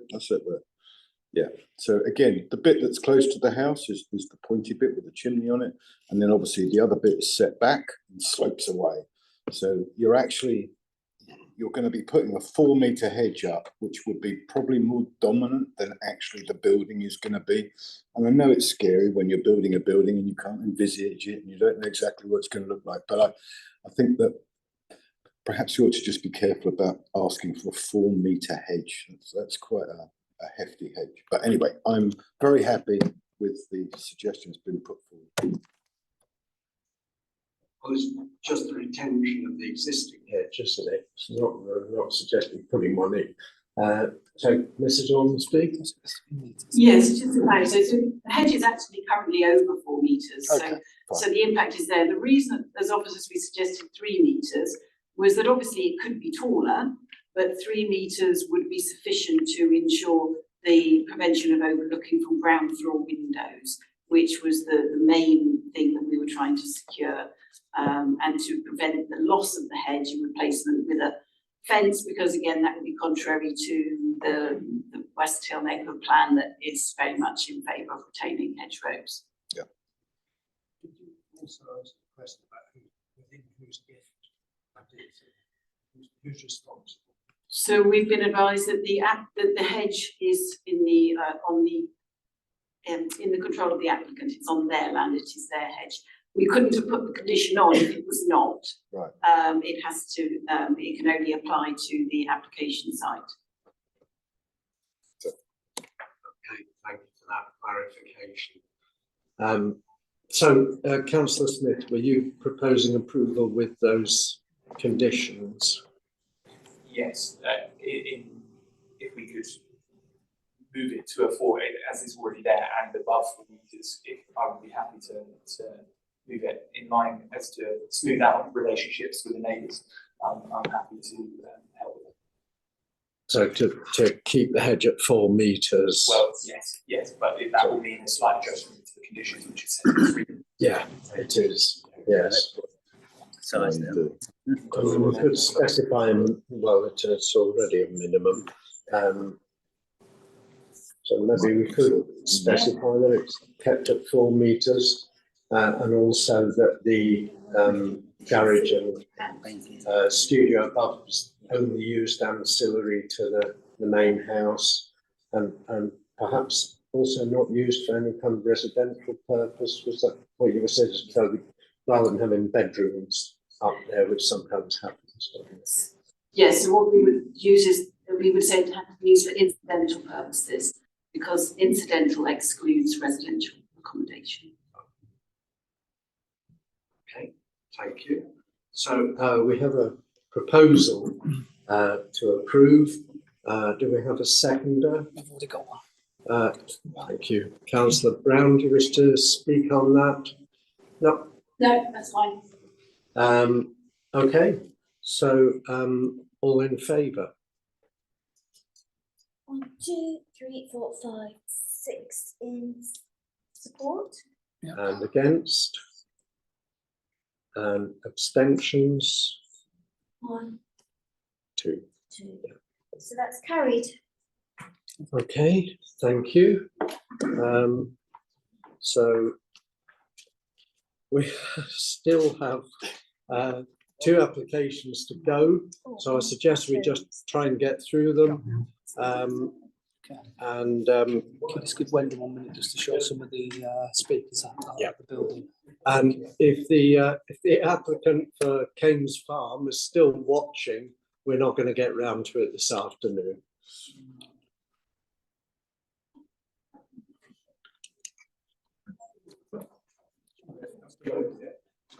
Sorry, your microphone's still on.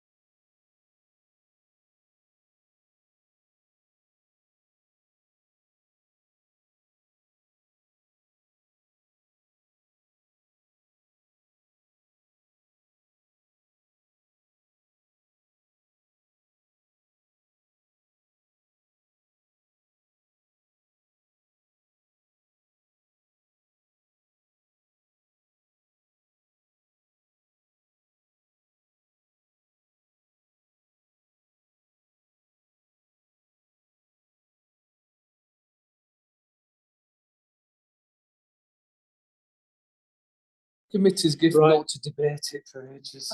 Okay, That way. so We could just put, staying with West Hill, we've got the Croft Bendaric Road, page 310 of your agenda. We've got Jamie Quinton with us to present the report. Off you go, Jamie. Thank you, Chair. Good afternoon, everyone.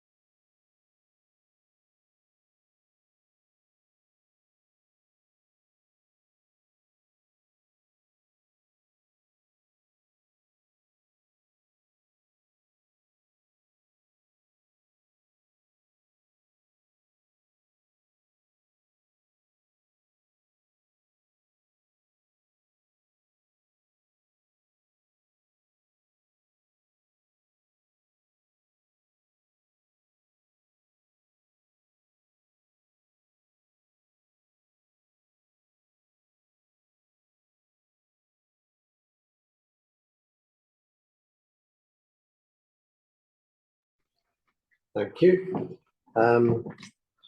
Okay, so we'll hear first from the agent. David Glassett. But I think if we just use the microphone, hopefully it'll pick it up. I'll leave mine. Yeah. Good afternoon, councillors. My name is David Glassett. I'm the architect and agent acting on behalf of the applicant, Ms. Kate Bolton. I hope you've made the time to review the detailed plans and to read the case officer's report, which clearly outlines the reasons why they and authority recommend the scheme at the cross for approval. The proposals are to serve a local family, Kate and Colin and their 2 young sons, with Samuel starting at the village school this September. The application was validated 7 months ago on the 19th of September. Throughout this time, the applicants have been extremely patient, working closely with the case officer to ensure that all the queries, comments and objections raised to date have all been resolved. We now have a scheme presented for you today that adheres to both local and national planning policies. Since the initial submission, the scheme has undergone several positive iterations. The applicants have listened carefully to all of the comments presented to them to date and spent a considerable amount of time and expense updating their plans to appease the local planning authority, as well as the latest comments raised by the parish ward member. We felt that the concerns raised by the ward member we have since addressed. Following a discussion with them, a follow-up email was sent on the 30th of April and a later email sent on the 2nd of May, confirming to the ward member how on the 8th of April, revised plans were submitted, satisfying most of their concerns. The following is in response to their comments. The rear first floor balcony was immediately omitted from the scheme as requested. Windows to the first floor, east and on the west elevations will be obscured. Any concerns over the windows on the gables causing overlooking were quashed, as they are merely high-level windows serving the first floor, and as a result, there will be no overlooking. The hedgerow, which requires maintenance, will be rebuilt and replanted with a Devon bank and with native species. This is considered to comply with the provisions of MP 26. It will also provide some minor enhancement to the character of the street scene. Concerns over the potential impact on bats were also satisfied by a response from the applicant's ecologist. It is also important to note that no concerns were raised from the planner's ecologist either. Throughout the lifetime of this application, concerns have been raised and have been answered positively and without prejudice, ensuring that policies in the parish have been satisfied. The case officer's report makes it abundantly clear that any concerns raised from the parish council in respect of scale, neighbours' loss of amenity, and in particular appearance have either been addressed in the revisions made or that their concerns are not cause for refusal based on planning policies. As highlighted in the case officer's report, all other windows do not warrant a refusal due to separation distances that adhere to planning policy. The materials used on the proposals are a reflection of the existing rendered property. It is also important to note that the neighbouring dwelling to the west was also once a rendered property prior to its being replaced with a larger red brick dwelling. Several properties behind are also rendered. This would have meant that the old school was the only brick dwelling on this section of the street. The local planning authority are now fully satisfied that the scheme presented before you today meets both national planning and local policies. Thank you for your time, and I hope you look upon our application favourably. Thank you. Okay, do we have any questions? Councillor Smith. Oh, sorry, yes. Oh, sorry, Jess, it's getting late. I'm departing from the script. Thank you. Thank you. So my concerns around this are that actually, by my calculations, the old school is only 8 metres away.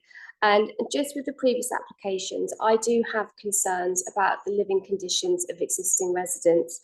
And for this one, my particular concern is the fact that obscure glazing is okay, but it shouldn't be used for windows in bedrooms. And we've got 3 windows looking at this schoolhouse. Sorry, at the old school, and 2 of them are in first floor bedroom. And I don't think that that's good practice to have glazing in bedrooms. So to me, that's a reflection of the fact that it's a large house and it hasn't necessarily taken into account the parameters of the site. And I feel that also the fact that the property at the back, the report accepts there'll be overlooking, and I just do not think that we should be restricting people's living conditions by, when they're perfectly happy now, then they subsequently are going to be overlooked by a new dwelling. And also, for me, what nobody has said, what the officers, nobody said, is that that tree is an absolutely outstanding A1 oak tree. It's probably one of the best, if not the best trees in West Hill. And what you can see from the plans that are part of the application is that it will cast considerable shadow because the house is extending far out from the original footprint. You will see that the grounds of the house are far, and the house itself are far more in the shadow of that tree. And East Devon have had planning applications that have been refused because have been upheld at appeal, their refusal where there's pressure on the existing tree. So I can't understand why that hasn't been taken into account, because actually what will happen, and this happens time and time and time again in West Hill, is that buildings are granted, houses are granted permission, and then subsequently an applicant wants to prune back the tree. And I can just see that happening here because the extent of the shadowing. And certainly, and I think it was Break House in Rockbere, the inspectors upheld East Devon's refusal because it was set to put the trees under future pressure. But that hasn't been considered here, despite the fact that this is an absolutely outstanding tree. And I think as a committee, it's really important to take a kind of commensurate approach, a proportionate approach. You know, if it was a B2 or a C tree, that would be another matter. But this is a really wonderful tree, and it will also be obscured to a certain extent by the new dwelling on Bendarratt Road. It will still be visible from School Lane, but it will be the house, because it's going to be a two-storey house, will be obscured from Bendarratt Road. And again, planning inspectors do refuse uphold appeals based on TPO'd or special trees, their amenity being reduced by a proposal. So, you know, I don't have any issue at all with the house being, the bungalow going, a new house, no issue at all. But I do have concerns about the living conditions on residents, and I do have concerns that subsequently that there will be pressure on that tree to prune it back with the shading. Thank you. Okay, thank you. Okay, members, yes, Councillor Smith. Jess, could you turn?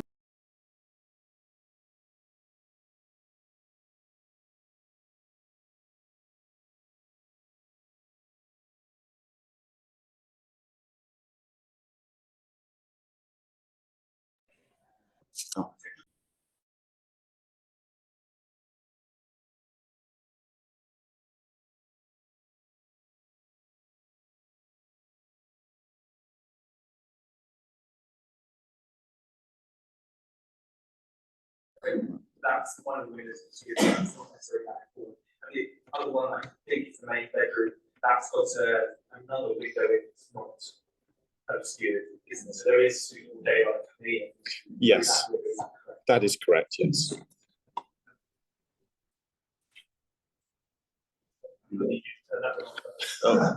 Sorry. Yeah. That's okay. And again, I haven't between. Is there solar panels you call this? Yes. Yeah, I can see that. I know that solar onto their property unless they set up the shading. Yes. Is that? Yes. Yes, we've taken into consideration the tree, which is beautiful. We spent a huge amount of time with the arboriculturalist. We've had site visits. We've reduced the scale, the footprint. It's outside of the tree protection zone now. We've had many meetings and conversations with them to appease them. And the additional windows that would be obscured are a reflection of the size of the tree to get ample light into the bedrooms.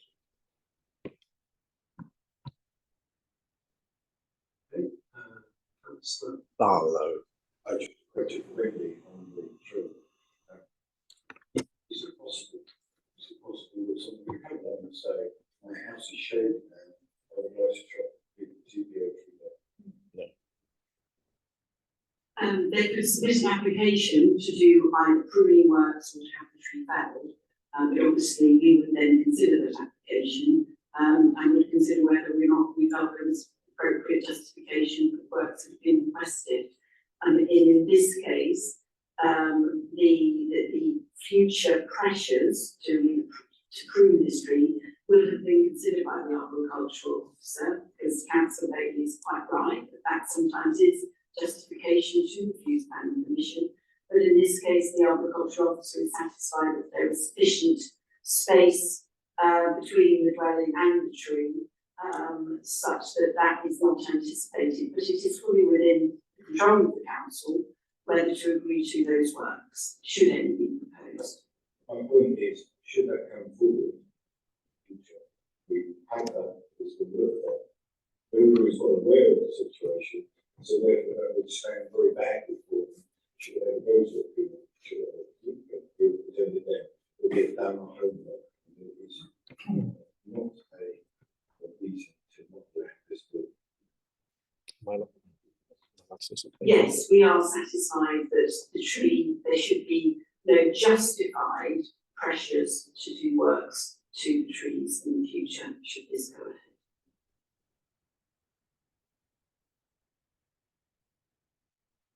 Okay, members, do we have any, Councillor Faithful? Thank you, Chair. Can we go to the front elevation, please?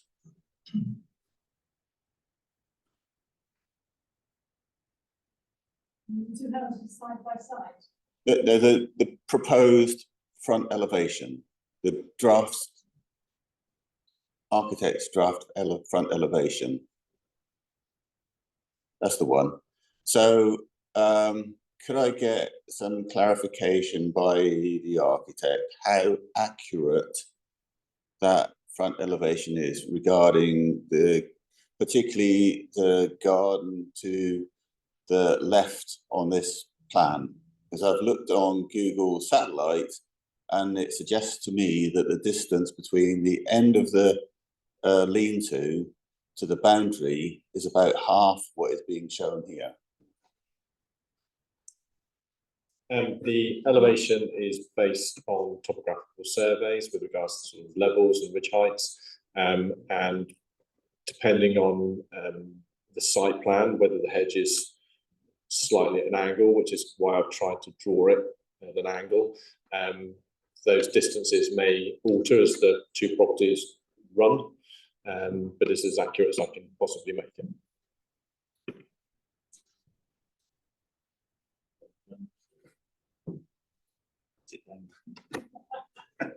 We switch that off anyway.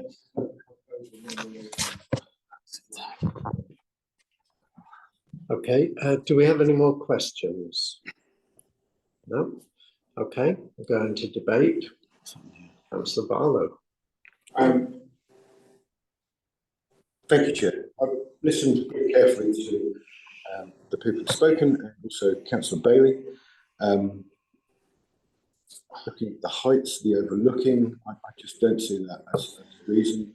The tree at the back, I understand what she's saying, very much so. We've been assured by Wendy Ormsby that has been taken into consideration and that our arboriculturist, who we do trust, is happy with the situation. The overlooking the back property, 40 metres. 40 metres is a long way. And at the end of the day, I don't think in West Hill, with the way the houses are built, that 40 metres could possibly moan about that. So I would suggest, I would support this, propose this application. Okay. Can we comment first before we? Yes, by all means. Thank you. Just check if we have a second for that proposal. Councillor Ragg, would you like to speak first and then I'll come to you?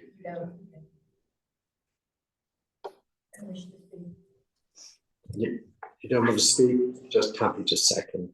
Okay, councillor Faithful then.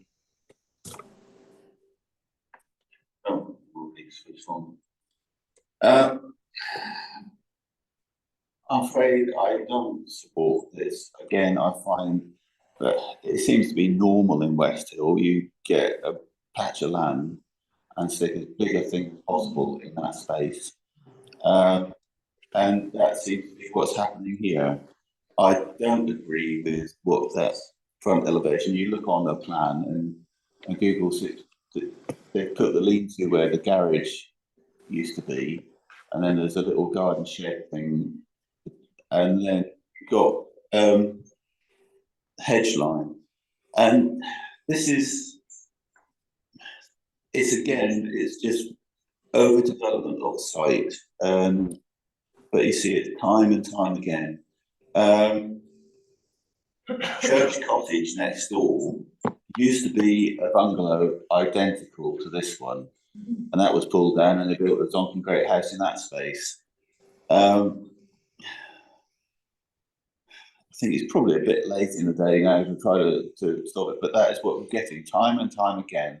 Every space you get, people buy a house with a garden and they sell off half the garden and build another house in that space. And some of us have been there the other side of the hill since 1967, and I've watched the whole place develop and happen. You know, when I was there, Beach Park used to have cows in the fields, but I just can't help feeling that this is just cramming in as much as possible, and I'm afraid I don't support it. I think something more sympathetic to a patch of land of that size would be more practical and more in keeping. I'm not sure how many would support that, but that's my view. Thank you, Chair. Thank you. Well, I think in anywhere except West Hill, that would be considered an acceptable development within the plot. Perhaps in West Hill terms, it's overdevelopment. And as you point out, there seems to be a trend in West Hill of buying a bungalow, putting a 2-story house on it with about 4 or 5 bedrooms, and then objecting when the person next door tries to do the same. So, I think I'm going to hand up. Councillor Hall, do you want to come in? Just partly to say that in some respects, I agree with Councillor Faithful that in essence, West Hill is a proud woodland village, it's proud of its status, it's proud of its urban grain, it's proud of its heritage. Slowly but surely, this is being eroded. And I don't know yet whether that's for the better or not. I think what Councillor Faithful also said was, in many respects, that horse has bolted. It's very difficult now, I feel, for us to refuse such an application where others have been allowed. I think it's verging personally on overdevelopment of the site, but I wouldn't want to hang my hat on that. I'm not totally convinced by the design, but I wouldn't hang my hat on that. I'm not totally convinced that moving the entrance over to the other side where there are two other entrances is wise, but Highways have not made any comments. So I think I'm going to have to reluctantly support the motion put forward by Councillor Barlow. Thank you. Thank you. So, councillors, we have, Councillor Haggerty. Second, Councillor Barlow. It's been seconded, yeah. Councillor Faithful, did you want to come back?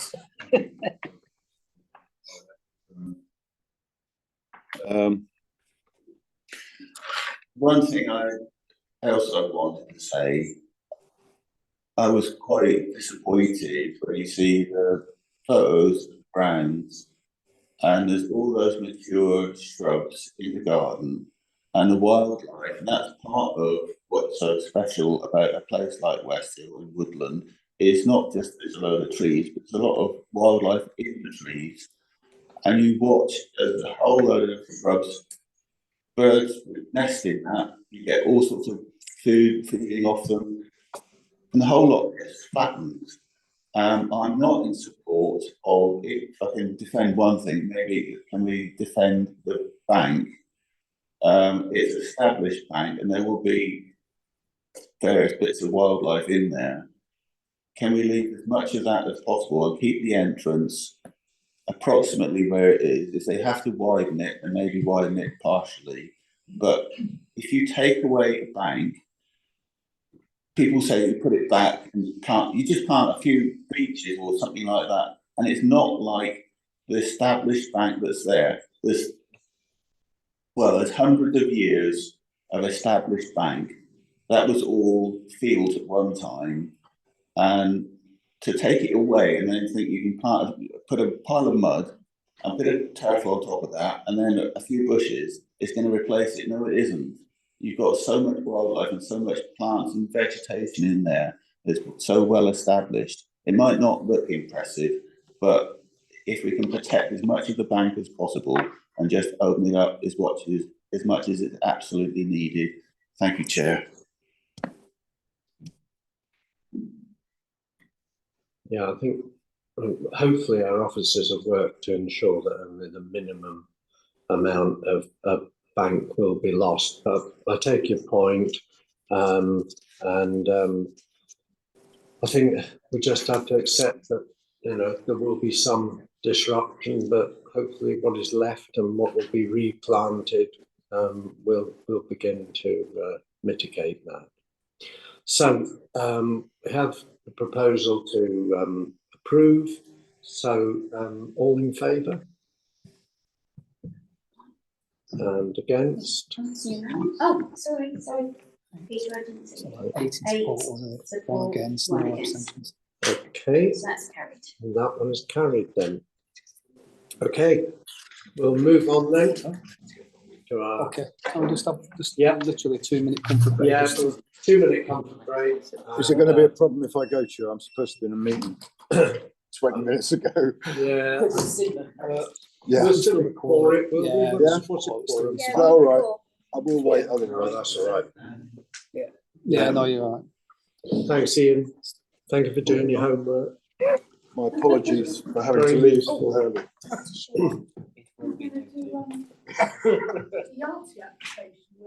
Got a message from your mum. I hope not. She died a while. Well, you never know,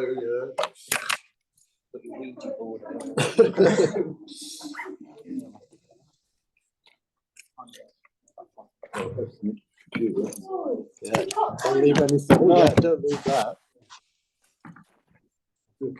And you're not running off with any of Wendy's chargers, are you? I've got Matt's charger here. No. Right.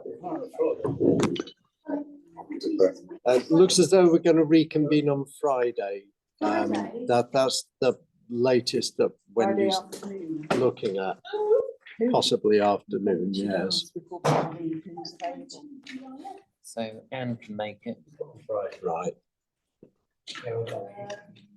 What Can't time? do Friday. What time are you thinking? We were thinking about 1:30.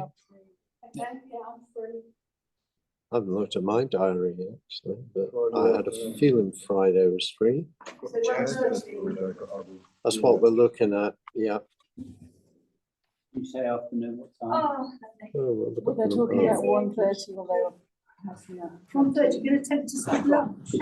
Oh, sorry, I missed the conversation. No, we don't get lunch. About Wednesday, Friday Take us to afternoon. lunch. Oh, yeah, Friday afternoon. I can do Friday afternoon if you want. There's a meeting in Right. here up until 1. I'm hoping it's going to finish at 1. I mean, I will struggle to get here before 2, if I'm honest. Okay. So, Is there a substitute for you, Wendy? I mean, yes, if you wanted to start at 1:30 and I haven't managed to make it, then Gavin will be here anyway, so we could just.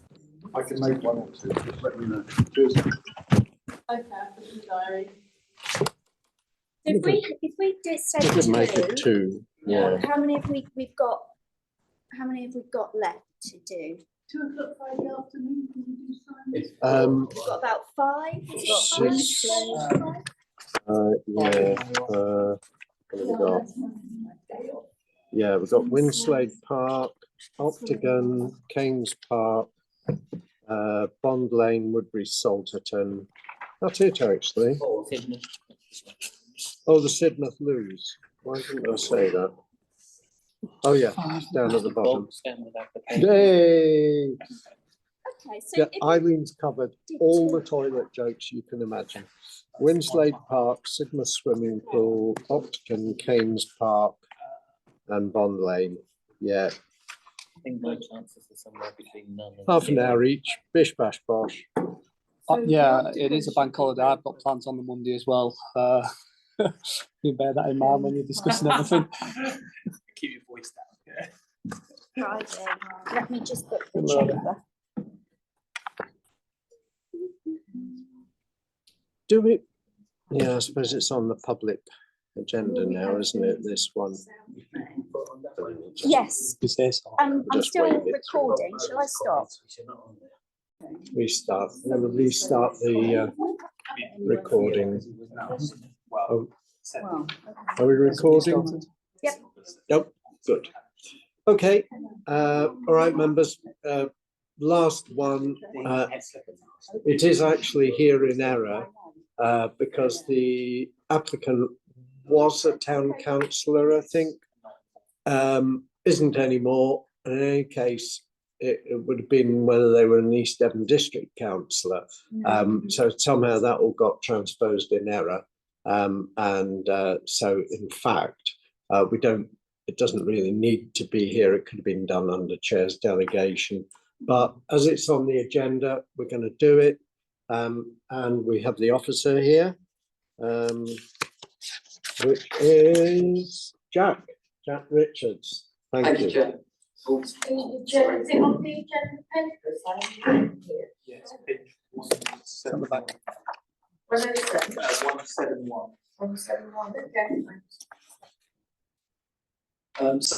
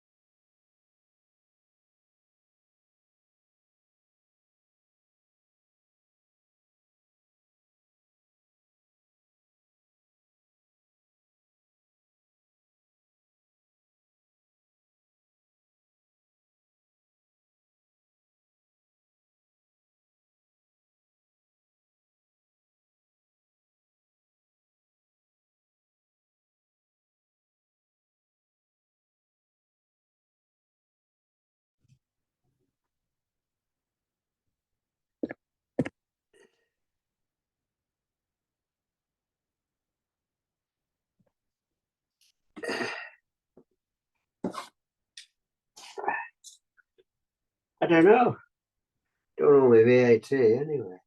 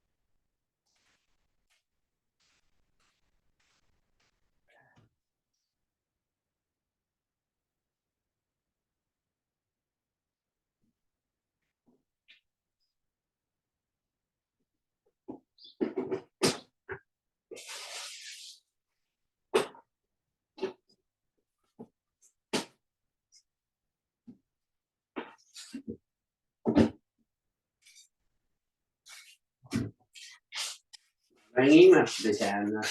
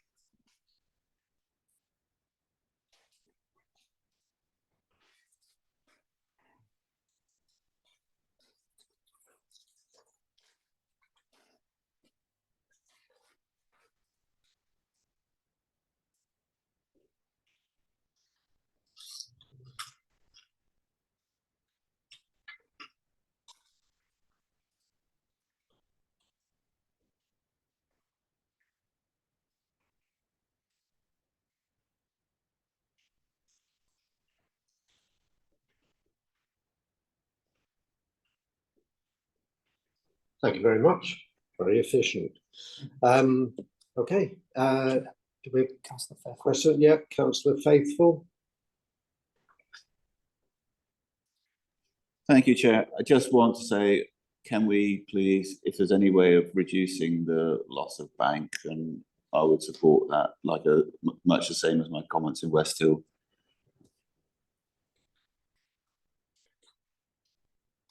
I think that that's already been done, that they have reduced the amount of hedge being lost. If you look on the, but we've got the plan in front of us, you can see the small red amount there compared with the length of the existing hedge. It's less than 10%, I should think.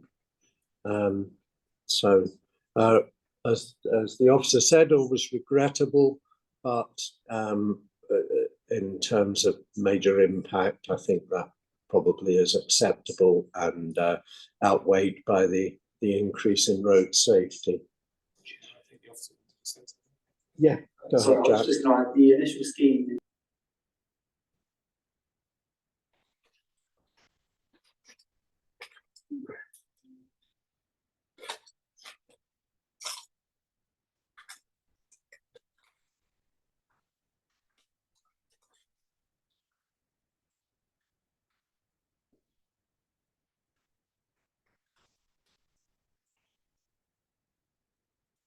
A third of what was originally proposed to be. Okay, so do we have any further questions?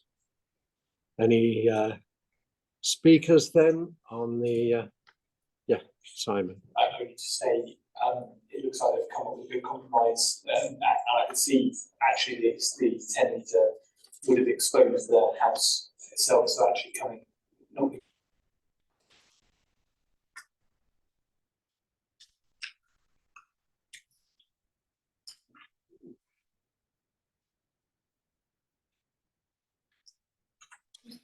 Okay, we have a proposer and a seconder. Anybody else wish to comment?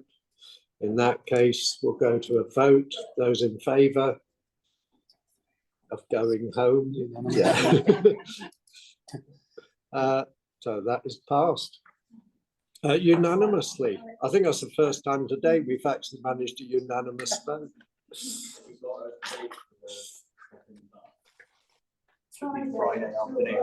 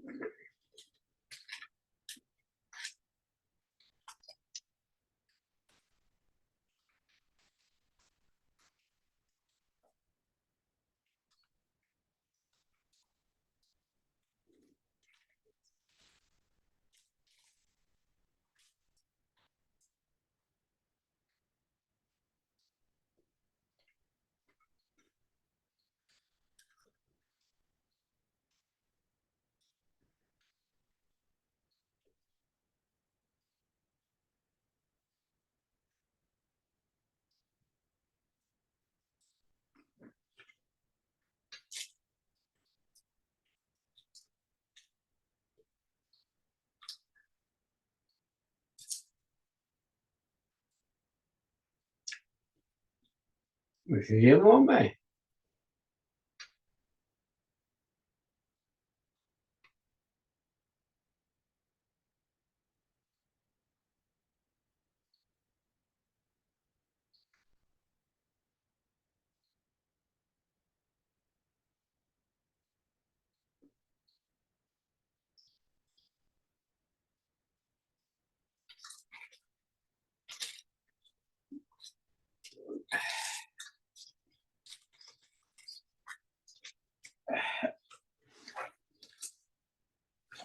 That's what she said.